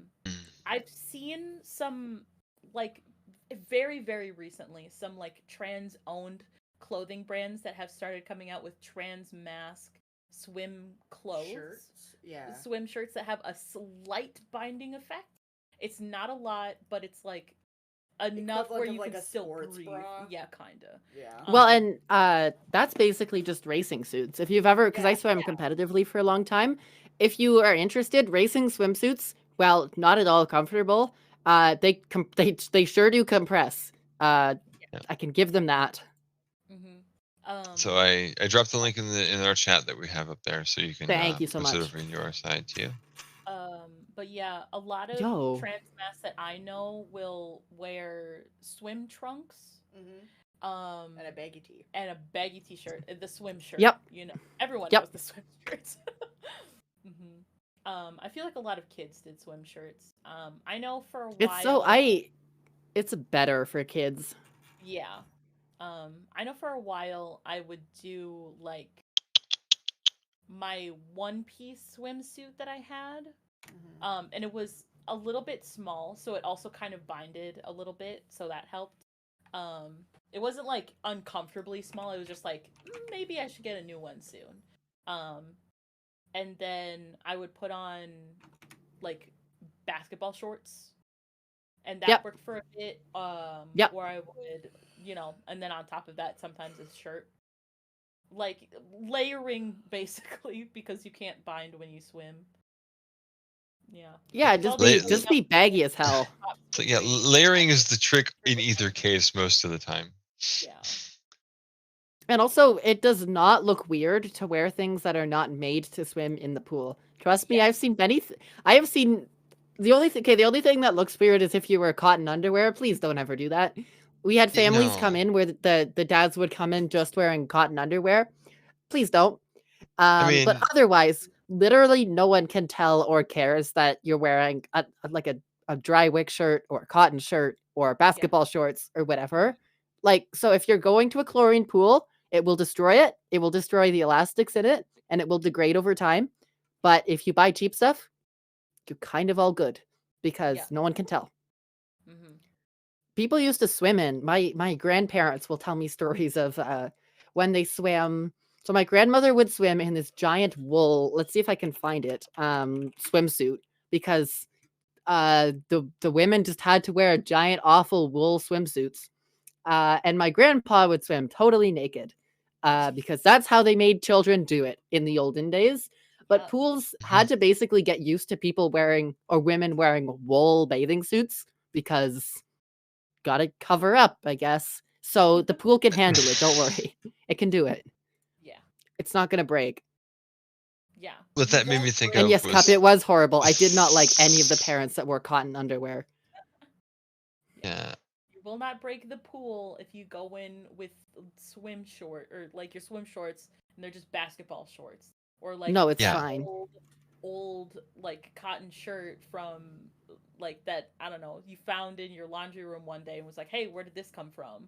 Like Yeah, that you got for free. right, yeah, no Right. one's gonna care. Like there's been 13 kids that have peed in that pool that day. Like it Oh can no, not handle- even that hour. yeah. Yeah. In that hour, it can handle your clothes. Yeah. Oh, it can do it. Yeah. Yeah. But yeah, I was thinking about that, and of course, I absolutely adore those swim shorts. Like I said, that was why I saw them, and I'm like, someone send me these. Yeah, they're Um, so good. Oh, Yeah, cute. they're really right, and cute. because of that extra texture, it actually hides stuff. Since just like you can't bind, you can't really tuck either. Yeah. So, but yeah, because there's so much, basically, because there's so much happening, it hides the other things. Oh yeah. Mm-hmm. Um, The music is Yes. fur at walk. Sorry, continue. but so I was thinking about that because I was very apprehensive. It was my girlfriend and I who spent a lot of time talking before I actually bought the pieces to make my swimsuit because I was like, what am I gonna do? And I had to buy them to make sure we had them for Las Vegas, and we still didn't actually go to the pool. We were busy. Um, but yeah, so there was all of that, Oh. and just yeah, swimming as a whole is something that's for me has been kind of a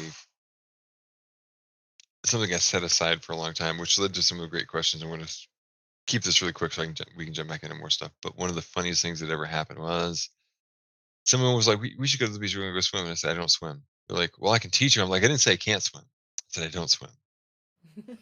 So that's a thing I'm still dealing with. I've actually been swimming a few times in the last like 5 years or so, but not very often. Mhm. Last time we But I like to go to the pool with my other half. So Yeah. If you can help it, don't let being trans stop you from swimming. You can do it. Like I believe in you. You can do Yeah. it. Look, if you're Yes. scared like what people will think about you, go with a bunch of friends. Mm-hmm.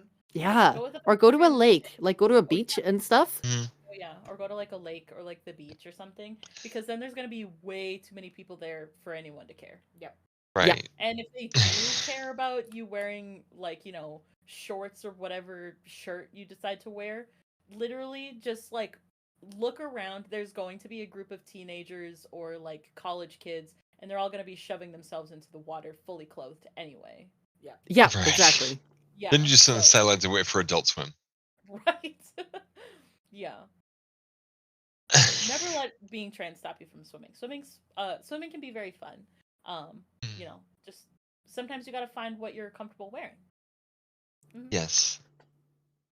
And I think the only topic we haven't touched on really is makeup. Yes. You I was completely right. just looking over everything. We've pretty much covered all the stuff that was on the agenda. Yeah.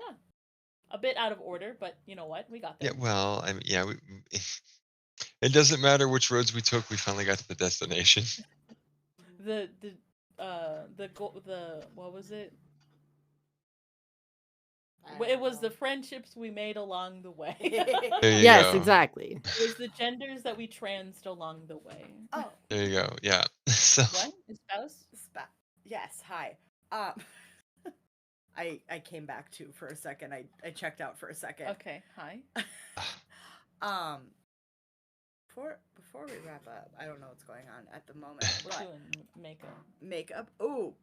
so before- I'm the cam girl, so I'll let I'll let you all talk first, and I will jump back in. I just want to touch back with closing for just half a second for Okay. the trans mask. Yes. Since binding is clothing, get yourself a good binder. GC2B Yes. is good. Underworks is fantastic.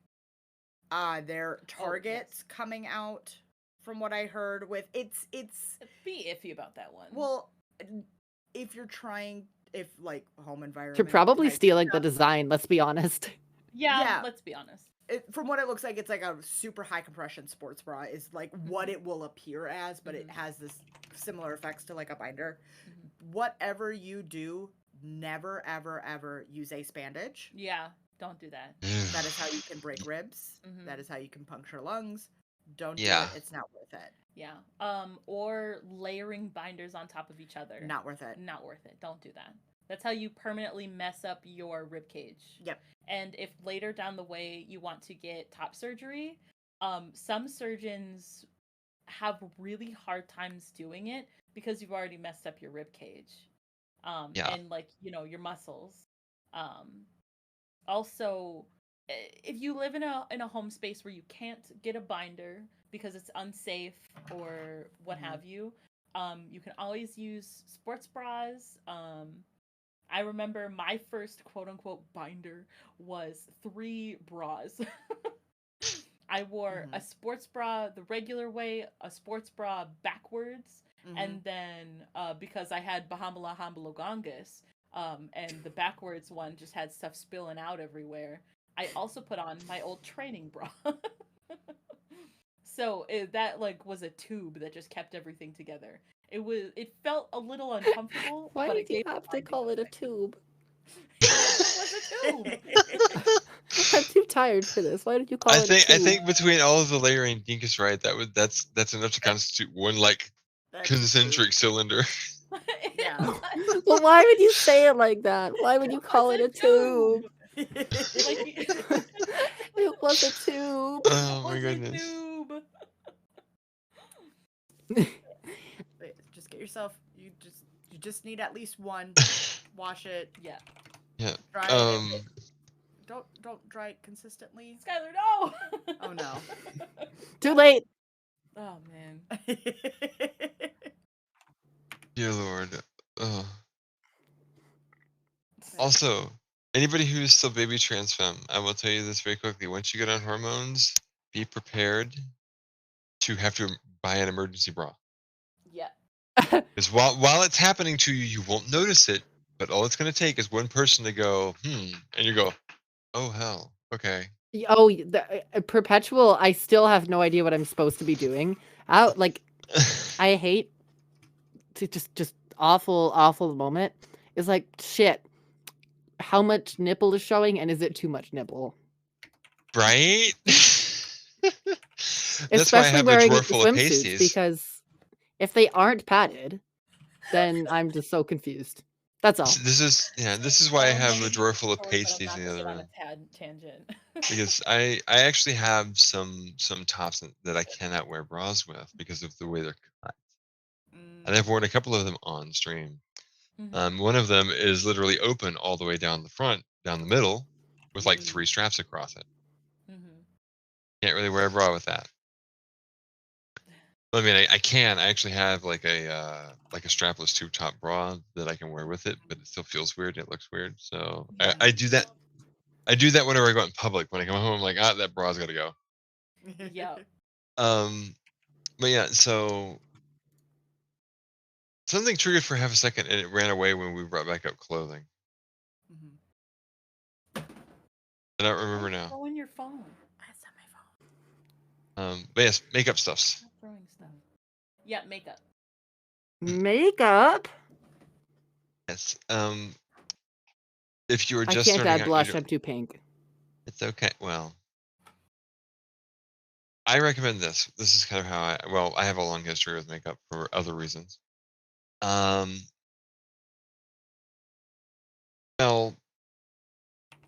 I'm sorry, Leah. I'm sorry that happened.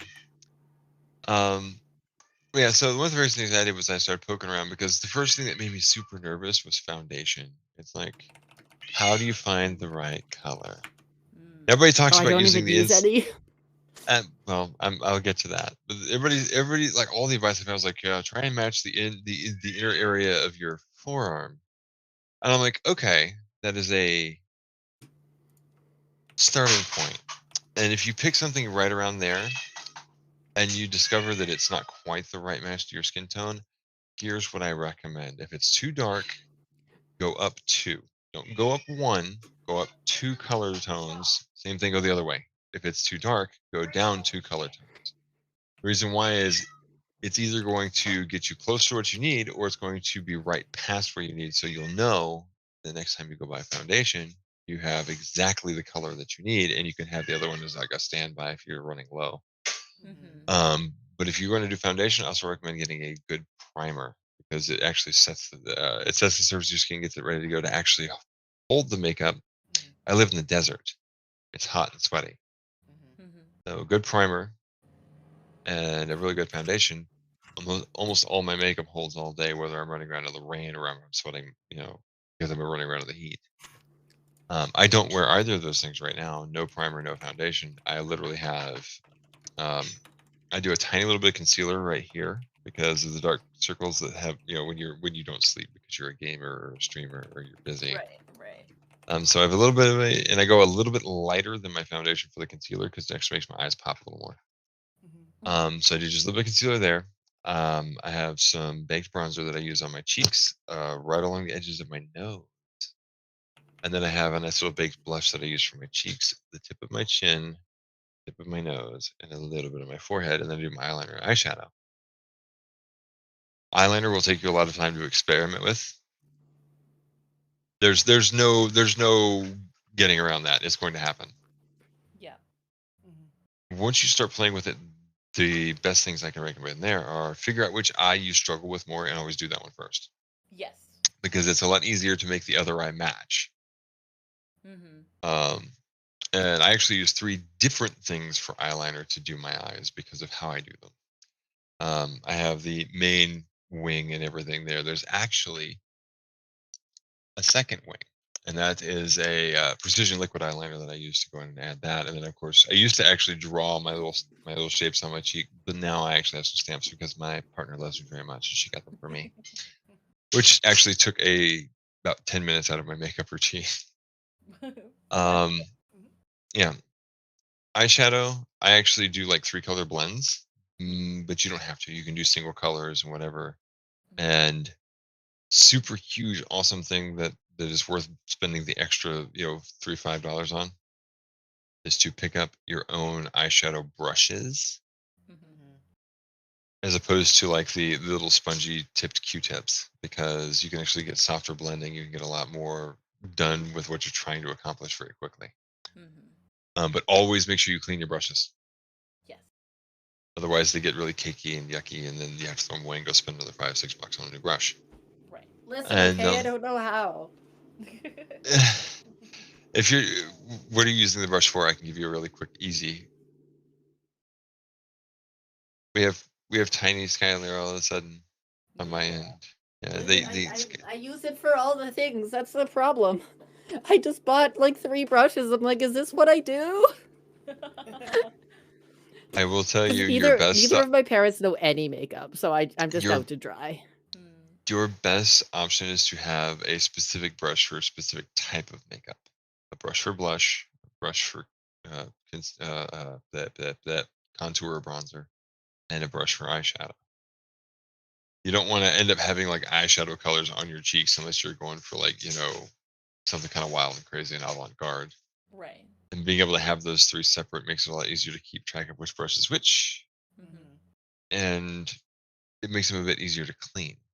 And what I do, because I do all of my makeup as dry makeup. When I do my eyeshadow, I do one color, and then I have like a little paper towel or whatever square, and I run the brush over that dry until there's no more color coming off of it. Then I will grab my second color because I use one brush for 2 colors. And then once there's no color, then I'll grab my next color and I'll start to blend them too. When I'm done, I'll do the same thing, wipe it over until there's no color coming off the brush, and then I will rinse the brush out and actually gently run it across my palm. You don't want to press hard, you don't want to break up the glue. Press hard, rinse it out, and then I set up and let it air dry. That's a lot of steps. I will try to remember them all. If you ever want like off the cuff advice, you can just like poke me and we can have like a I will. a call or whatever on Discord. What I do know is how to skincare. I figured that one out. Yes, skincare is very important too if you're doing makeup. For the love of God, regardless of what gender you are, you need you need to moisturize your skin. You need to apply sunscreen to your face. Yeah. Now you have an ad on your stream. No, it better be an ad for sunscreen. If you For, don't like for- doing skin stuff, Yeah, CoverGirl. On oh, my end, it was like yard maintenance. nice. We got anti. It knows what we're talking about. When is this ad going to be over? I'm sure it tells me somewhere. American Family If you're in your Twitch dashboard, it'll actually show you under your stream control panel on the right how long the ads are. Oh, I turned that off, I think. Oops. Okay. Ads are over for me. Give it about 10 seconds. Okay, we should be back All in a right, moment. 10, 5, 9, 8, 2, 7, 1, 6, 3, Uh-huh. 0. There we go. There you go. Okay. I made it. So If you don't like buying a whole bunch of products and trying stuff, buy one moisturizer that has an SPF, has an SPF rating in it. It's not quite as good as using a sunscreen every day, but even in the winter, you must wear sunscreen all the time. And no, those were Yes. not Powerball numbers. Yep. Aw. So tied in with this, be conservative with your makeup use. It'll last you about 3 months a pop for anything that you buy. If you go crazy like I did at the start, it might last you about a month and a half. And my partner just laughed at me from across the room. I had like crazy like drag queen eyeshadow going on for like months. So so yeah, all of this was a byproduct of like lots of study and patience and trying new things. Now, the one other thing that I personally recommend, as opposed to standard lipstick, lip creams. The colors tend to hold a little longer and they're a little richer, and it actually keeps my lips from getting chapped, which is kind of nice. See, I and just there are wear a quite a few. mask all the time. Well, but I mean, sometimes you know you want to take the mask off to kiss your partner or hang around the house, or and see, True. I'm evil like that, where I want to be hot around the house. Fair. And also, So when you're just learning makeup, for anybody, look up like on social media, like people like with makeup that you like, and like figure out exactly what it is you like. Like, oh, I kind of like when eye makeup's like this, or I like colors like this, and then try and see how it looks on you, because some colors just don't work on certain skin tones, or maybe your face shape's a little bit different. And you're okay. No one's gonna be a Picasso right out the gate. You're going to have an awkward stage. You're going to have a stage where it's like, I can't do anything right. You're gonna have this, that, and whatever. You're probably going to buy something that's like 2 shades too dark, or like way too light, and you look like a ghost. It's going to happen, and it's okay. Everyone's been there. Trust me, you didn't see all of the bullshit I saw in like middle school. I still have a bottle of liquid foundation that's a shade too dark sitting in my cabinet as a fallback. Yeah. So just practice. Practice will make perfect. Like those makeup YouTubers, all they do is practice. That's it. And they took forever to get there. So don't worry if like you watch a couple tutorials and it doesn't work out exactly how it looks. It happens. It takes time and practice. Expect it not to work the first time. The first time you try anything different, expect it to not look good. Yes. Yeah, it takes time and practice, especially if you're staring into a mirror trying to stab yourself in the face. Yeah. It takes time to get used to. It's a skill. And the one other thing I was going to recommend, so after I do my lip creams, the last thing I do is I actually use a setting spray so that my makeup is. My personal favorite is the ELF matte setting spray. It's called Magic something or other, and I love that one to death. Is that brand intended to be pronounced elf? I've heard it pronounced both ways. Because I just read it, I'm like, haha, elf. Elf. Elf. Elf. Sorry, go on.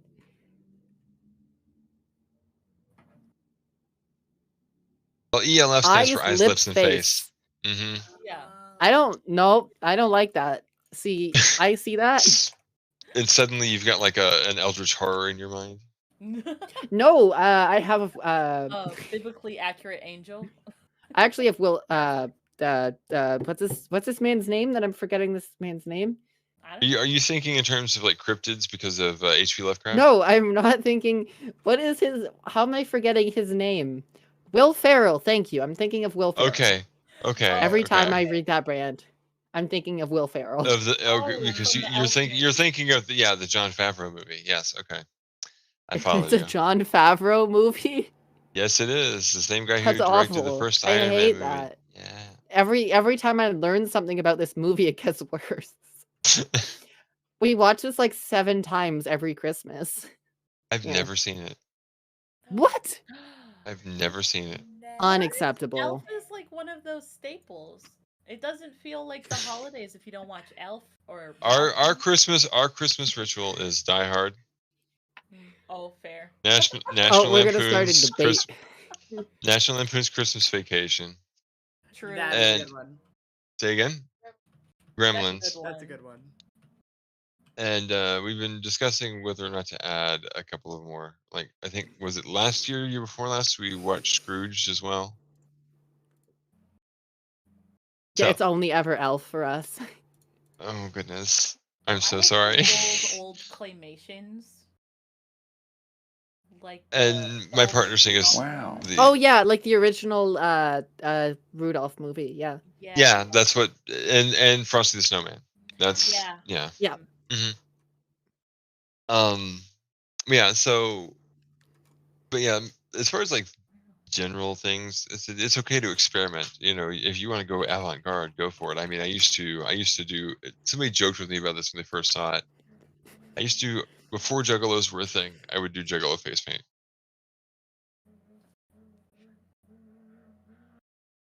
And so that was the whole thing. That was where like a lot of my makeup experience started, was doing intricate like black and white face designs on myself. Yeah. And then going out to family restaurants to be an asshole. That's just called being a theater kid. Yeah. I mean, Yes, and let's talk about. Nope. Okay, that's fine. Jim Carrey is a concept beyond human imagination. Yeah, True. I can see that.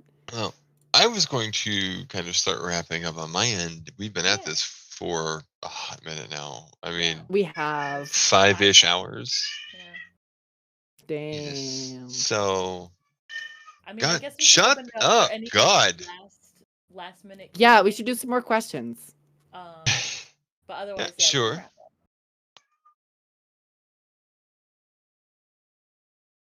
up. Who's got more trans questions? Because we've got some trans answers, hopefully.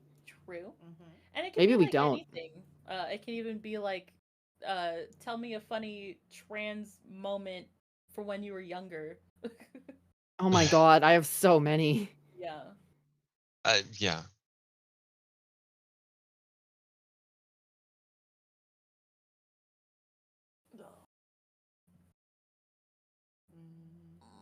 I'm over here like staring down this cat with a spray bottle. Begging him to try it. More or less. I'm sure it looks great on your stream too. Yeah. With the hot pink water bottle. I'm sweating. Yeah, a few people are still trickling in here. Yeah, the quote has now been added on your end, Skylar. Oh, I'm so glad.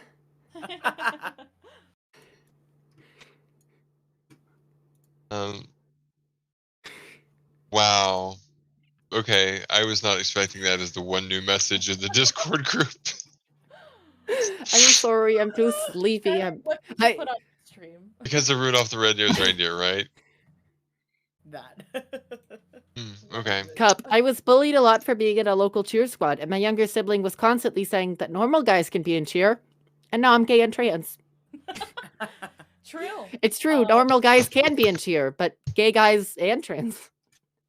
It happens. It's like bear in mind that a lot of the interesting predilections that we have as kids do kind of broadcast things that we may not be realizing. Talking about the moments though, like one of the moments that I had with the dream with the pill back when I was a kid, there were a bunch of like random moments where I'd want to go, hang out with the girls and do sleepovers, even though that was inappropriate apparently. But I was like 7. I'm like, Yeah. okay. Listen, what kind of like seriously, what 12-year-old is that in it with that many girls? Like, sorry, that's not how that works. No, no, that's not how any of that works. Yeah. But yeah, it's like figuring out what you want to do. Like my big things were things that our school didn't offer because I grew up in a tiny ass town in the middle of bumfucky in the South. Right. I was raised in Arkansas. Arkansas. Arkansas, just like Did you know that there's actually a law on the books in the state of Arkansas that you can be fined for mispronouncing the state's name? That's Yeah, that's hilarious because because they picked the most unpronounceable name. Well, they also sued the country Mm-hmm. over the pronunciation. Yep.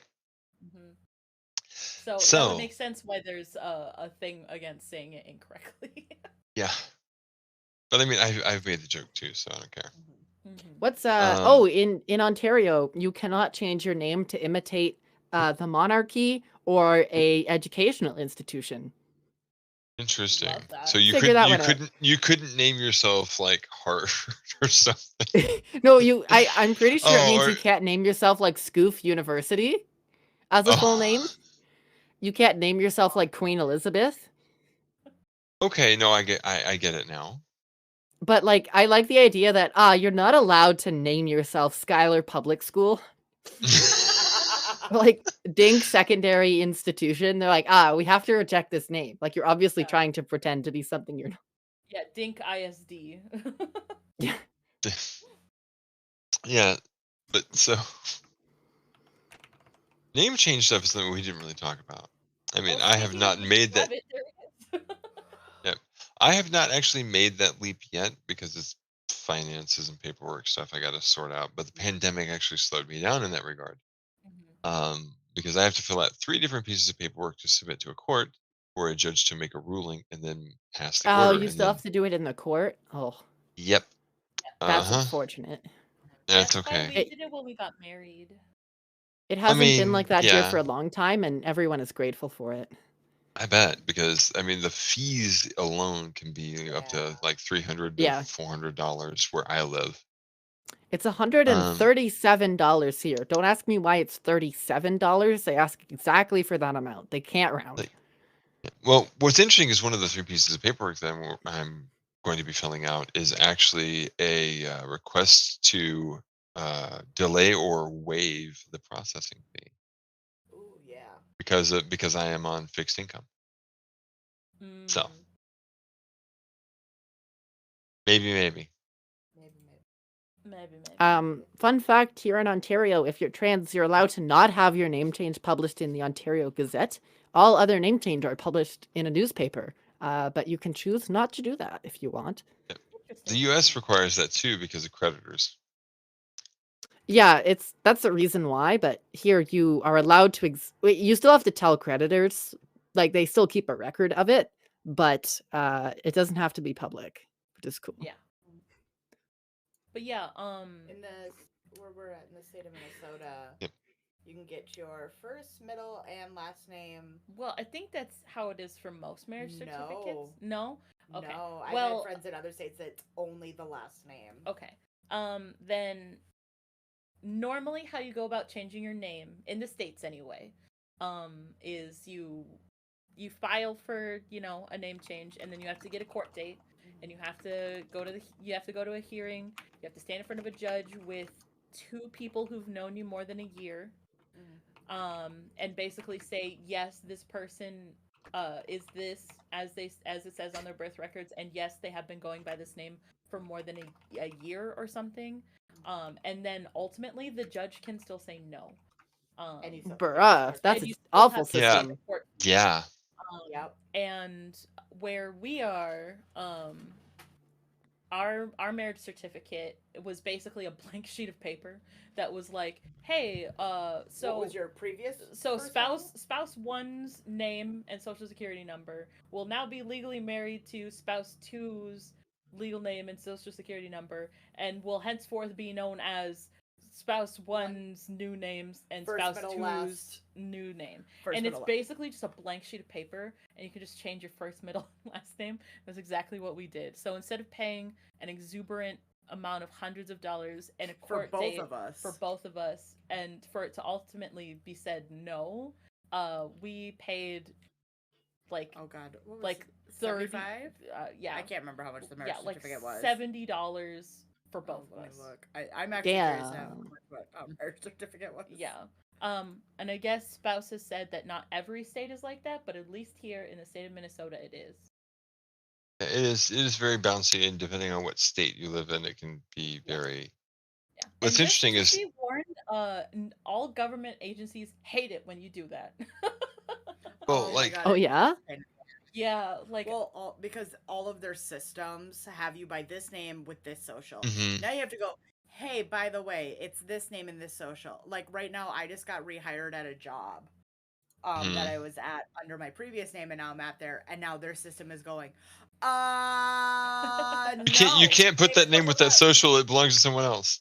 That's yeah. exactly what the system is saying. This social is attached to somebody else, so now I'm having, like, we're having to go through like this whole Mhm. fucking process, Wow. and oh God, it's a pain. Yeah. I did go through the same thing I when I got rehired at wow. Verias too. I can say confidently we do not have that problem here. Yeah.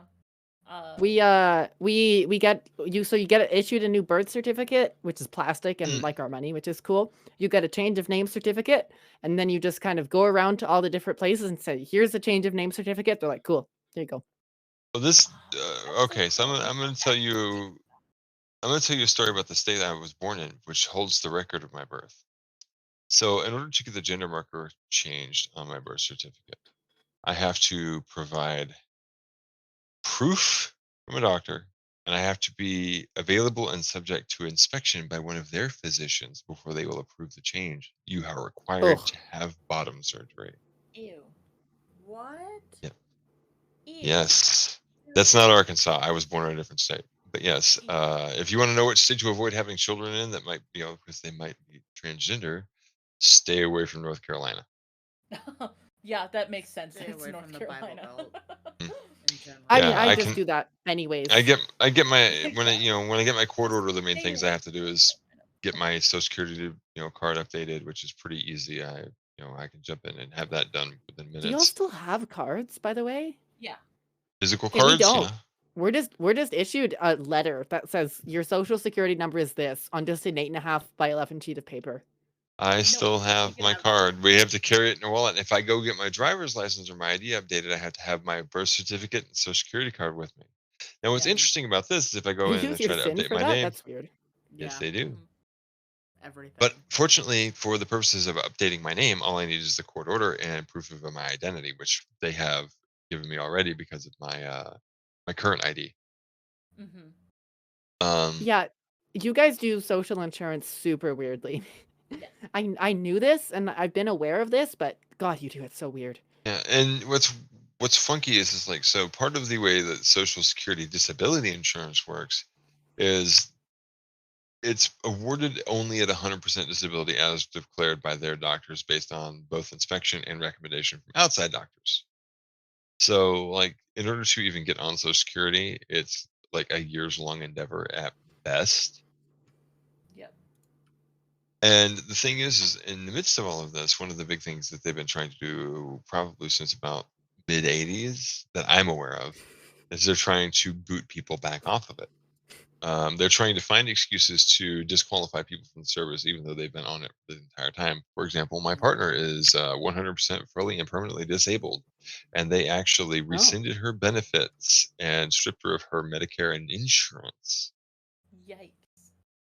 Damn. So we had a year-long fight to get it all back, and in the midst of all of Oh. that, we had to actually file for like suspensions of bill from hospitals and all this stuff.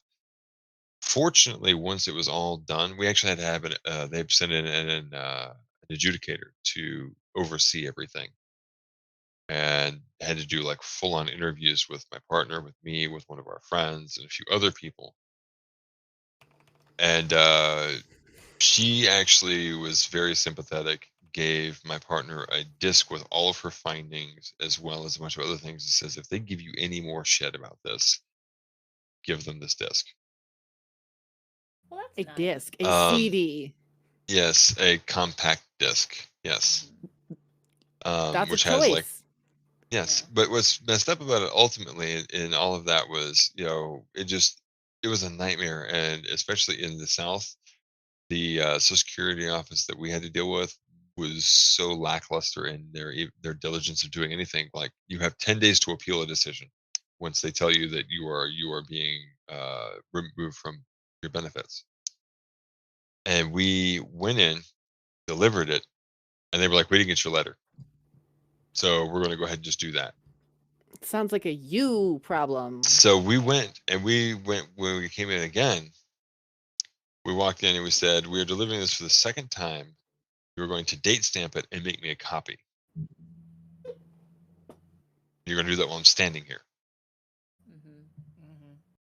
And once we started that process of holding them down to that, things got a little better. But yeah, yeah. they just didn't care. It didn't matter that we turned in the appeal letter on day 2 before we even got to the end of the first week.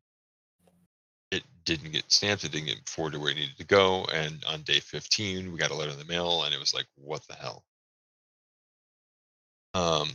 But yeah, fortunately, once everything was reinstated, her insurance kicked in retroactively and covered all of the medical stuff that had to be done in the meanwhile. So, yay for that, I guess. But that was a nightmare. Mm-hmm. And she and I cannot get married because it will actually mess up her Social Security disability. Yeah. Sad that happens. Yeah, it's irritating. I know. But we have marriage equality because gay people get married. That's not how that works. Right. Right. That means all Isn't struggles that are over now. isn't that your whole country that has that? Yeah, for now. Oh, for now, now. yeah, right. But yeah, That's but how I understood it. Is for now, right, every but state has to allow it. Yes. not specifically strictly a trans issue, but it does relate back to us in a lot of ways. Yeah, getting married, if you're on any kind of social program, can ruin that, disrupt it, mess it up. Yeah. So there's not truly marriage equality. Nope. They use the word to flag that opposing genders and same genders get married. That's literally what they use it for. Yeah, that's how they've defined it. It's like, sure, okay, maybe there's no actual marriage equity. That's the big problem. Yes. Well, and all the Equity over social equality. systems are so disconnected. I don't know if it's the same for you guys. Oh God. But So the yeah. people in charge of that rule are not the people in charge of the other rules. Like, for example, the Social Security Administration is a federal agency. However, each state is given basically, here's the keys, do with it what you will. Yep. Each state has different rules and restrictions on how they perceive and utilize the information. It's Yeah, like, and okay. at least for us, we only have 10 provinces, 3 territories. How many states do you have? 50 something? 51? 50 states, and Wait, no. The there are fact 50 that statement needs a technically in it is all Yeah. we need to know. That there are too many freaking states. Yeah. Well, no, 50 states, 2 territories, and 1 District of Columbia. They I want to see. make DC its own state, But it's not a state yet. but it's not a state yet. Right. So That's why why I'm I like, said, yeah. I know Yeah. 51. Yeah, DC does not count as a state, but it also doesn't technically count as a city inside a state either. It's its own place. So it's just the District Yeah. of Columbia. Like, at least for us, we only have 10 different systems and not 50. Well, 13, I guess we have. Yeah. Yeah. Yeah, we have a lot of those things. Anyhow. And yes, sorry. Do we have any more trans questions we want to address? Any more trans stuff we want to be talking about? I've actually kind of reached the point where I think we've said a lot of really good things, and I don't want to run us into the ground by rambling on tangents now. True. True. All I can end with is be transgender. Be transgender. Be transgender. If viewers have questions, how can they reach us? Well, over on my end, I'm going to pop my little command up here. I has my Discord. It's mostly sorted, but there's still room for improvement. And I'm totally okay with suggestions. And I also have my Twitter, where you can always see Twitter. whenever I'm live. And then, of course, my command posts Twitter link twice because it's in 2 different bots. Dinkus and Spouses. Spouse is not on social media. No. That's okay. But if we have trans, can I do links? I don't think so. you should be able to. I don't have it turned off. Okay. I have a Twitter. Twitter says good and, puppy. Oh. I have a Twitter. I also have a Discord, but I don't know how to link to that. I can try. It's like that's why we have the bots. Yeah, I don't know. I was told that Here. there's a way to link it to a specific like my user Yes. profile on Discord. I don't. You create a static link that has no expiration and unlimited uses. Yeah. Yeah. I Anyhow, don't remember, but yeah, that. Mm. Message me on Discord. Message me on Twitter. Yes. For the scoof. the scoof. I tossed my Discord in there, but you can do it again. Okay. I think we don't have an actual trans role, but we listed it out. I think over half of all the people in this Discord are trans. So we've got lots of Nothing wrong with that. lots of people in there, and a very healthy mix of trans masks and trans femmes. So lots Lovely. of goodness in there. You can Mhm. follow me on Twitter if you so desire to do that, but I mean, it's your loss. I don't know. Oh, that's not a command. Darn it. What did you Timer, but I do? don't think it's a command. It is a timer. Yeah, I have a couple of mine that are timers too, and then I forget about that occasionally. I'm like, oh yeah. Mm-hmm. But yes. So over on my end here, everybody's hanging out with me. I actually know where we're gonna go. We're gonna go say hi to another trans streamer who is up and going. Her name is Ash versus the World. There are more of us. There are more trans streamers. Ash is super awesome. She has a PhD, and she spends a lot of time hanging out and socializing with her. Something to do with weather. I don't remember specifically. Meteorology? I don't think it's meteorology. No. I'm here. What's the weirdest PhD you've seen someone own? I have somebody that I'm friends with that has a PhD in neuropsychology, and I'm like, oh, that's just cool. See, I was thinking I'm like, it's neat, but it sounds made up. PhD in flute.